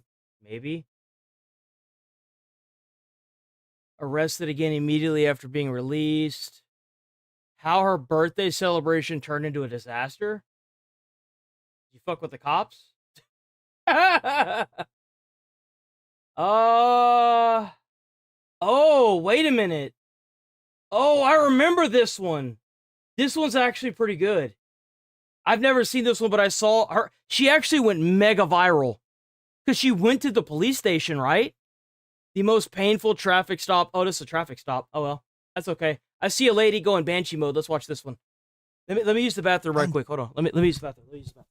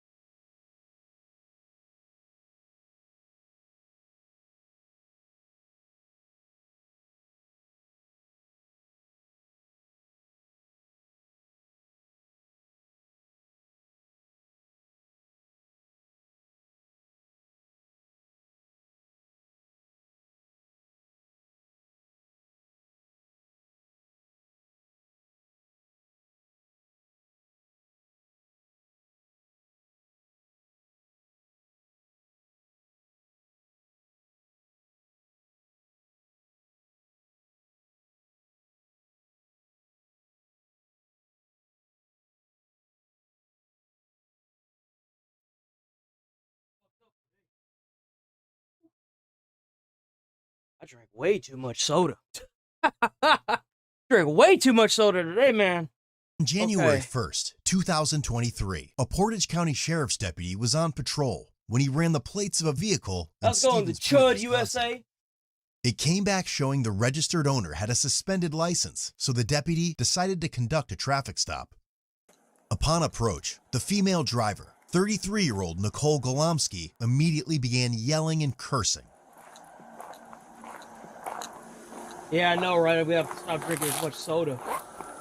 You guys, this trip following and waiting for me to leave my gas pump. Look around, douche. Well, the reason you really why don't I'm have pulling anything better to do on New Year's Eve, New Year's night, New Year's Day, when there's all these motherfuckers. Get that out my eyes. It's not in your eyes. I didn't do anything God illegal. damn, bro. She's starting immediately. Fucking immediately. Do you know I know your was gonna pull me over? I Okay. saw you sitting at You know why? Hardee's. Hardee's. Yes. Because You know you're why? lazy and you don't want to pull over somebody with actually where you have to do Who paperwork. has a suspended driver's license? Oh, I got a suspended driver's license, but you can pull somebody over drinking and driving, right? Okay, can I have your ID? No, I don't have it with me. My name is Nicole Glumsky. You know who the I am. Okay. Because you just said I have a suspended license. Do what you gotta do with Well, your I have to verify dog. that's who you are. I'm not Don't dogging find anything. anything. I don't give a and your buddy back there can bring his dog. You guys do this to me anytime. I've never met you suck. before, Oh, so I don't know what you're talking about. Why did you creep at Quick Trip until I left? Answer that. Because I saw you had a suspended driver's license. How did you see that if you're on the other side of the parking lot and then drove around my vehicle, then drove around again? Okay, you know what? I don't Who's need the to answer Hardee's? you. You don't have to answer. I don't have to answer. What's your name, sir? He doesn't have to answer you, does he? Why Get is- it out of his eyes. You're not wearing a seatbelt. And neither am I. Neither am I. I don't know that. Oh well. Holy shit, bro. What's your name? Off. He does not need to tell you his name legally. You're not going to try to make somebody. He's a passenger. Bro, you gotta invest in some high grade duct tape, bro. Holy crap. Just combative as fuck, bro. Oh my god, dude, you need to drag her through that window by her fucking yellow hair, her fake yellow hair, and put her ass in jail for being a bitch. That's what you need to do with this lady. You know that you're going to get not in trouble. entrapment. Yes, it is. If you think I'm going to get in trouble, It's my sergeant's trespass. right here. What is that called? Harassment. Have you been drinking tonight? No, breathalyze this.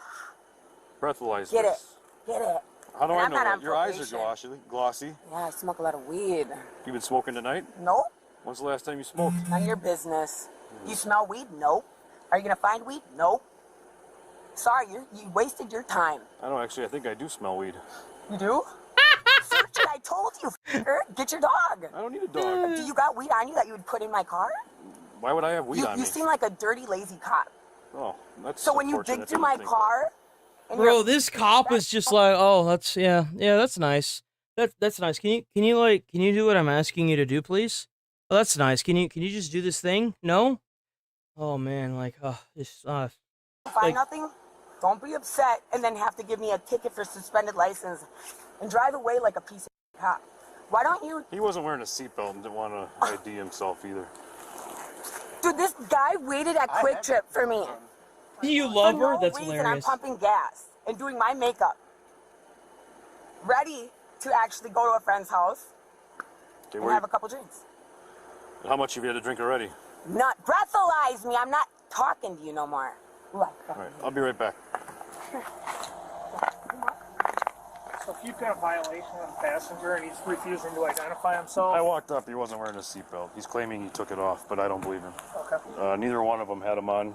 She's telling me she's the RO. She gave me her name, but she doesn't have a driver's license on her. Okay. So I can write her for that. Yo, these guys are cooked. See if you can find What a driver's bunch of license fucking picture. idiots. Well, yeah, I stopped her for, she's suspended. Oh, okay. Let me ask you something, sir. Do you have a valid driver's license? No. No? So neither of you are leaving here then until I you have a don't. valid driver You know also. what? I can walk away. Can I? You can't leave right now. If I'm not being detained, yes, I can. No, you are detained. No, you're detained because you don't have a valid driver's license and you're driving a car, dumbass. Yeah, that's grounds for being detained. Like what? Like how? Where do these guys get their information about the law? They get that shit on Reddit or something? Holy crap! This mentality blows my dude. The worst thing that happened to these people was body cams.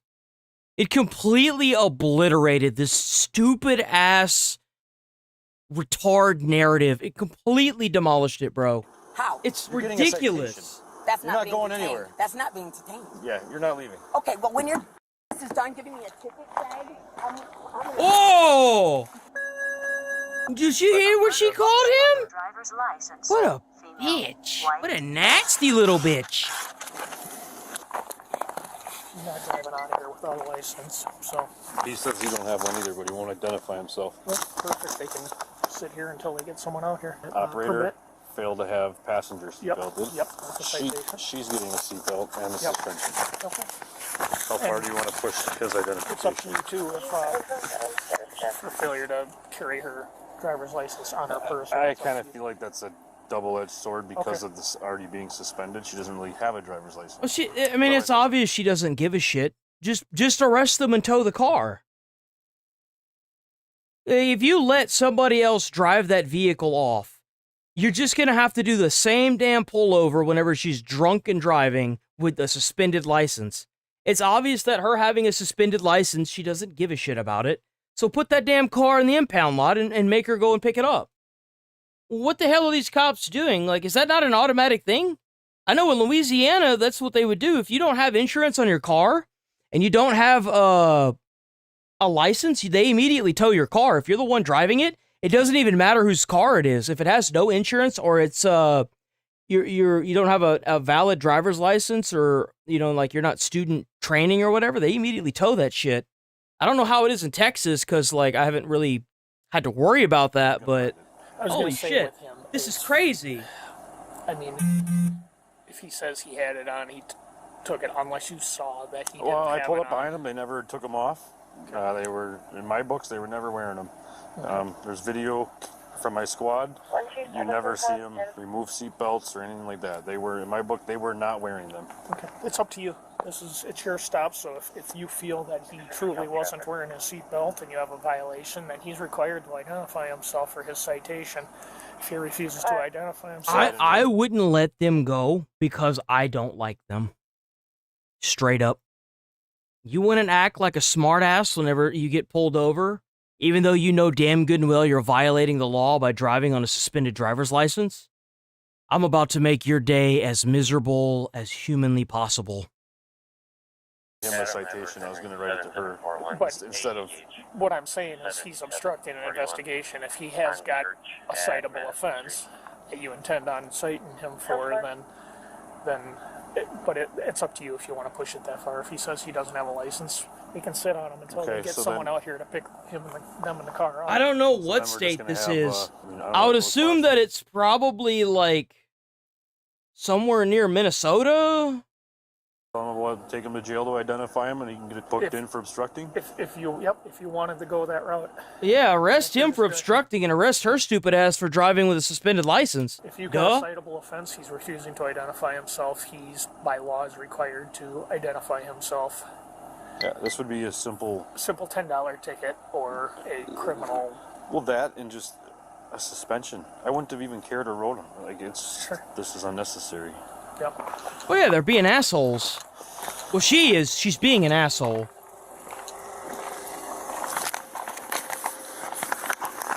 Okay, so are you willing to tell me who you are, what your name is, sir? No, he doesn't have to. I'm telling him not to talk to you. Do not. I'm not talking to you right now. Well, I don't want him Stop talking. Bro, it'd be a cold day in hell if I let somebody like that talk over whenever I'm trying to, not the cop, I'm talking about the guy in the car. Bro, a cop it comes up to a driver's side of the car or the passenger side of the car, and I'm in the passenger side to ask for my ID. I'd just be like, here you go, man. If you don't have anything to hide, you don't have a single problem with giving your ID whatsoever. It ain't gonna hurt anything if you don't have a damn thing to hide. People that don't want to get their ID have something to hide, typically. You need to stop talking. Step out of the vehicle. No reason. Step out. Ooh, that's it. That's it. I'm going to talk to you back here. No. Oh, he's not getting out either. Do I have to listen to him? Oh, look, she's gonna try and talk to the supervisor. She rolled down the back window to talk to the supervisor, bro. Are you kidding me? She really thinks she's gonna get out of this. That's crazy. I just want to know, dude, speaking person to person, like, why? Yeah, I would why love are to you speak. guys not? There's 1, 2, 3, 4, 5 cops. Now it's setting in. Now it's setting in. You fucked up. What's the matter? Being an asshole didn't work out for you? Look at how you're reacting. Because I'm not $5 ticket. $5 ticket. trying to mistreat you. I'm not like trying to make you feel bad. Listen to me, please let me finish. Sure. There's so many drunk Oh, shut up, lady. meth heads, Oh, yeah, alcoholics, whole bunch. people with so much stuff that if you pulled them over, you So would many. actually, I don't know, you feel like you were doing good because they were drinking and driving, or they had drugs, or they were doing something bad. Okay. But why pull Well, you somebody- physically told me that you're smoking weed all the time. Because you're being a thing. My eyes are glassy. You smell weed. Actually, I do smell weed now. You know you don't. You don't smell weed. You don't smell alcohol. I haven't been drinking. Okay, for That's one thing, lying to me. it would be lying if I was lying. I'm not lying to you. Don't raise your voice at me, dude. I have daddy issues, and I don't like men. I don't. There it is. There it is, boys. Oh, there it is. Huh. So you're sexist. That's crazy. I couldn't have noticed. I never would have known. Man, that's crazy. How dare all men be men? How dare they?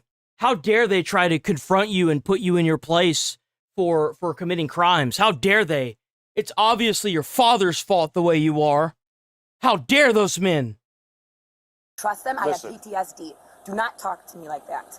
Do not. I'm not lying. Everything I say that we're talking about is You know how recorded. scary this is when you see like this happen on the news? Where None of people this get- would even have people gone get this held far or down. be to where it is right People now. get held down by you If guys you wouldn't and have get choked if you out. could at least have the slightest bit. Walk away from me because I don't owe you shit. Listen, But you know what you walk would to do? the front of my car. You know what you would do? Just walk. Oh my god, dude. I can feel the fucking brain cells dying as she's talking. I can feel the systematic fucking death of my brain. I cannot stand these fucking people. Dude, this is the kind of person that you'd walk up to and ask them if they've ever had consensual sex, and they would say no. With all the men they've been with, none of it was consensual. Like, holy fucking shit. Put this bitch in jail, snap the key off inside of the lock, leave her there for the rest of her fucking life, give her something to do that doesn't involve being out in society. Holy shit. What an annoying little rat. Oh my god, bro. You would hold Oh! But if I tried I'm not to run even going away, to touch you. You would. You'd shoot my. Just have a seat right there. Oh Relax. my god. Okay, here's the thing. You're not identifying yourself. I pulled up behind you. I have a camera that's also in my car that I've never observed either one of you removing a seatbelt. Therefore, you weren't wearing one. It's a violation. If you're not going to tell me who you are or give me your identification, that's obstructing. And then we're going to handle it differently. What are you trying to do? Just tell me who you are. What have I done wrong? Because I saw you driving around. Yeah, I saw you at Quick Trip. I ran her plate. I saw that she was suspended as a registered owner of the vehicle. I can legally do that. I can sit at a gas pump and run every license plate around me. I can legally do that. Aaron Source. Irving. I-R-V-I-N-G. Saragoza. Call it in right now so I can tell you how it is. 6-2 comp. Could you look up Irvin Saragoza in-house? Just off that bonus. I love how this dude's recording. When do you think these people are going to learn that recording doesn't work anymore when you try to spin the narrative? Because the police officers that are actually not corrupt, like certain cops that are dealing with reckless bin, actually release the full footage. Yeah, what's the harassment? This wouldn't, if she wouldn't have like started yelling at me and like all this would have. If she had just not been an asshole, it would have been a $5 ticket. Straight up. Never gotten to this point. That's what you should have just said. You should have just said if she wasn't acting like an asshole, it would have been a $5 ticket. But because she doesn't know how to not be an asshole, and she wants to blame me for being a man, the thing I can't control at birth, I'm gonna make her life a living hell. It's just that we're all the time. This is happening. Like we're not. W100 Jules from Cali native. 98. So I drive around, and I like that's my job is to observe traffic, and I run license W10 Jules plates. from Mossy Oak Cracker. W. No, I literally look for people with suspended driver's licenses. I look for people that are revoked. And so now you're out in forest. Why? This is my normal shift. There's quite a few guys up. Right now, yeah, you got us a shift change. So I love how, dude, this is exactly how Democrats think whenever they try to change their policies. Yo, like, well, why are you out here checking license plates? Because I can legally do it. Well, but why are you checking our license plate? Because I can legally do it. Well, why aren't you doing this? Because I didn't find anybody. I found you. It's like anything they can do to offset the accountability on themselves. Well, why are you driving around without a goddamn license? Let's start there. Why are you being held accountable for your actions, regardless of your skin color or race? Why don't we start there? Like, come on, guys. Like, what the fuck? How is this even the fact that the cop is even engaging with this bullshit is, it's so fucking stupid. There's guys coming Oh off my right now. God. Half an hour ago, there was like 3 of us. Bro! When you could be actually doing something. How much weed is in the car? There's no weed here. I can smell it. I know how much weed is in there. There's 2 dopes in there. I know exactly how much is in there. Uno and dos. There's 2 dopes. But you can't count, Mr. Officer? No, Irving, quit talking to him. We already got your name. You need to stop asking me questions. Well, there's currently 1 dope over there having the crash out of a lifetime because she's a sexist, but, you Jared, you want know. to walk up here? You might as well just get it done and over with. You want to get in here and check it? Go ahead. So I looked at past contacts too with the car, and like it even says that there's been marijuana in this car. So you're gonna tell me that I don't smell it when it's been in here? I don't care to search the whole vehicle, honestly. Yo, she is fucking crashing out on the fucking supervisor. Dude, she is going fucking crazy on the supervisor. Do you hear her? It even says that there's been marijuana in this car. So you're gonna tell me that I don't smell it when it's been in here? I don't care to search the whole vehicle, honestly. I don't want to look in the dang vehicle. I don't care. Like, what are you trying to get at? I'm just being honest. I'm talking to you, man to man. I've already told you, like, there's nothing here. What do you want? Nothing. I don't want anything. If you're trying to get in here, get in here. Okay. Can you step out? Can you run it? Can you be quick? Yeah, no. You're not going anywhere. You guys might as well start calling for a ride. I don't have. Okay, I'm going to have you step forward and hang out with that officer. There's so many cops now. Yes, go ahead. I have to give you permission, not him. No, you don't. I don't need permission. Because the more I talk to him, have my head in the car, I can definitely smell marijuana. Really? How do you know what marijuana smells like? Get that.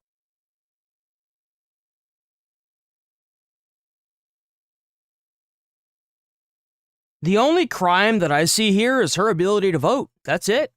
I mean, officer, like, we gotta address this real problem that we have here. The real crime is that this dope is allowed to vote. That's it. One of these, probably both of these 2 dopes shouldn't be allowed to vote. I mean, holy shit. Jesus.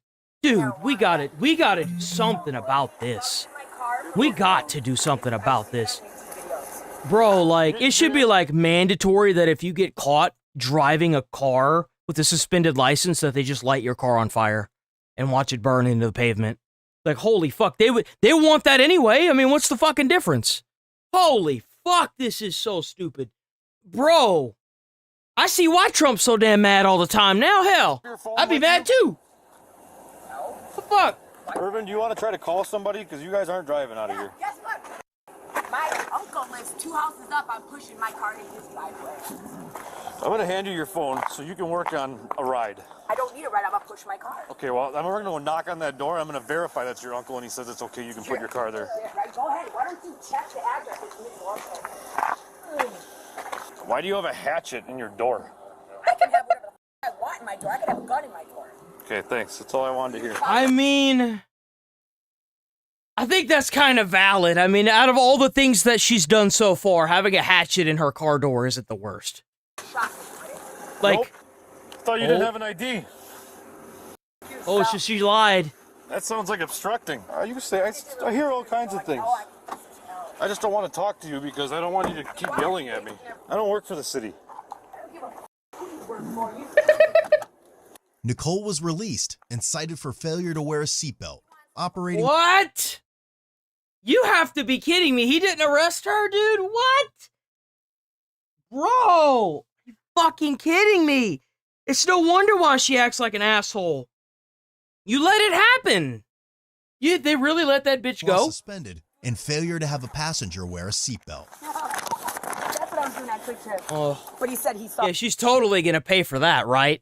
She's totally just gonna pay for that. She's not just gonna get back into her car and drive off with a suspended license. Am I right, guys? Man, it's a good thing that you go through the process in court to get your license suspended for them to jerk off with it and do nothing. What the fuck? Dude. That I have a suspended license when I don't have a front plate. Keep it up. And I'm going to write you for obstructing for not giving me your ID. Please do. I don't need to hear it. Not from you. Yeah, you know why? Because she's gonna get away with this. That's why. She's literally talking shit to all these police officers being the most disrespectful bitch in the world. And you know what's gonna happen to her? Not a goddamn fucking thing. She's gonna drive off in her car and nothing's gonna come of this. Why even have the police? Why have them? What's the point? And not for nobody. Here's a citation for operating while suspended. There's a court date and time up here at the top. You do not have to appear. There will be a deposit of $200.50. Oh, God, your voice. There's also a citation for you not wearing a seatbelt. Same court date. Look, I told you he's going to write a ticket for everything because he's going to feel asked for that. He didn't find nothing. Also, I'm giving you a citation for not having your passenger failing to wear his seatbelt. Babe, spread him. Thank you. Have a nice night. Yeah, you better figure out a way to get your car somewhere because you're not driving it. I'm going to push it to where it needs to go. Good Okay. boy. You feel good? Nope, we'll be here. Fighting crap. I know you will because you don't want to do paperwork. You don't want to do your real job and go fight crime, right? You're a pig that don't know nothing. No. You'll stand there constituted. What are you doing? He ain't scared. He wants to fight a girl. Okay, so make sure she doesn't drive out He of wants to fight a girl. here. She's gonna just drive out of here the second we leave, so Then what do you? it's up to you if you wanna I've never had cops watch sit out here push and my vehicle. Wait. if she wants to push it a couple of blocks, we can follow her and watch her push her vehicle for 2 blocks, I guess. Call that tow truck. When that tow truck comes, you gotta pay for that, right? We can't allow her to leave though The without a city does. Your license, boss so is gonna be pissed, and I'm gonna push my car. I totally agree. She's not leaving. if it is going a couple of blocks up to her uncle's house, make sure you verify that that person is your uncle and that is allowed to stay there. Head over to codebluecam.com and check out our great selection. I just don't even fucking understand what the fuck, dude. Like, is that her? Wait, someone in chat just said that she was somewhere else. Do we know where that video is? Do we know where the second video is of her being actually arrested?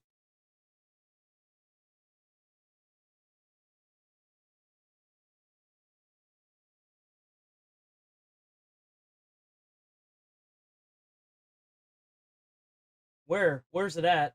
What's the name of it? Even the name of the video. Like, what channel? Okay, you're looking? We'll totally fucking watch that.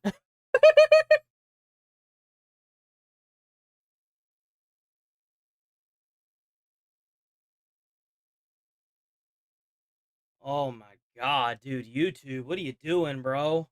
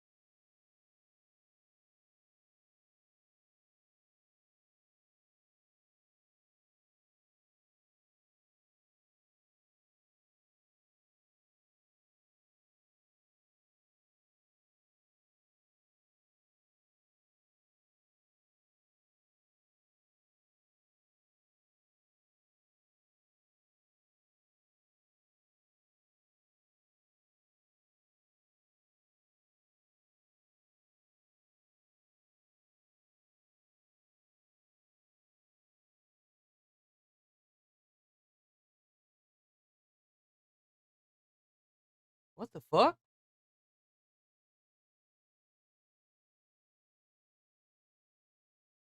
I'll be right back. When adrenaline.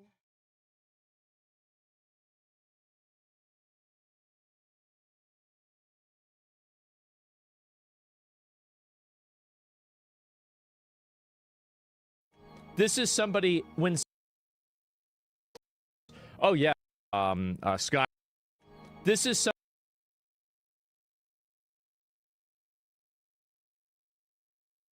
Okay, let's see. Let's find something else then. We'll find another one. We did Code Blue. Go over to Midwest. Let's do a Midwest Safety Karen video.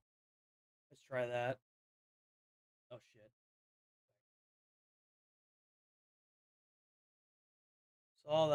Saw that. Karen calls her a rich lawyer, traffic stop. Saw that one. Karen with Child Protective Services. The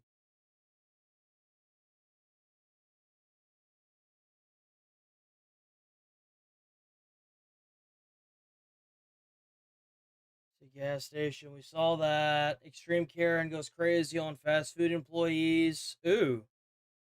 Oh, wait a minute. Let's watch this one. I love watching people that go crazy on. This percent right here is the reason why we have bulletproof plexiglass around. Oh, hold on, wait.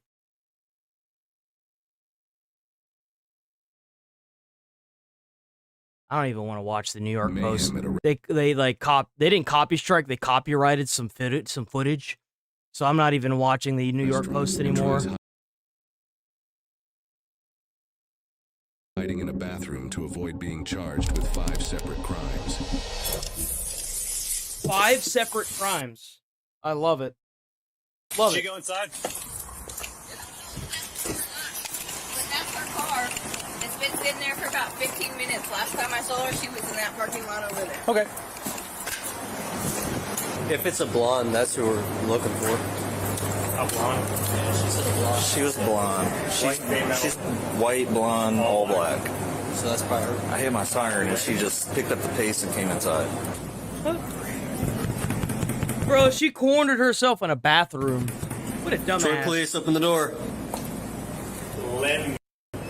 Open the door or we will open the door. You have 5 seconds and then we're using the key and coming in. Lynn, open the door. I love how they don't even have to break the door down. They just like open it with the key. Something. All right, we're coming in. Got it, right? Here we go. Bathroom. Is that okay with you? No, it's not okay. Get up. Come on out. Okay. Let's go. Outside now. Pull your pants up, Lynn. Let's go. We will come in and get you. Diarrhea. Would you like to watch or what's wrong? No, Lynn, we'd like you to finish up and come outside, please. Would you like to come in and watch? Nope. No, ma'am. Finish up. Come on. If you would have answered us the first 5 or 6 times we called for you, we wouldn't have this issue. We're getting calls about you over at Steak and Shake. What's going on? There's nothing going on there. I know nothing about that. I'm going home. Oh, I'm sure. I'm sure you don't. Well, what are you doing walking around the Walmart parking lot? I went to Walmart. Why? Did you go inside? I walked around. Why? Lynn, we're getting calls that you're intoxicated, you're walking around, you possibly have a gun on you. Well, Lynn, we need you to wrap it up, please, so we can go outside and figure this out. I'm still pooping. Do you have IBS? Do you have IBS? I do. Do you have that, sir? All we know right Here we go. now is what somebody called in and said. That's why we want to talk to you. I want to talk to you too. I have to go to the bathroom. Well, we're sitting here waiting on you, so IBS. finish what you're doing. IBS. And it comes in waves. Now there's poop and blood in my That's real good. my stool. Let me go to the Why don't you talk to RP so we get some more, These are employees. Yeah, they're standing outside of Steak and Shake now by the tree. They flagged me down when I pulled up. They lied about me. I just have to poop. Lynn, you sound like you've been drinking a lot today. Your speech is slurred. So you were at the drive-thru getting food. You were denied food. You're claiming someone whipped some cameras out. How did you end up from Steak and Shake over here? I drove through to get a sandwich. That's it. No big deal. Okay. Well, Why were you walking around the Walmart? Then why were you walking around the Walmart parking lot? What the fuck is going on here? This is weird. Did you drive over here after Steak and Shake? No. I have to go to the bathroom. How'd your car get from Steak and Shake to Shell? Wouldn't it have been easier for you to go to the bathroom at the Walmart? How does that make any sense? Get gassed. So you drove from Steak and Shake to Shell, correct? Well, you just admitted that you drove the car while intoxicated. So if they do a breathalyzer and it comes to find out you're drinking, you just admitted to doing a crime. Congratulations, you've won the stupid awards. Like, I had an IBS attack. That's what intermittent between. The only IBS attack that I hear is the bullshit you're spreading on these cops. Like, come on. Steak and Shake in the goddamn gas station. So you drove over here to use the restroom? Yes, that's it. So did you walk? You said you walked to Walmart first, right? I had to go to the bathroom. Hello? You can come through the back. To the back? Yeah, the back door is open. Okay. All right, thanks. Thank you. Yep. Hello? You guys the ones that called? I can go get my manager. Here, you can come. Okay, I just need to talk to whoever saw her. Are you the one that talked to her? Yeah. Okay. Can you tell me, first off, what she look like? Down here, she had wrinkles on her deficit. She had a gap filled black hair. And she was, once it was my height, she was, I don't want to say she was fat, but she was chubby. Okay, what about like age-wise? I would say around 45. That was her car sitting there. Which? That was her car. Where, like, that guy over on the side of the building, that was her car. What kind of car? It's a gray SUV. Yeah, we have it blocked in. It's still there. It's in front of the police car. That's just fine? Oh. Directly behind the tree, that car, there's a Honda CR-V in front of it. Yeah, that's what it was. Oh, they already got that bitch boxed in, too. They were waiting. Damn, they getting ready to leave for the night, too. You know how I know that? Because he's already, that must be the supervisor. He's unbuttoned his thing. And look at the fryers. The fryers are empty. Place is getting mopped up. They getting ready to leave for the night. That was her car. Man, there's nothing quite like the feeling of having two employees at a store, closing it down in a fast food biz. There really isn't. It's so quiet. It's so nice. That guy over on the side of the building, that was her car. What kind of car? It's a gray SUV. Yeah, we have it blocked in. It's still there. It's in front of the police car. That's just fine? Oh. Directly behind the tree, that car, there's a Honda CR-V in front Yeah, of it. that's what it was. Okay. I don't know if it was just alcohol, but I could definitely smell the alcohol on her breath. She wasn't I also have a video of the first time she came in her car. And then the second time... Sure, yeah, if you got that video, I'll take a look at it.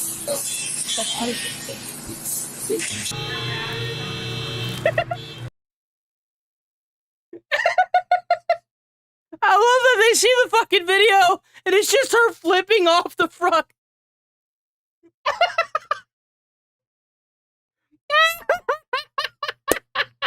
Yo!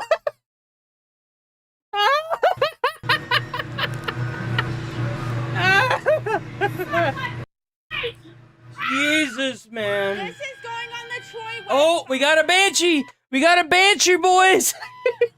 After this, she left. Well, she sat out there in the parking lot. Yo! And went and leave. And Remember, guys, she's just a sweet old lady that's got pooping problems.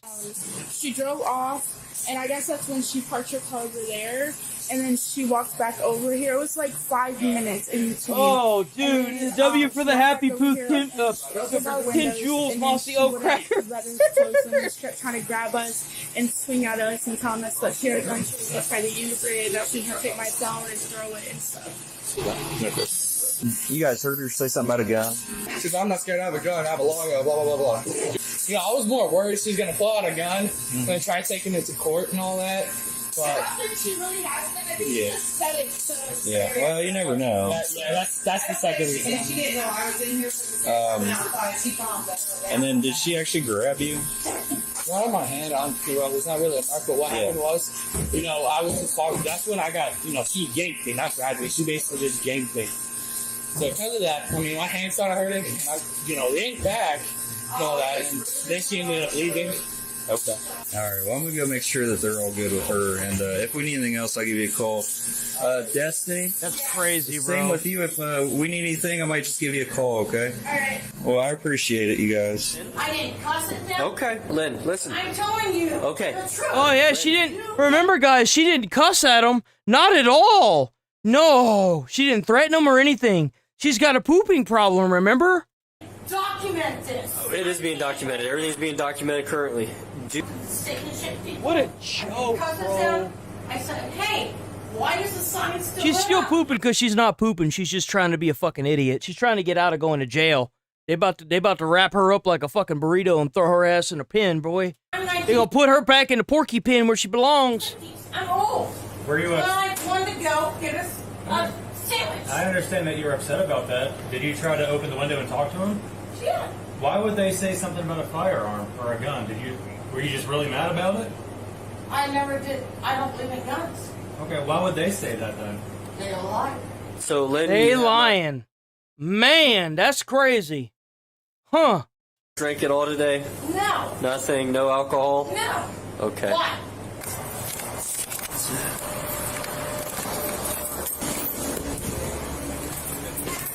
Have you ever had Is he just gonna go straight in and just arrest her? Because that's what I would be doing. I'd be like, lady, you ain't shitting yourself. You full of it. Come on. Hello? Excuse me, sir. Videos of her. Back there? Somewhere? Oh yeah, so she's Videos. That's her. Oh, good. That's her car. Okay. They took a picture of the tag. One of them sent me the video. I got all her. Well, there you info go. with her. She actually grabbed one of the employees through the window, yanked him, and then said that she had a gun. Didn't threaten to use it, just said she had a gun and a lawyer. And she came back twice. They told her that they were closed, and she drove off, and then came back on foot. So trespass probably too. Oh, well, she's fucked if she's got DUI as well. Like, I wonder if she's got a suspended license. I wonder if this is a first-time offense. We're about to find out, though, aren't we? Menacing for the complaint, trespass, and then probably OBI. Okay, Lynn, it sounds like you did a little bit more at Steak and Shake than you told us. You need to wrap this up. It's time to go. Let me go run an ID. No. Oh, you have to run the car. We're first in.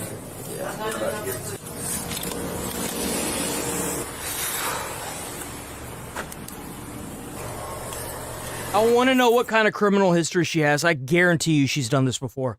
I promise, I would bet money that this lady has done this before. Or at least gotten caught DUI. Something's obviously cooked with this lady. At a certain age, if you're doing this, they should just take away your driver's license altogether. Take away your ability to drive. You get nothing.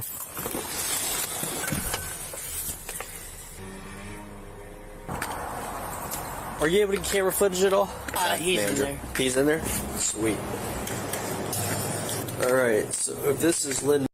She is DUS, and she caught 2 OVIs last year. Wow, guys! Look at that! Alright, so this is Lynn. She is DUS. Driving under Wow!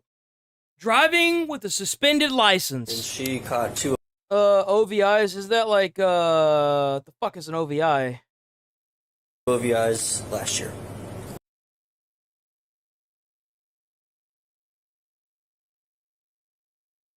OVI? What's an OVI?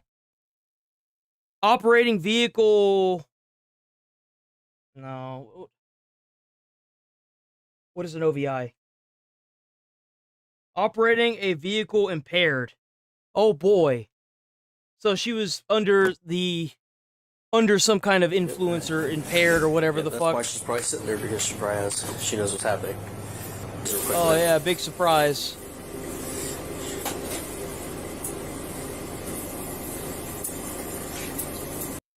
Bro.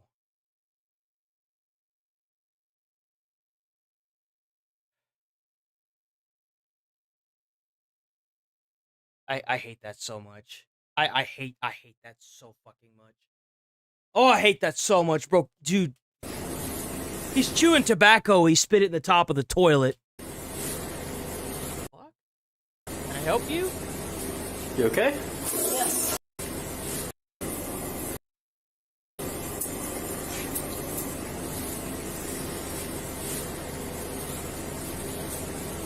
You okay? What the fuck? Okay. I am. Okay. All right, Lynn, come over here real quick for me. Turn around. I'm going to detain you for a minute and put handcuffs on your wrist. No. Yes. I've done nothing. Oh, here we go. Here we go. Oh, I was hoping for more of a fight. Suspicion of trespass, assault, possible OVI. Do you have anything? Do you really? Come on, look at her. Look at her, bro. You really gonna sit there and lie to yourself and say it's not for OVI? Come on. On you. To make sure there's no gun or anything. All right, Lynn, let's walk on out here. Ooh, what a nasty little bitch. Whoa, what the fuck? Why is she doing that? That way. That's really weird, dude. Look at the way she's looking at him. That's so weird, dude. Like, what the fuck? Hi. Do you have anything on you? She did the same thing whenever she saw him the first time, too. Like, what the hell? To make sure there's no gun or anything. That's so creepy. All right, Lynn, let's walk on out here. Look at what she's doing, bro. That way. We're not going to do that. That way. After you. All right. We're going to hook a left. Doing it again. Lynn, what are you doing? Dude, look at her. That is so fucking creepy. That's the third time she's done that to the cop, bro. I'll wait for her to go like full feral on him or something and bite him on the neck. That's so fucking creepy. Walk, please. I'm not trying to drag you. We're going to walk over here, okay? Thank you, man. Okay. Let's sit back here to the side of the car so we can talk. Yeah, dude, that's so fucking schizo. Keep walking, man. Ooh. Yes. If you spit in my face, it will be an assault charge. It'll be an assault charge that she knows damn good and well is going to be dropped. Step right over here, okay? Okay. See that 911 on the side of the car? Okay. Do you have anything else on you that But is she like holding her breath? Why is she shaking? Why is she shaking? I'm gonna step right over here, okay? Okay. See that 911 on the side of the car? Okay. Do you have anything else on you that we need to know about? Nothing. Okay. That's fine. Nothing. Do not pull away from us, Lynn, okay? You are possibly under the influence of alcohol. I'm going to offer you a chance to take field sobriety testing. Would you do it? No, thank you. You're refusing? Okay. You are now under arrest for suspicion of operating a vehicle while under the influence of alcohol. Problem solved. Don't you just love it when the problem solves itself? They're not going to ask you 7 times. They're not going to ask you 8 more times after that. Then plus the additional 10, just so that way your charges can get dropped. You're just going to jail. That's it. Problem solved. You refuse. Quick, I'm going to make sure you don't have anything on your person. Come on, Lynn. Let's go, Lynn. That's right. Into jail you go. Bye-bye. Test. Hop on in. Get away from me. Hop in. Hey, Lynn, go ahead and have a seat Hop for me, in. okay? No. Don't be an ass like. Now put your legs in the car. Thank you. Thank you, ma'am. Thank you. Hey, look at that. We found some civil middle ground there. Hot damn, look at that, boys. I thought, dude, I'm not even gonna lie. I thought he drove that damn car into the building itself. I thought he was going through the building. Do you think she's gonna schizo out now that she's in jail? Let's see. What's up, man? How are you? Lynn, before we start this process, they're going to get you out in a second. I'm going to read something to you. I'm going to show you. This is the citation I'm citing you with. You're going to be cited for the OVI. You have a refusal on your, or you have a suspension on your license for a previous OVI refusal, and then you're getting charged. So she caught the OVI for refusing. Okay. Well, there it is. So that's why she got the original OVI, is because she kept refusing the field sobriety test or the breathalyzer. Well, there you go. Yeah, no. The OVI refusal with prior conviction because you refused to take the testing. Any questions, concerns you have? All right. She was charged with operating a vehicle while impaired, assault, trespassing, and driving with a suspended license. She is innocent until proven guilty in a court of law. Well, it is what it is. Boys, it was a slow day today. It was a very, very slow day today. There is not a lot going on today, man. Not a lot at all. This is probably the worst stream we've had in a hot minute. Woo! That was a rough one.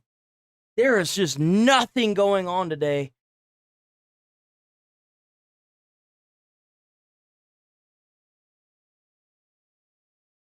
Let me see. Is there anything else that we can look at before we roll up out of this bitch? Everything is like on the wait now. We can't really do anything now. All we can do is wait until more new stuff comes out. Come on.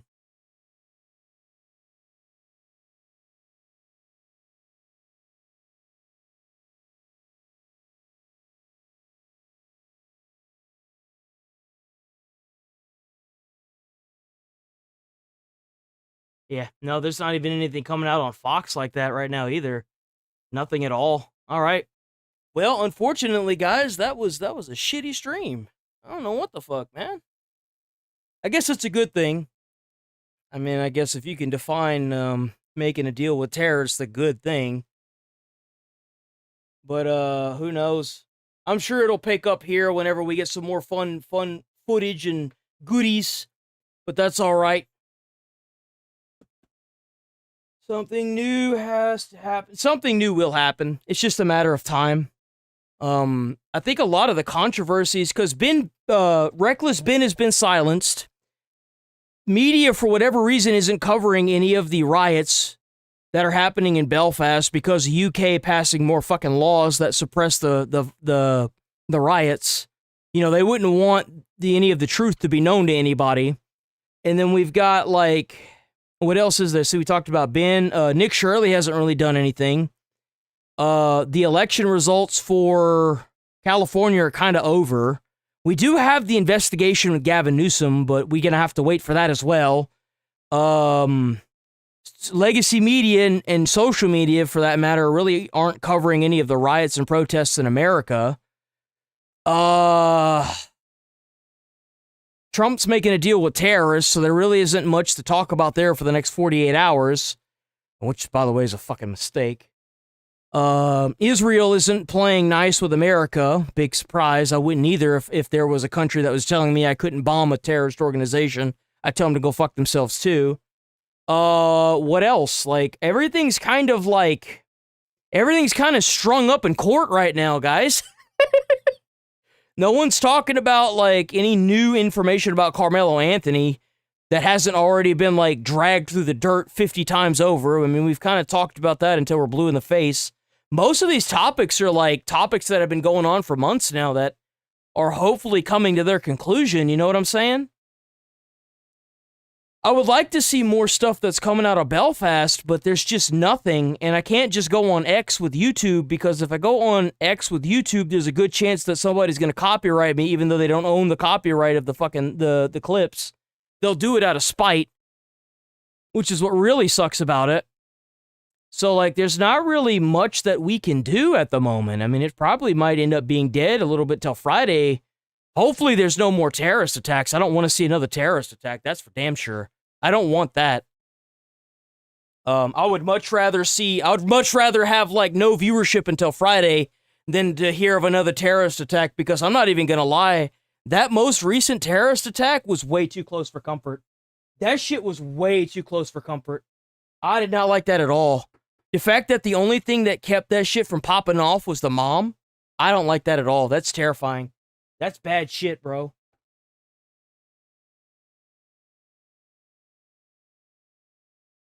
There's not really much about the UFO stuff either. Asman, like, I don't know who Asman's editor is, but, like, bro, they've just been completely, like, turning, like, the Clips channel's been great, but whoever's been running the Asmongold TV, I don't know what the fuck they're doing, bro. The shorts have been popping off, though. The shorts, the Asmongold short channel, I might have to check more of that out. But not even Fox News is covering the UFO stuff. There's, like, nothing. Oh, yeah, the B-2 bomber. not the B-2 bomber, the whatever that aircraft was, that military aircraft. That what is this?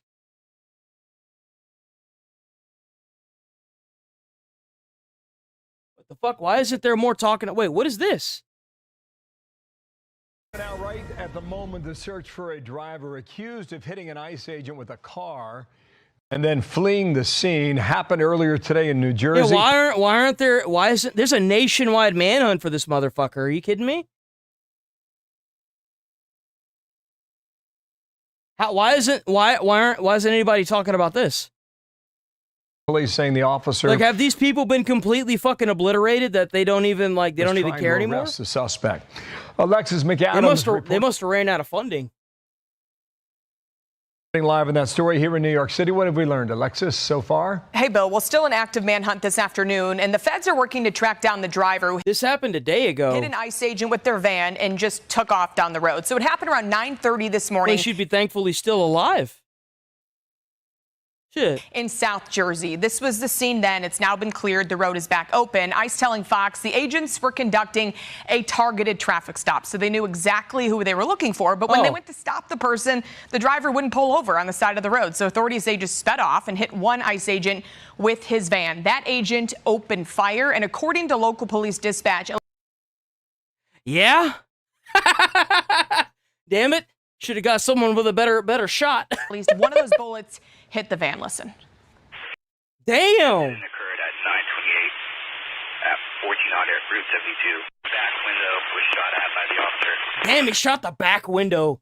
Oh, I bet that motherfucker felt that thing graze his ear, huh? Last seen heading eastbound Route 72. And the search continues. The ICE agent who was hit is expected to be okay, according to ICE. And the local police in Stafford Township say we were not involved in the operation, pointing that out because a lot of people in New Jersey don't want ICE cooperation on the ground. The department's following New Jersey's strict, and I mean strict, anti-ICE laws set under Democratic Governor Mikey Sherrill. And they're among... Then you bring the full force of the United States fucking... I can't stand that orange son of a bitch. I fucking hate this. Dude, I want Trump out of office. This motherfucker is useless. They are actively passing constitutional violations in these fucking states. What are you doing, Donald Trump? Do something. Holy fuck. Do we have another Biden on our hands, bro? Like, what the fuck are we doing? Use the Insurrection Act. Flood this fucking state. You got ICE agents being run over. Where's their support? Dude, I can't stand this shit. Holy fuck, this is annoying. What a useless piece of shit, man. The toughest in the country. They ban local police from working in any capacity with ICE. It's a move the White House says. So they passed laws that make it illegal for the police departments to help ICE agents? Oh my fucking God, dude. Dude, I'm at the point where I just want the Democrats to get into office so that way that like the riots just start and they don't stop. I'm just so sick of this shit. It's a slow decline with the Republicans and it's a fucking like acceleration with Democrats. The fuck are we doing with this shit, man? I'm tired of playing ball in the game that's rigged for everyone to fucking fail. And from what I can tell, Trump is too. This is fucking stupid. It's trash. Okay, if you want to do that, it just makes agents' jobs more difficult and more dangerous. And and you know what happens to the fucking cocksucker that's in office in that state? Nothing. Nothing happens to the local officials. Nothing happens to the local government. You know who suffers? The ICE agents. It's bullshit. I'm so sick of this shit, man. After weeks of anti-ICE protests like this, those clashes we watched live outside of Delaney Hall Detention Facility, New Jersey Democrats were out there in that mess demanding the facility shut down. So the investigation continues again this afternoon. DHS tells Fox the assaults and ICE agents just keep climbing, Bill. Okay, so this was not Delaney Hall, which is where the action has been, correct? No, it wasn't. It was like an hour or so away, but just in general, a lot of anti-ICE rhetoric going on in New Jersey. Okay, thanks, Alexis. Nice to see you here in New York. I don't give a fuck if it's aging him. I don't care about him. I want somebody in office that's going to fucking crack down on this. I don't want to see ICE agents or hear about ICE agents getting run over. It's fucking crazy. You kidding me? I guarantee you this is a bigger problem than we think it is, and they're just not covering it. That's the fucking problem with legacy. They're just not covering it. It's disgusting, bro.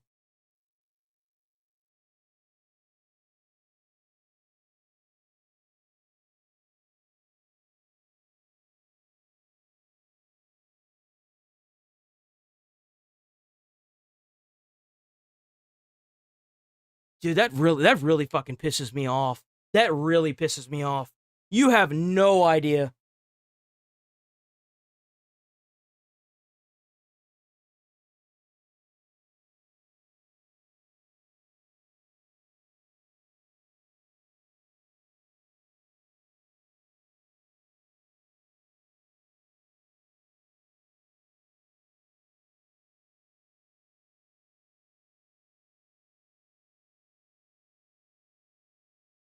Yeah, like, is he on cooldown? Like, does that mean... Hold on, wait. Maybe Trump's on cooldown. Maybe you're onto something. Maybe he's on cooldown. What if he's on cooldown in the last year and a half of his term, he's gonna like solve everything? I just don't believe that, dude. I just don't believe that. I don't believe that at all. I just don't for a second. I think that it's cooked. I think that Trump genuinely tried, but he realized what everybody else is realizing is that as long as Congress is the way it is, nothing is going to get solved and it's only going to get worse. Like, I understand why it's going to get worse, and it shouldn't be that way. But at the same time, what can you do? Until you've got a majority or enough people on your side that are willing to do something, nothing will happen. Nothing will happen with this. Nothing will get solved. Nothing will change. It won't just go away. It'll only get worse. Even if we have a Republican president, if they vote in enough Democrats during the midterms, it won't matter. It will not matter. Because the thing is like, with Trump making this deal with terrorists, he's going to lose a popular majority. He is. Because there's a lot of Republicans that don't like this. There are a lot of people that have their heads screwed on right that don't like this. He is systematically disenfranchised. He's fucking himself. Like, think about that. Are, quote, coming after him and those around him by trying to find a crime, his words, that does not exist. And what Newsom calls an attempt to intimidate him. Here we go. Listen. Haven't there already been whistleblowers? Have there been any whistleblowers that have come forward to the federal government about Gavin Newsom? Whistleblowers provided information that triggered federal investigations into California Governor Gavin Newsom and his associates, handled by the U.S. Attorney's Office in Sacramento. That doesn't seem like it's made up at all. It seems like they're doing their job. What do you, like, dude, how are you crying about this? Whistleblowers came forward because you probably threatened their livelihoods. They either lost their jobs, so they roached on you. Donald Trump isn't just coming after me because of my mean tweets. He's coming after me because He's going after you because you've got whistleblowers that are saying that you're actively violating the law. That's why they're going after you. Considering running for president. Let me tell you something. If you have a governor or a Senate person in your state that thinks that the federal government can't completely annihilate all of this nonsense in your state, look at Gavin Newsom as an example as to why that's bogus. Because if you really thought that the federal government couldn't do anything, then why take the time out of your little day to make a press conference trying to shame Donald Trump for something that you caused? It's because we all know the truth is that when the federal government gets involved, you've got to try every little rat fuck thing you can do to get out of being held accountable for the disgusting bullshit you caused. Because he hates that I've consistently called him out over and over again for his lies and deceit. Donald Trump is simply the most corrupt president in American history. He's turned the levers of government into his own personal power ministries. I love how that's the argument. What is the net worth of Gavin Newsom? $20 million. That's crazy. What is the average pay for a governor in California? The annual salary for the California governor is $245,929. This salary is set and adjusted by the California Citizens Compensation. What is the net worth of Gavin Newsom? Gavin Newsom's net worth is estimated to be between $20 million and $30 million. His wealth comes from... Wow, guys. The only corruption that I smell in the air is coming straight out of Gavin Newsom's mouth.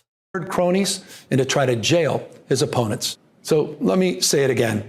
Mr. President, come after me. I'm not going anywhere. And the country is watching. Okay, so that is fresh. Oh, I guarantee you it's more than that. This motherfucker probably has assets all over America. He's probably got, like, invested into housing and shit. Like, there's no way he's not. California, just about an hour ago now. No comment to Fox from the DOJ as of this hour. A source there saying that there are several investigations into people around Newsom, including his wife and his former chief of staff, and they originate from whistleblowers. Fox News asking for clarity out of Newsom's office around what he means when he says the DOJ is demanding records. That has not been defined. We'll update you as soon as we get more word on that. Be sure to like and subscribe for all the Fox News latest on YouTube and catch full shows streaming now. I think that if Trump can do anything to Gavin Newsom, he should do it. Whatever you can do to any of these elected officials, like Tampon Tim, Newsom, whatever that that other governor is that's allowing the ICE agents to be run over by a van, completely go scorched earth on these people. Hold them accountable. What really makes me sick to my stomach is that this administration, like, look, if you don't want to if you don't want to incite let me take a step back. So if you want to run on immigration policies and your entire administration ran on immigration policies, be ready to incite the Insurrection Act on states that want to sit here and incite insurrections. If you start bombing a country, be ready to annihilate the entire country. If you start doing these fucking things, follow through with it. Follow through with it. You're the commander-in-chief. Lead. People are following you. Just fucking lead.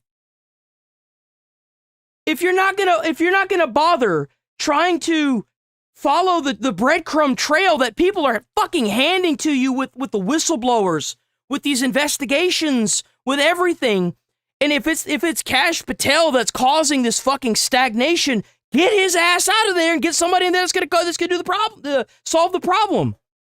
Like, don't put someone in a situation and then not defend them. Don't tell Iranians that you're gonna go and defend them and then make a fucking deal with terrorists. Dude, it's been nothing but fucking empty promises. If you're not going to enforce the federal fucking government, don't put ICE agents in a position where they're going to get fucking run over. Don't even bother. What's the point? That's what I'm having a problem with. It's fucking ridiculous. And you know what really should make you sick to your stomach? Is that the next time that we go up for a presidential election, there's a chance that it's just going to be dismantled. Everything that Trump did in the past 4 years, there's a chance that it's just going to be dismantled. Instantly out of the gate. That's the worst part about it. Like, think about it. It's so fucking gross, dude.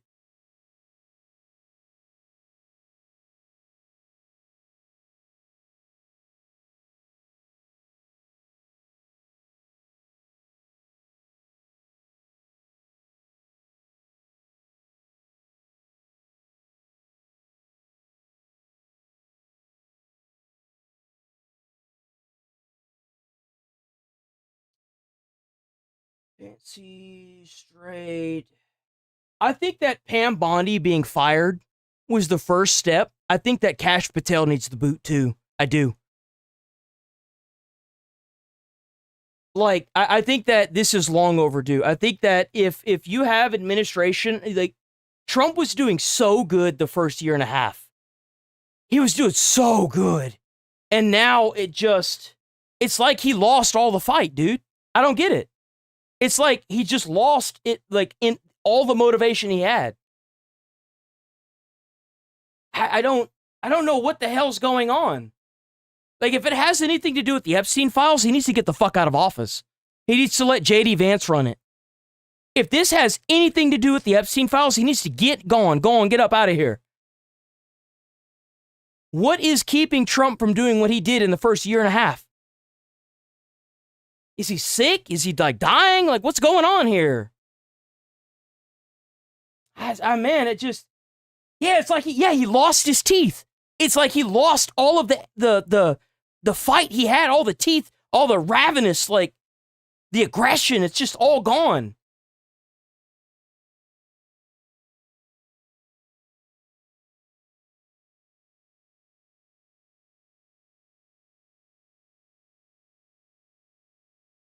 Maybe it's the calm before the storm. Who knows, man?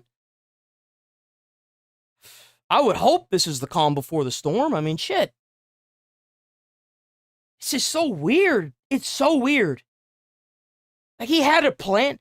And here's what's even crazier. He had a plan. He had an idea of what he wanted to do. He has the capabilities of using the Insurrection Act. He did such a great job with the start of the Iran war, using the Israel to completely take out the entire administration of the Ayatollah. And then he just stopped. He just stopped altogether. It's almost like he just went to sleep. I don't know, dude. Like, all we can do is wait now. That's all we can do, is sit here and wait and hope that things go back the way they were going. And who knows? Maybe it's the calm before the storm. Maybe Trump's planning something. Maybe he's playing like 4D chess.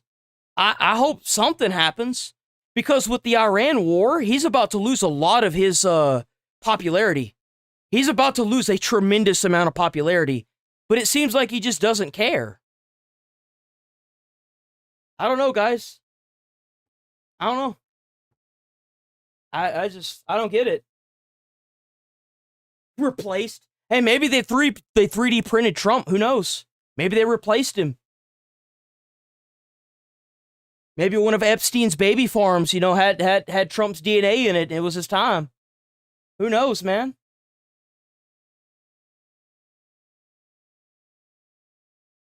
I don't know. I could sit here and rack my head on. I'm gonna be thinking about this shit all night, guys. I'm gonna be thinking about this shit for the rest of the night. I kid you not. I'm gonna be wondering what the hell is going on, dude. All right, we're gonna roll up out of here. What are they calling UFOs now? AI. I think it's UAPs. UAPs is the new term for UFO. Yeah, like, it's just cooked, man. It really is just cooked. All right, I'm going to roll up out of here. I got to edit out these videos, and I'm going to go for a little run, and hopefully we get some more news about this stuff tomorrow and stuff. Like, I'm really hoping that a lot of the stuff comes to light within the next couple days. We're going to be kind of like coasting until then. There's not really any heavy breaking news because, like, just it's not being talked about, So all we can do is wait. That's it. And hope that things change for the better. That's all we can do. Y'all stay here. Let me get the music going. I really didn't want to roll up out of here like this, man. This stinks. It's a stinky day. It's a stank day, bro. There's so much going on, but there's just nothing new about it. Oh, come on. Give me the music thing. There we go. All right, boys. I'm gonna roll up out of this bitch. Y'all stay safe out there. Stay friendly. Hope for the better. If you religious, pray for the better. You know what I'm saying? Pray that things go all right with the Strait of Hormuz and all the Iranians out there. They need it. They need as much support and love as you can give them, especially with the IRGC going nowhere anytime soon. Try to stay away from crazy people. Definitely don't vote Democratic. No matter what, don't vote Democratic. That's for damn sure. Don't vote for any Republicans that seem to be leaning democratically. You gotta look out for those false people out there too. Try to put a smile on someone's face. You might change their whole day or their whole life. You never know. W-chat for staying in tune, staying in chat and chitter-chatting and Discord and W-hypers. I see some of y'all leaving comments saying y'all are hyping. W-hypers, y'all are awesome. Keep doing what y'all are doing. Love all of y'all. Y'all are freaking awesome. We gotta keep monitoring this very, very closely. And I will see y'all tomorrow bright and early. Stay safe, stay friendly, and enjoy the rest of y'all's day. Peace!